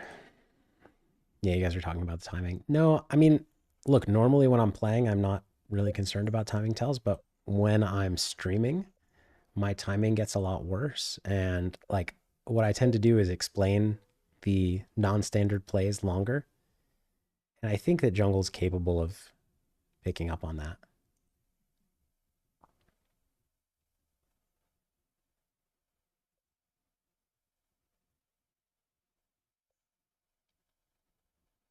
I'll go for the check raise here.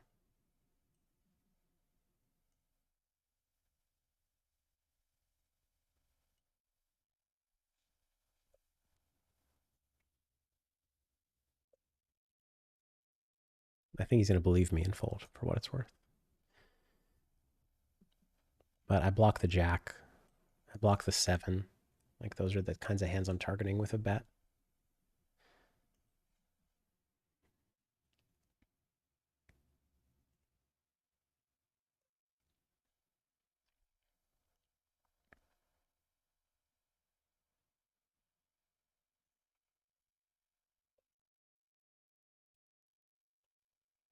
You're asking to those asking for stopping at noon. I don't know. Jungleman was the one with the time uh,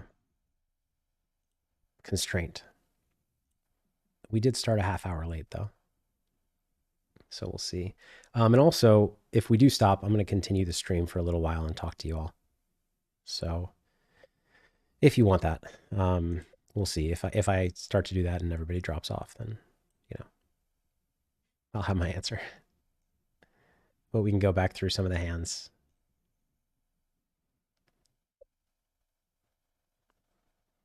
Obviously, could check raise. Don't need to. Single club. Okay. All right, Jungle. You've shown me value many times in a row now. You've gotten your image back.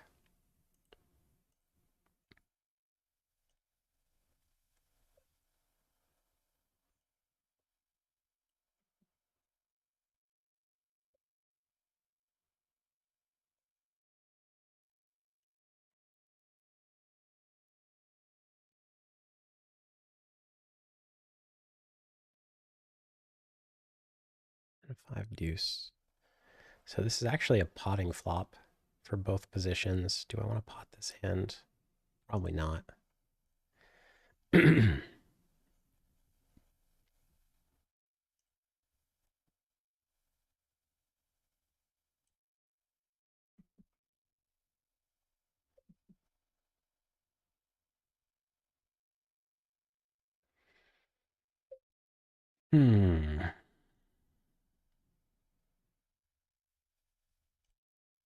I think he has like 9s or an 8s. So I would value bet as thinly as like king 10.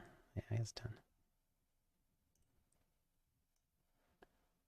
And I think having the ace and the king are decent um, for bluffing, but I'm not sure.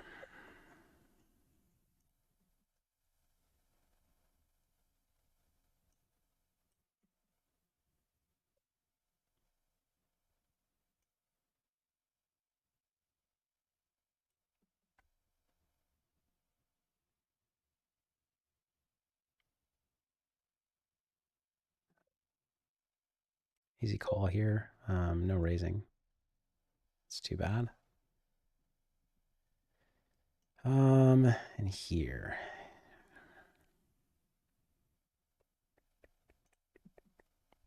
If I have like a deuce or a 7, maybe.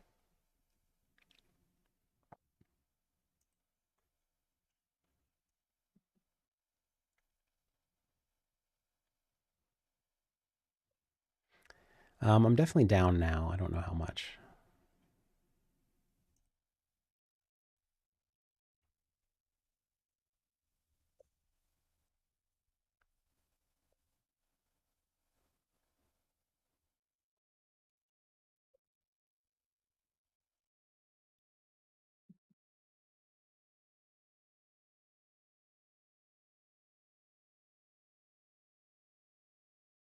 Standard. Interesting turn here.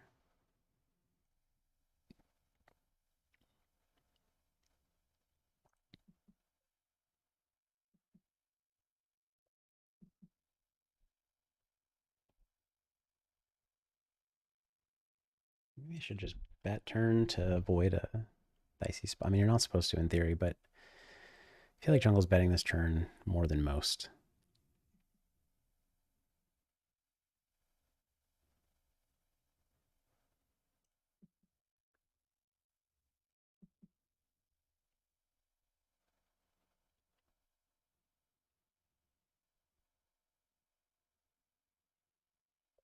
Okay, standard from him. I think a little too thin for half pot there. Here we'll call with some live cards. It worked when I said that last time.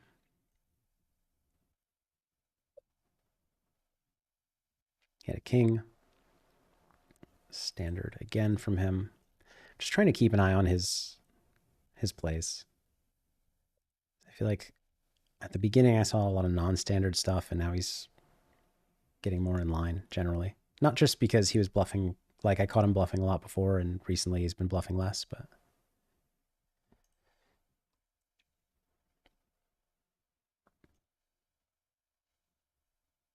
he wants to switch one of these tables to see if he can turn on auto muck. Whoops, not 2550.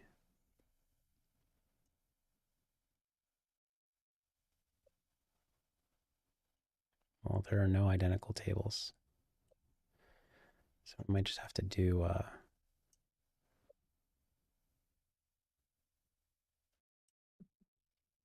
think I just call here. I want to board this dry.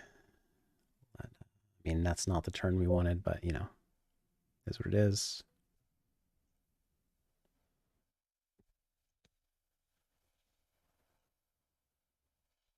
I think we just bet because I think he's gonna have to come back because there's no other table.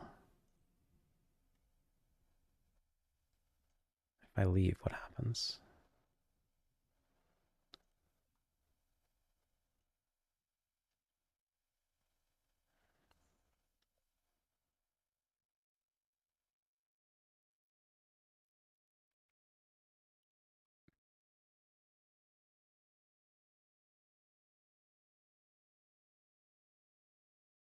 Chris Sigmund asked, did I expect Jungle to be limping as many buttons as he did? No, I didn't.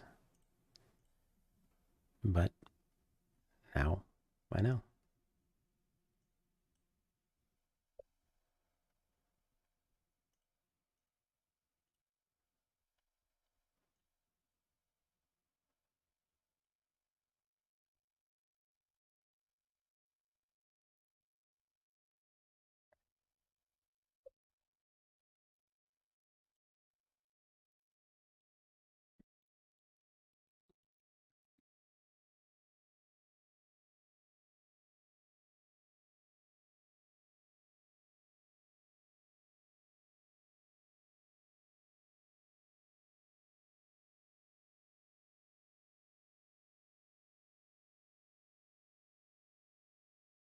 All right, hopefully he can show his cards on both tables now.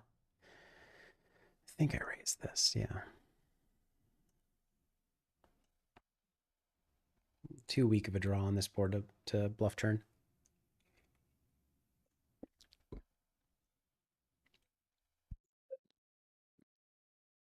Thing.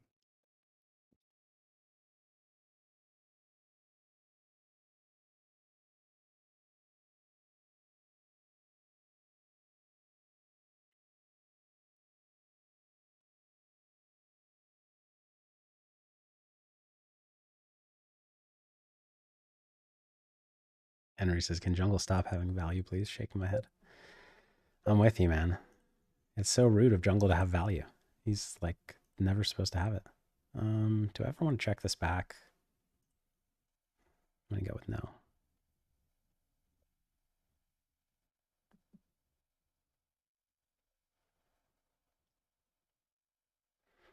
I feel like I've had value a lot as well. We we both had more bluffs at the beginning of the session. Lately, I haven't had a good bluffing hand. I feel like. So this hand I think is a bet with nut backdoor flush draw.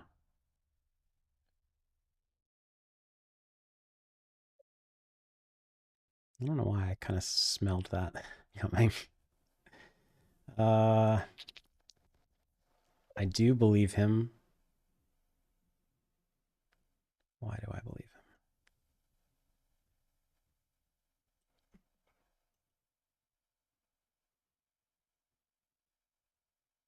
Why do I believe you?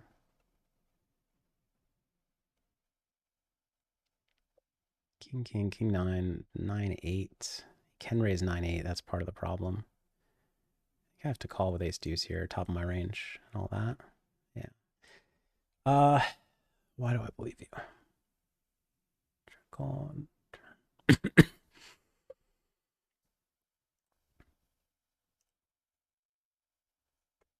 just believe him. I don't know what to tell you guys. I believe him.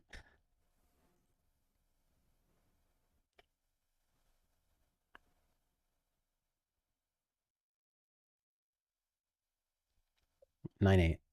Could fold me. He said Jack 9-8 deuce.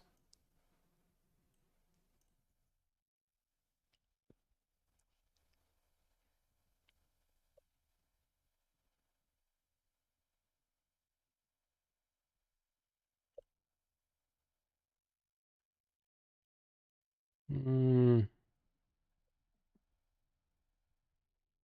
it's not the worst to sometimes just bomb these turns, even though I have no like great equity, because you need some hands that are gonna bluff turn and not bluff river. Because otherwise, like they get to overfold turn and they always call river.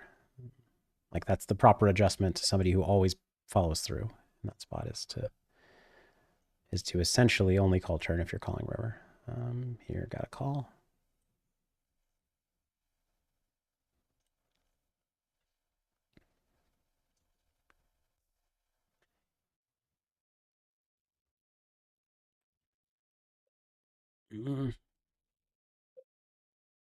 Okay.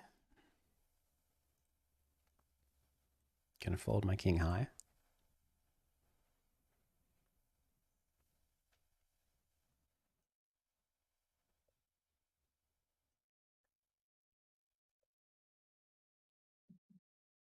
Very easy turn bet on the right and the left.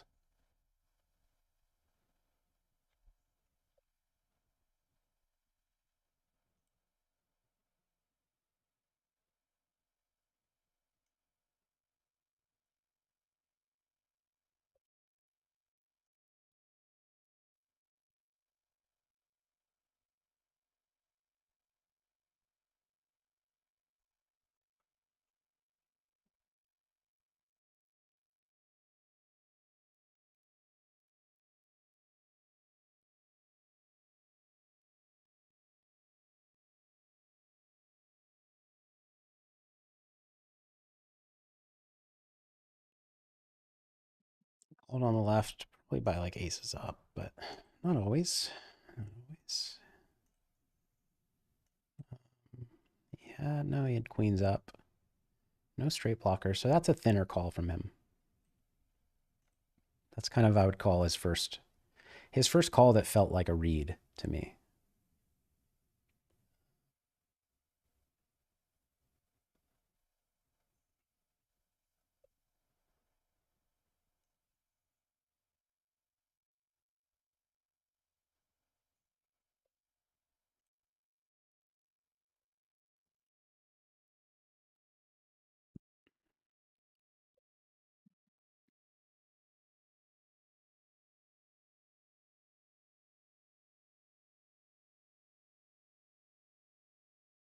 At 100 big blinds, I would three bet this hand, but I think we're a little too deep for that.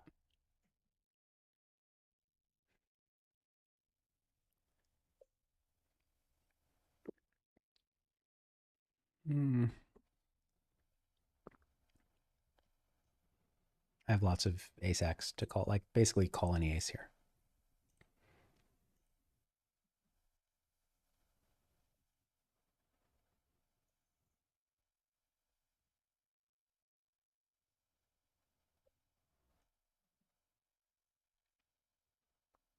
Yeah, this is jungle, Tim, and it's 10x the stakes. I think at this point I'm losing. Um, let's see. Probably, I guess I don't really know. One buy-in, so 20K.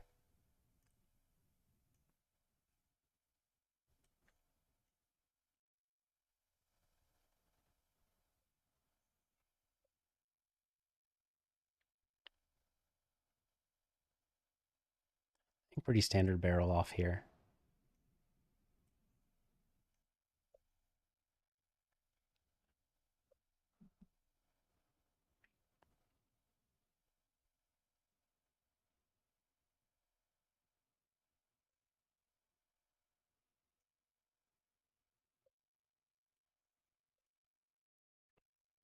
Obviously, three betting.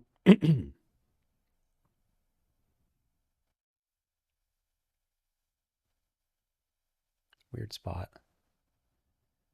Um, at 100 big blinds, I kind of like check shoving. We're a little deep though.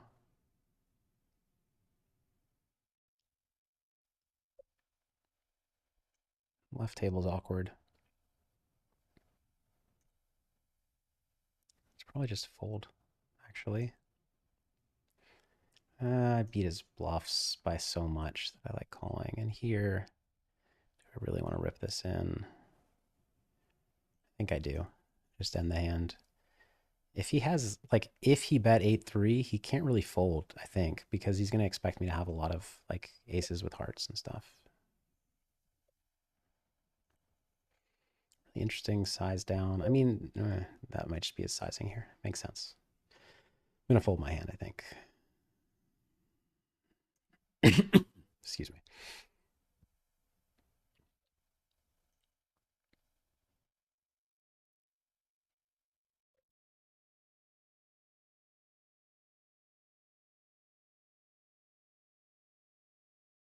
Hmm.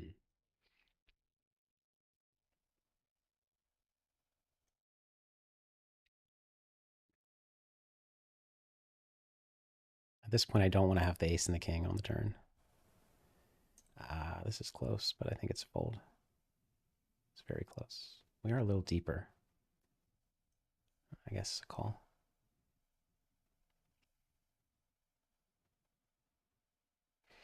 Now, I don't beat value. What am I hoping he's bluffing with? Some kind of 3-4, 7-4, 9-7, 9-8.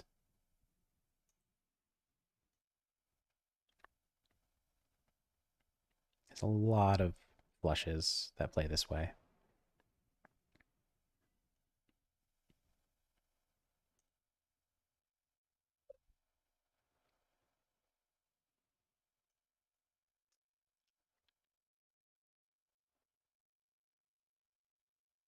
Mm.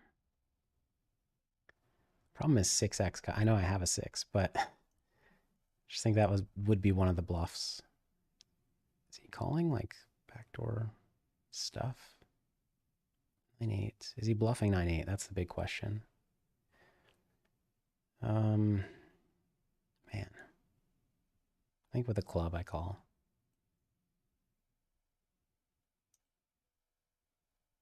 I didn't think of 8-8s and 7-7. Because there aren't a ton of those combos at 3-bet. But that is what he had. I mean, he has to bluff that hand. It's basically the bottom of his range.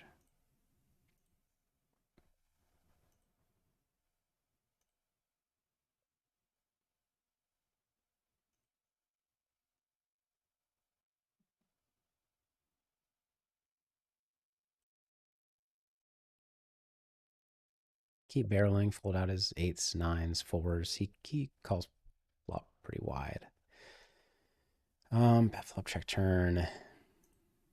He could small bet, but I'm just gonna go for the check.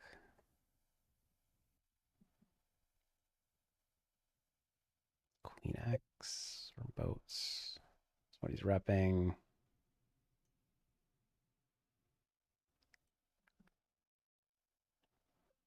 Queen X makes sense. He doesn't have a lot of king queen or ace queen though, so I'm gonna call. Yeah, because anything he like king queen, he would check flop with. Ace queen, I don't know. He might bet turn with. Might not bet flop. He's not gonna have sets because if you bet flop with a set, he's betting turn again. So I think he's repping a kind of narrow value range at that point.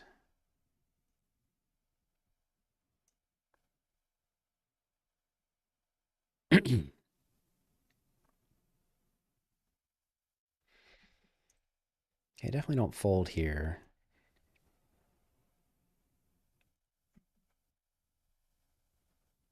I think I'll go with raise. An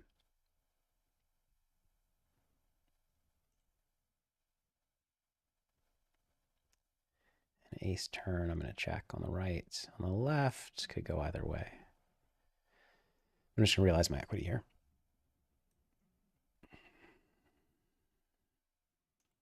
And then I have a tough spot, honestly, on the river if I want to, like, do I want to value bet this or not?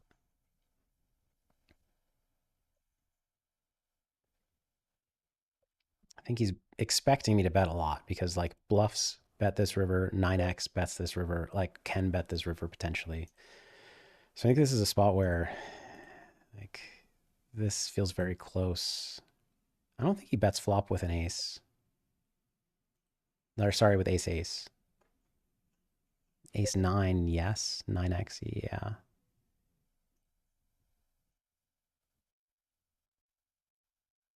Okay. Guess I win 9x maybe. Yeah. King, queen, jack, nine.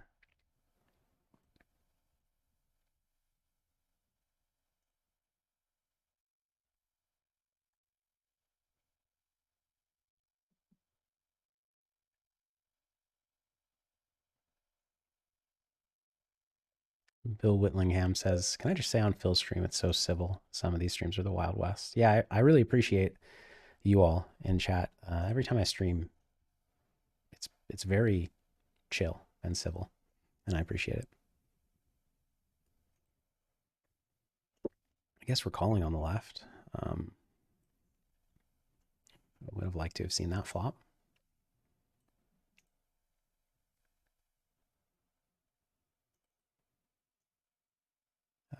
I think actually on the right it's pretty standard bet. He checks back quickly on the left. I have no clue what to make of that. Check the turn. Yeah.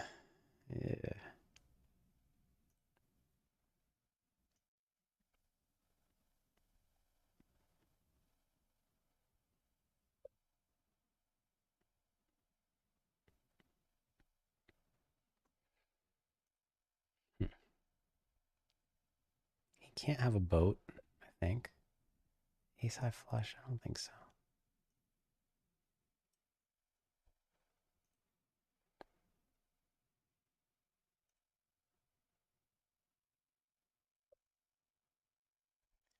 I'm actually going to go for repping the flush here rather than repping the boat only. Didn't work because he had a flush.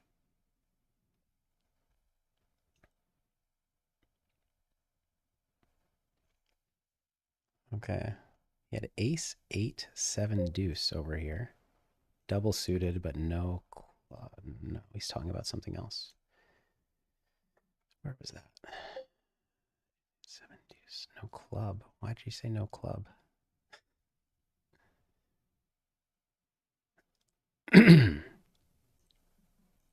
So could he have meant no spade? Ace, 8, 7 deuce, no spade. Maybe.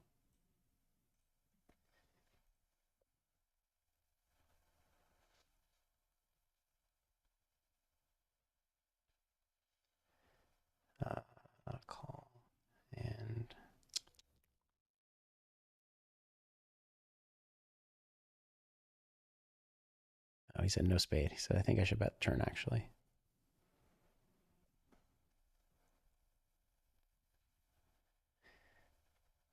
Let's see what we do here. I guess I check call. I don't know. Like it's a decent spot to value bet, but I should maybe value bet. It's just like it gets a little bit thin, and he's gonna raise perfectly. And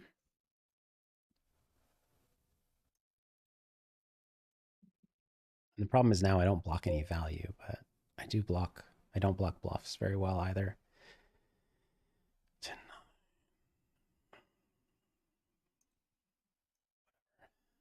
Um, cool.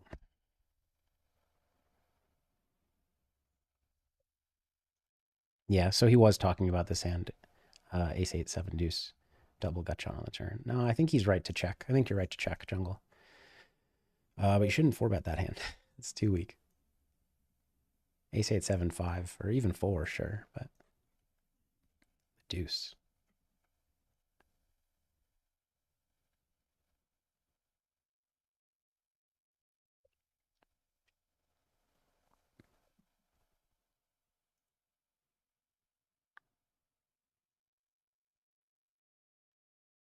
Easy call here on the left.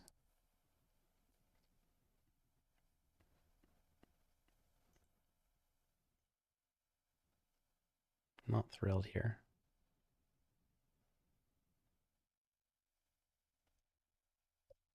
Not thrilled at all. Phew. Just because, like, once he checks, he's not like I would rather. Actually, I guess I can't really raise against a bet. I don't know what I'd rather. Maybe I'd rather just raise flop because when there's a straight flush out there, there's less that they can do. I think.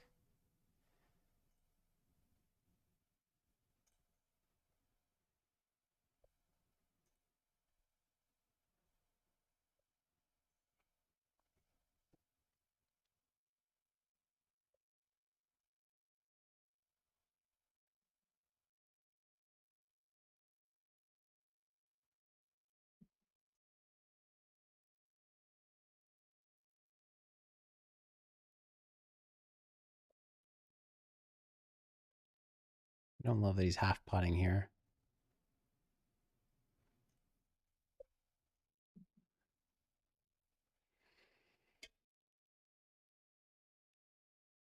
I guess in three bet pots he's gone smaller, but um, weird. Very weird that he like. I just expected him to bet this turn all the time. I can't really bet. I don't have air, so just check and call.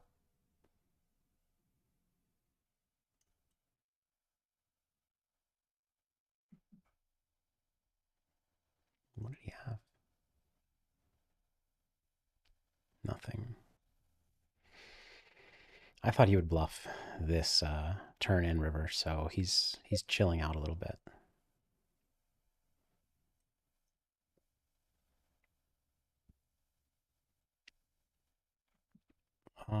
Weird. It's just a fold though.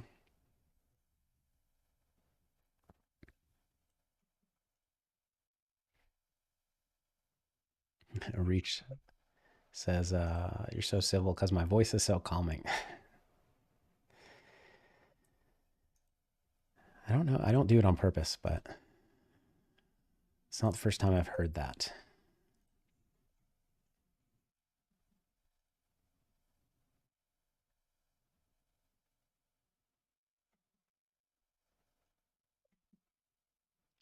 I don't know. I didn't feel like bluffing here on the right for some reason. I think it's usually a bluff on some street, but I didn't go for it. These are the spots where he's just betting, I think, a little bit too often. I mean, actually, they're all the spots. I'm gonna go for the check raise.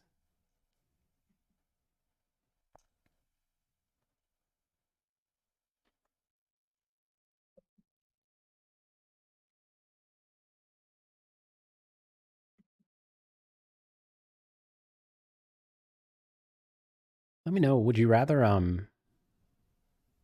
know. I feel like I'm the action's kind of slow. Well, not the action's not slow. It's two tables heads up. But would you rather I be filling the time with more talking or kind of when there's nothing interesting going on, just sitting in silence for a bit? I prefer sitting in silence, but um, you know, I try to fill the airtime. Seems like a call in a limp pot. I don't know.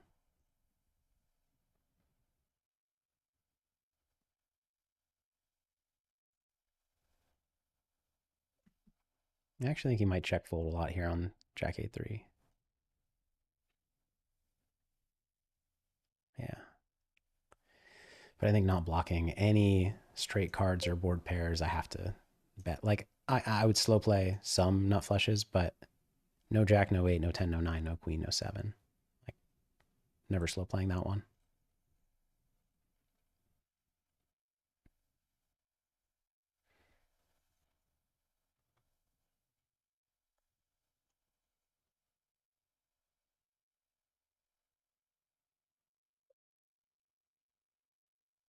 It's just fold on the right and it's just a fold on the left without a backdoor, I'm pretty sure.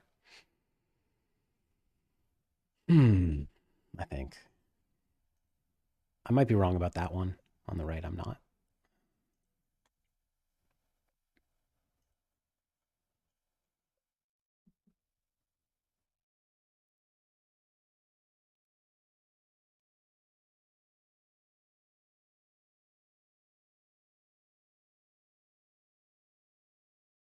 Close on the left table.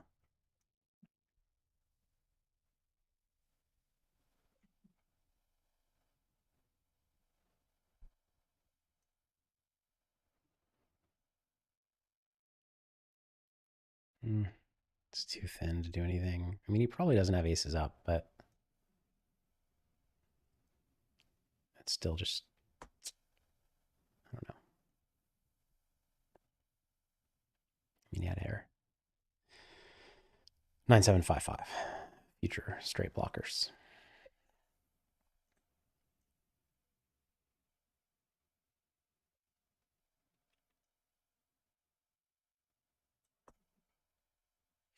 I wonder if Jungle's dressed as Macho Man right now. I hope he is. We can only hope.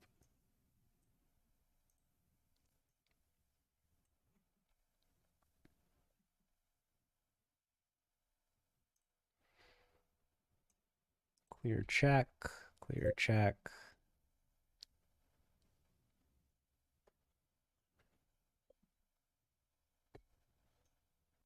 Hmm.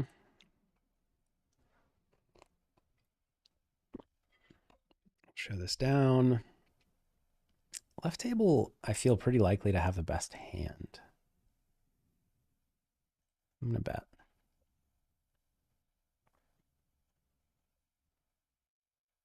Easy check on this river. We did have the best hand. We no longer have the best hand.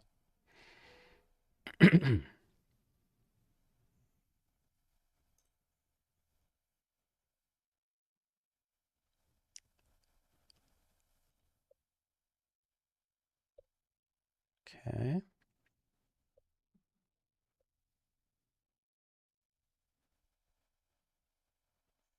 Charlie Carroll says, I think we should have a trash talk segment where Phil lights Jungle up for 20 minutes. I couldn't stay in character for 20 minutes trash talking. It's like a 2 minute max.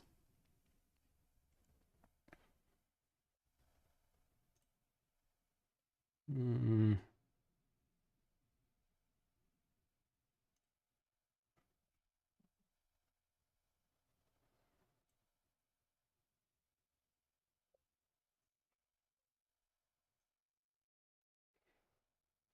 I think it's too thin to raise here, but we probably have the best hand.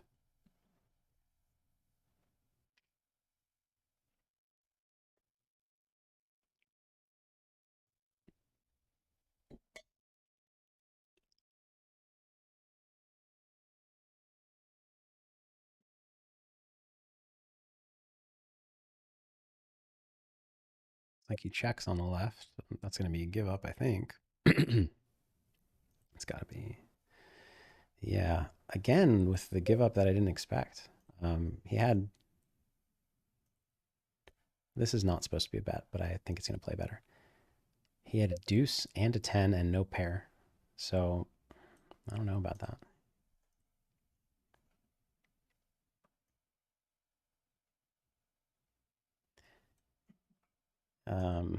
It's going to be tough to win. Not impossible. But if I have the best hand, he's going to bet, which is kind of the problem. Easy check back, probably lose when he checks. Yeah.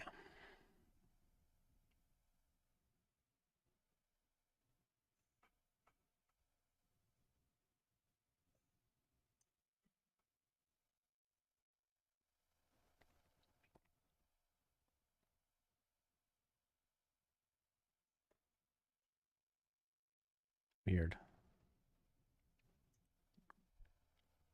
Did not expect to see a bet, much less a big bet. I should have sevens and I win with nines. So weird. Ace five is actually just a fold here, I think, with no backdoor. So weird. Jungle, what are you doing? Six high straight? I don't know. I mean, my hand's bad. I just didn't think he would bet there. Okay, yeah, the six high straight. Ooh, flop the nuts too. 10, 10, 5, 3, hearts. Glad I did not put any money in. That's a fold. Might be. Are we wrapping up for the session? What are we doing?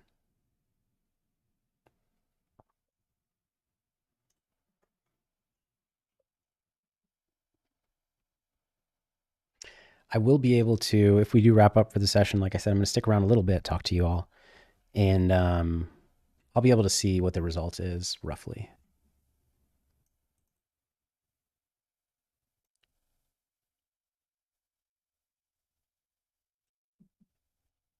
Because I think I know what my account balance started at.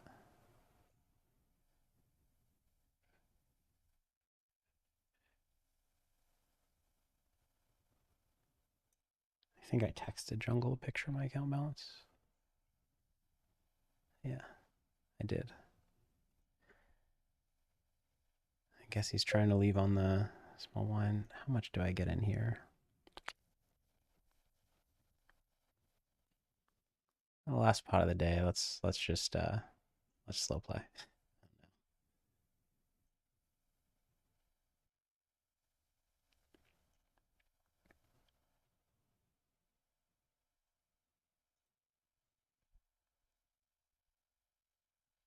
All right, he's wrapping up.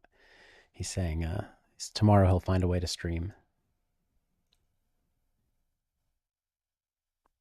This is kind of interesting. I'm gonna bet because I have the ace of diamonds. He's not gonna raise. He's gonna check call with kings, and like then I get to check the turn. Not be in a tough spot.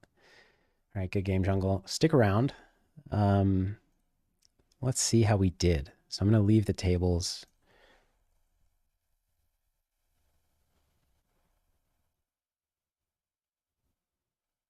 Let's see. Where's the lobby?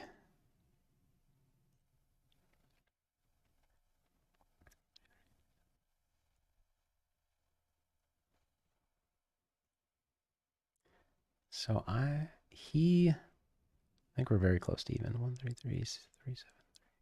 Sorry, 1 second. I want to find the result of the day. Okay. So based on starting balance, I'm up 500 and he's down almost 1500. So I think I won 10K. I won half a buy-in. So I won 10K. So no, I'm not going to put that in the text. I won 10K. So let's, oh no, I actually didn't mean to do that. I clicked off of some of my hands, but I think they're, oh no, here. Okay. We have 2 out of the 3 replayers. So let's just sort by biggest pots and go through them. But first let's chat for a minute. So I'm going to bring chat into the screen. How do I want to do this? Let's go for table view. We'll bring chat in. I wish that I could switch off the delay, but I don't know how to do that without the stream dropping and everybody leaving.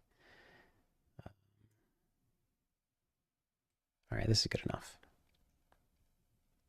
So hey guys, all right, let's see the chat. I did not, like I said, kind of a couple times throughout, I did not like the way I played. I liked my instincts. There were a lot of spots where, like, I would say, I don't know why, but I don't believe him, or I don't know why, but I do believe him. I think the instincts were good, but I think I failed to act on my instincts, which is always what disappoints me most. So yeah, throw some questions my way. This is the first day of the challenge, Infinite Book. I'm up 10K. We're going to play tomorrow and the next day. I'll be streaming, and I think Jungleman will be streaming as well. Is Jungleman still making Rio content? Yes, very slowly.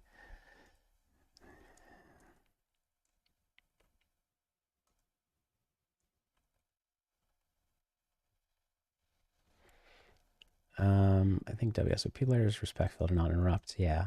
Hey, Zepha, good to see you. It'd be cool to see both streams at the same time. I agree. Not sure why we're talking about ED. Falcons having claws. Yeah. Yeah. Jungle streams going to be more entertaining than mine if he streams tomorrow, but mine will be more educational and soothing. Certainly. His will not be soothing. All right, so let's look at the biggest pots. This one,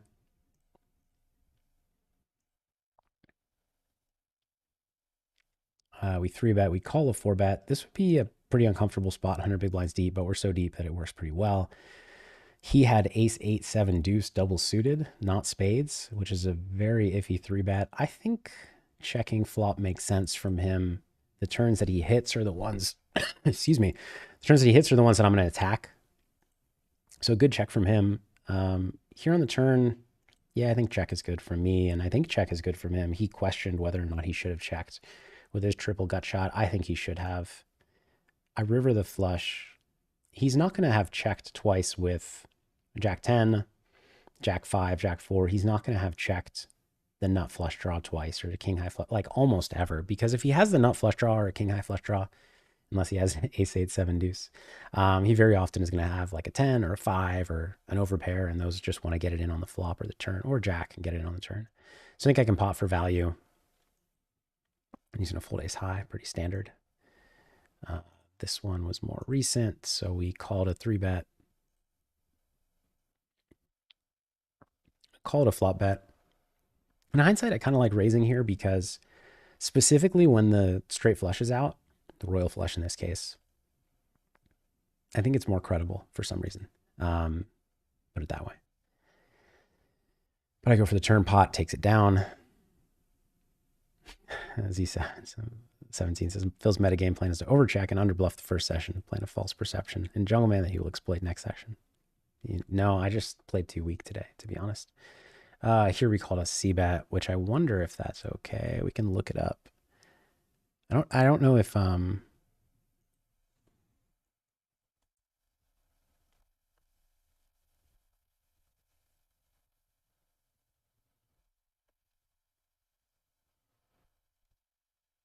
just talking to Jungle. Dan C pointing out, yeah, a deep 2-hour analysis of the match. Click this link that Dan C just posted and sign up, and then you will get the it'll be probably 2 weeks from now that I'll send out an email to everybody who's on that list, and as well as everybody who's signed up for This Is PLO on runatonce.com, and then I'll send out a link to the stream at that point, and that'll be the first issue of my newsletter, which I'm not even entirely sure what I'm going to make it. I'd actually like to hear from you guys what you'd like to see. I mean, generally, I assume it's going to be strategic stuff, but it could be interesting to take a little bit of a different spin, because I'm putting out strategic content on YouTube. I'm putting out strategic content on Twitter, putting out strategic content on Instagram and TikTok. So I think the newsletter might be fun to do a nice mix of some strategy, but also some, I don't know, something more personal, more personal, more interesting. But we'll see what everybody wants, and I'll figure it out.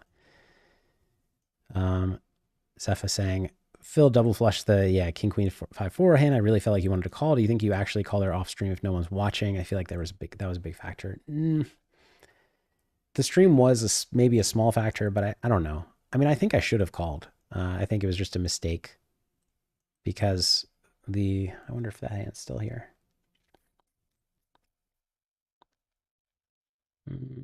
It would be like,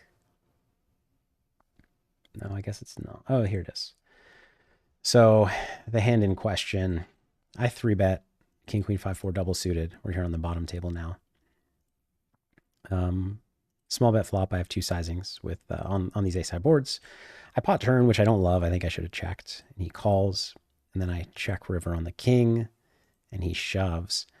Here's so the problem is that my hand should not be a call in theory because I have 2 clubs, 2 hearts, and a 5 and a 4. But I think given the way the hand played out, he's probably not going to shove ace jack for value. Maybe not ace king, maybe ace king, but not ace jack for value. And so I think he has very few value bets. He's got queen 10, which is going to have to fold flop or turn a lot. Well, not flop. It's going to have to fold turn a lot, especially when I have the queen of hearts. And sets like deuce, deuce, 7-7, jack, jack that may have shoved the turn sometimes. But the problem is, A, I have all these blockers to draws that I need him to have, and B, he's got to get here with worse than an ace to bluff. Worse than a king, probably. So how does he call twice with that? He needs what he had, which was 10-9-8 of clubs. Or 3-4-5 with clubs. Or because it needs to be 4-5 or exactly what he had. And I just blocked those so hard that I was not loving it. So I don't know. I mean, I think in theory my hand's a fold. But for some reason I wanted to call, and they would have worked this time, but who knows? Kilbane says GG, GG. You like the audio setup? Thank you very much. I'm glad you enjoy it. How are you calculating how much you're up since rake is different? So we're gonna have to figure it out because up until this morning we thought we were gonna play 100, 200, but Jungle could only get I think 30K into his account. So we didn't talk about it. We just said, let's figure it out. Or he said, what are we going to do about rake? I said, let's figure it out later. He texted me that while I was already streaming. I think that WSOP might be able to help us figure out what happened with rake. But I think basically for the crossbook, we treat it as if it's rake free for the rest. And so we just looked at numbers for today and he's down 1450. I'm up so he's down almost, let's say he's down 1,500. I'm up 500, which means that we paid 1K in rake. And so, if we each paid 500 rake, then I would be up 1,000, which is half a buy-in. So I'm roughly 10K, but we would figure out the actual, the actual amount. Again, if you're joining late, we're just reviewing hands now. These are at 1026, but we have a crossbook for 100, 200. Anyways, back up here. So I'm tempted to look these up in Vision. I don't think I'm breaking any terms and conditions by having it up when I'm not playing. But I don't want to do too much of this because it'll step on the toes of the 2-hour private stream that I'm going to do in a couple weeks or so. But I am really curious if I was right that this is close to a flop call. And unclear. So queen, I'll bring this over. 3-bet pot, single suited, queen 8-3. We have queen 8-4, queen 7-3. Let's go queen 8. Shit, do we have a king 8-3? I think we want the no straight draw. I'm going to go king 8 deuce. King 8 deuce. And he did bet half pot, so my hand is ace 8-5-4. Yeah, pure call. Okay. Just look at any 8. Are we calling any 8? No, we're folding some. Are we folding any ace 8 with the overcard? Some. So, but the ace 5-4 is a nice backdoor straight draw. So I was right to call there. And then I faced a decent sized turn bet and easy fold. Here was sixes. Sorry, I called a raise pre-flop. Whoops. Check, check, flop. I talked about this at the top of the stream, but when I have, like most of the time on a draw heavy board like this, when I have a set no redraw, I just bet rather than go for a check raise. He calls. Here I'm, I only lose to king jack basically. King jack and ace ace. It's a clear value pot. And this was the only time I felt like the whole session that he called with a hand that is not a call. IMHO with queen six, no straight blocker. So that's worth knowing. Did you have to pot the river with that jack nine boat on X jack nine X9 when he was calling three quarters with a high frequency? I don't think I was ever betting river three quarters. Like basically all my river bets tend to be half pot or pot in position or third pot and pot out of position with a few kind of rare exceptions. This hand I defend the big blind. I check called flop, which is standard against half pot. And then I check called turn. This, I'm not sure if this is standard or not. I guess actually we can look this up in Vision as well. So Jack 9-3 flops, single raise pot. Perfect. Check. He bet half pot. This is going to be 70%. I call king offsuit. Check. And he bets near pot, and I have ace king 7-6. Okay, so interesting. So it's going to be a mix. I actually, okay, with a spade, with a diamond, it's less of a call. So yeah, my hand's a call in theory, but it's close because you can tell as soon as you have like, so this B means big card, Broadway means Broadway, ace means ace, A means ace. So if I had like the ace of spades with the king high draw, I would fold half the time. But when I have the king high draw without the backdoor flush draw, sorry, in this case, in the real hand, it'd be diamonds, but on this board, it'd be spades. Then I always call. And actually with the nut flush draw with the same hand, I'm doing more folding than with the second nut, I guess because a lot of his bluffs are nut flush draw. So that's interesting.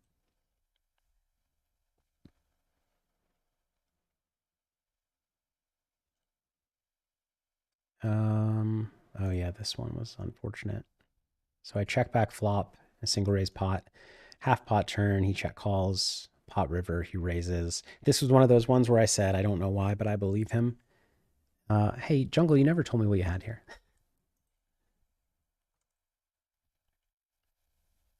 King 9-5, 9-8.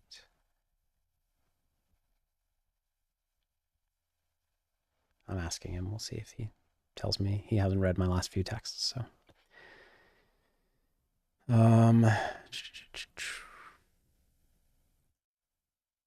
What's next? Oh yeah, this one is just a turn check raise. I guess we're into the smaller pots.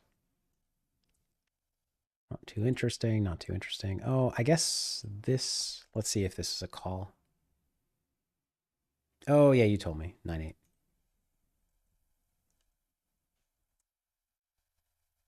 So that's the,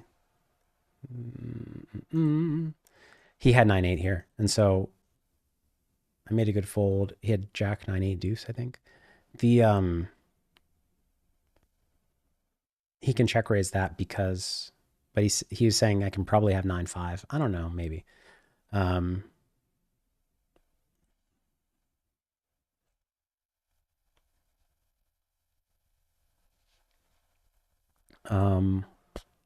What was I saying?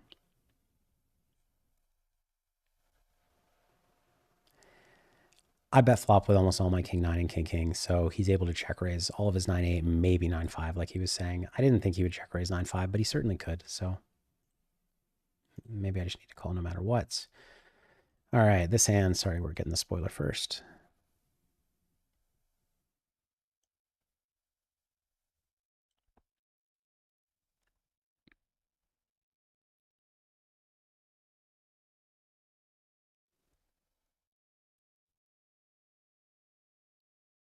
Okay, so this pot,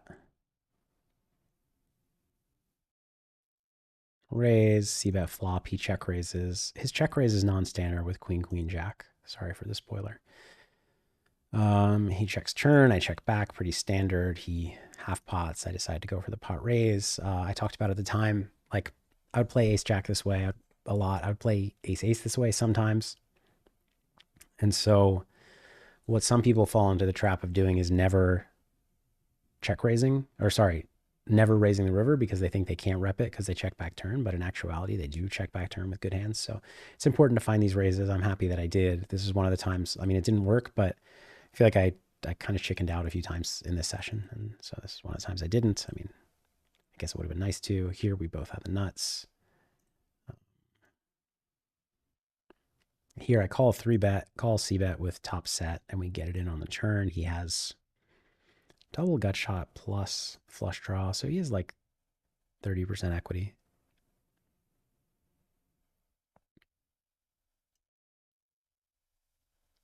Here we had a 3-bet from me, small bet flop, big bet turn, jam river, relatively standard. I could maybe pot turn, but not a big difference.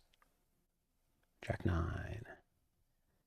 Call 3-bet, call c-bet, bet turn, jam river, he folds.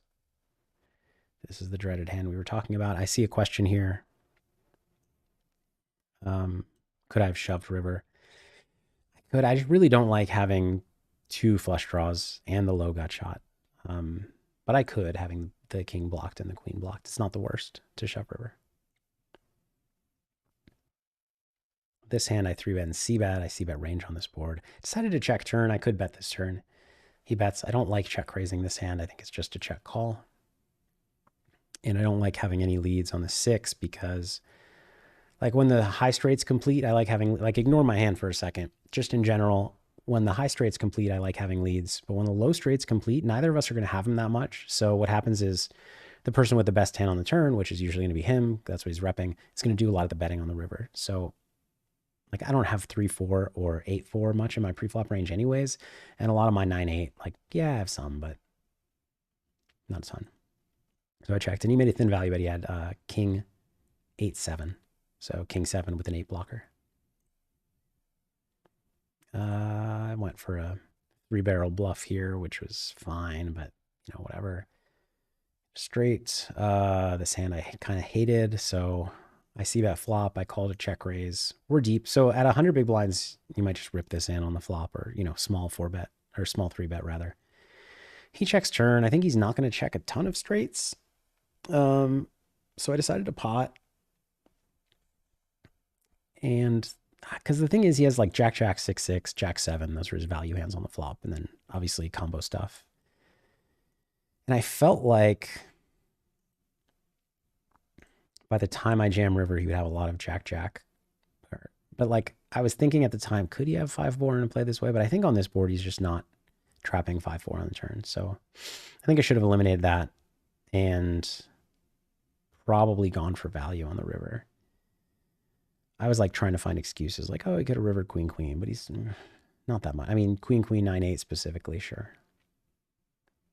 But I think it's misvalue. I mean, he's probably folding 6-6 with no 5 or 4 and with a 10-9, but I don't know. He might not.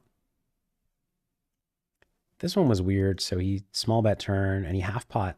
Sorry, he small bet flop after 3-betting. He half pot turn, and I was saying,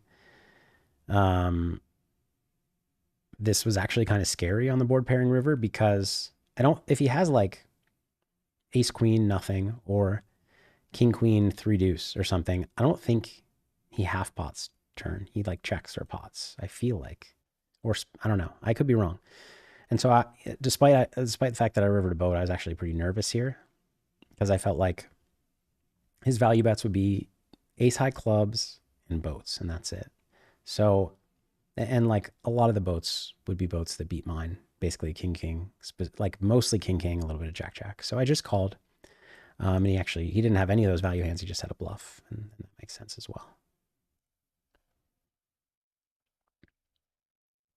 I raise his limp. I small bet flop. Check, check, turn. Pot river for value. He raises. think with like, I didn't have a feeling one way or the other if he was bluffing or not, but I have the 8 and the 6 and a value bet. Like so many of my value bets are going to be king high flush with no board pair. So I think it's got to be a call. And he made a, excuse me, he made a thin raise. Like normally you want a 7 or you want 8-6 or 8 deuce. But he just had an 8. He's right to not have, like, he doesn't want to have clubs because he wants me to have clubs. Those are my folds. Because he obviously doesn't want me to have boats. But that was a light bluff, I guess. 3-bet, c-bet range for one sizing or another, check turn. I decided to go for the check call here, not blocking queen 10, and just thinking I don't know, he calls with like, I mean, I blocked 10-8, but he could still have 10-8. I don't know. For some reason, here's what I thought. I thought on the turn, if he had like the hand that he had, a queen high flush, he might go for a turn bet because if I have like, I'm not going to check raise the turn that often when I check. And so some people just go for the turn bet to freeze you and then they check back river. And I thought he might do that, but in this case was wrong. This hand was kind of standard. This hand kind of standard. This hand I tried to bluff, like a very good bluff spot, but it didn't work. He had 7-6. He let me know. And yeah, it looks like we are ready to wrap up. Yeah, he did tell me that. I will be back tomorrow. If you haven't subscribed already, please do so, and you'll get to see when I go live. We're planning to start at 8 a.m. Pacific, but like today I went live before we started and did some prep and talking to chat. And, we came away with a small win, which I'm happy with when I didn't play that well, I think. But I think I ran kind of well to get there. So hoping to bring my A game tomorrow, get a little more rest, not have the stress of, I don't know, a bunch of stuff getting set up. And yeah, we'll see what happens. Thanks for being here with me and for chatting. I'm sorry I missed a lot of the chat while I was playing, but much appreciated. And I will see you next time. Take care.